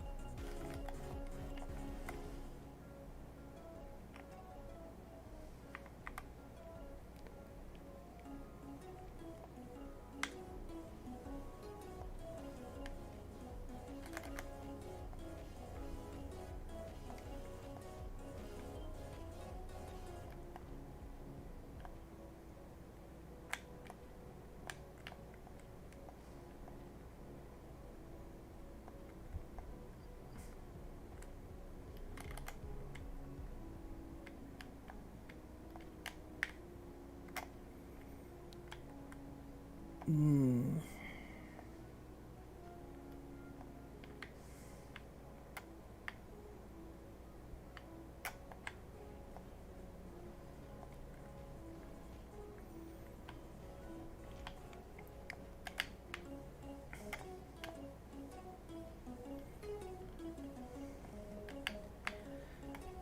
It's a little bit hard to control around this area.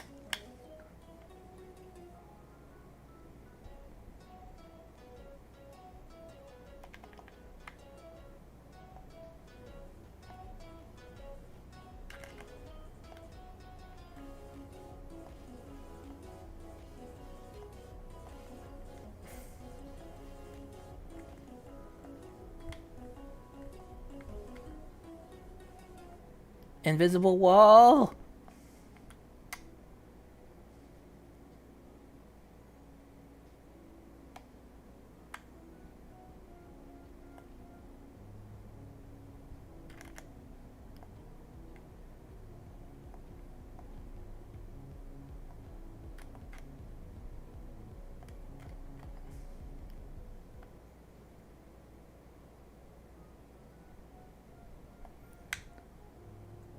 There we go.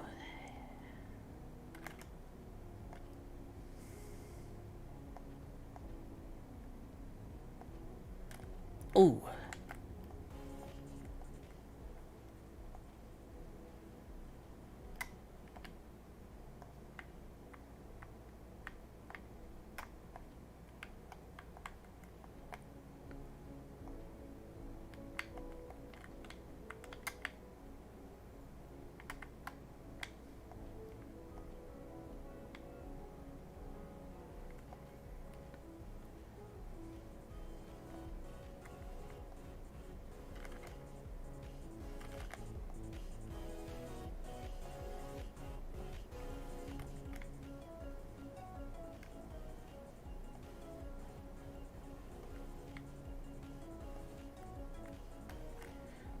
Ah.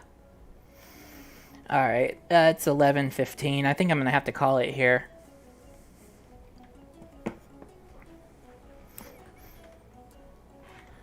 So, I didn't make it to the gimmick that you were looking for, did I?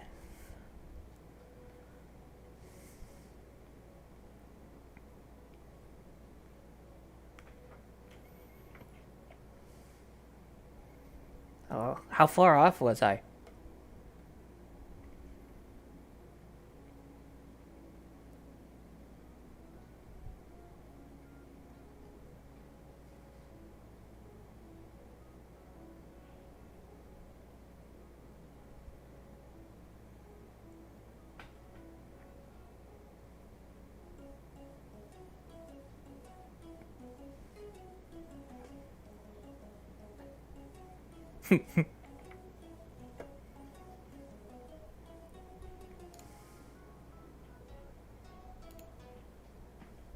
Well, as I said, that has some serious potential.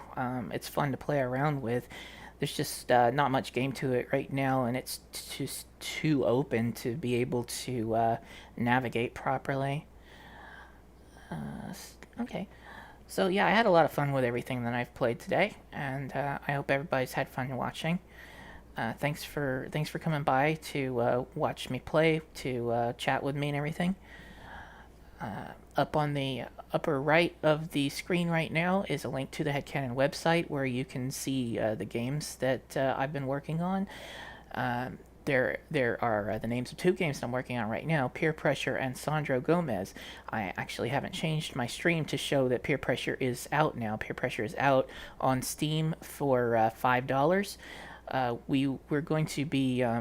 We're going to be going back to it after I have a chance and doing some improvements to it too before we start porting it to other platforms. The price may raise when that happens since we're going to be putting more into it, and it may be the length may be increased very slightly. I'm not sure.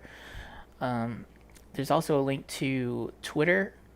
You can contact me at HC Stealth, or if you want to talk to me or someone within the Headcanon company about stuff that Headcanon is doing, you can follow or tweet at head_canon. There's a Discord server that is primarily for headcanon support. We have a lot of Sonic fans there. A lot of people who like to chat about game development stuff too. But yeah, come on by if you would like to chat with me or chat about any of Headcanon's projects. If you would like to help support projects financially, I have a Ko-fi link there and also a Patreon that you could subscribe to. And any help with any of that would be greatly appreciated. Um, and just to recap, Sandro Gomez is coming along pretty well. We have talked about extra playable characters with their own levels for the game, but what we have decided is that we're going to focus on the main Sandro story and get that completed by about mid next year. And once that's done, we will focus on getting Kyle and Lucy prepared for Kickstarter status because that's going to be a much bigger game, much more ambitious, and we're definitely going to need the funds to make it through there. So we will get that ready for presentation. We'll start a Kickstarter. Please consider supporting it. Please also spread the links for any of this stuff to help get support for these projects. And yeah, I guess I am off now to my current project because I've got a lot of work to do, and I don't have a whole lot of time to do it. So yeah, I will see you guys later. Thank you again.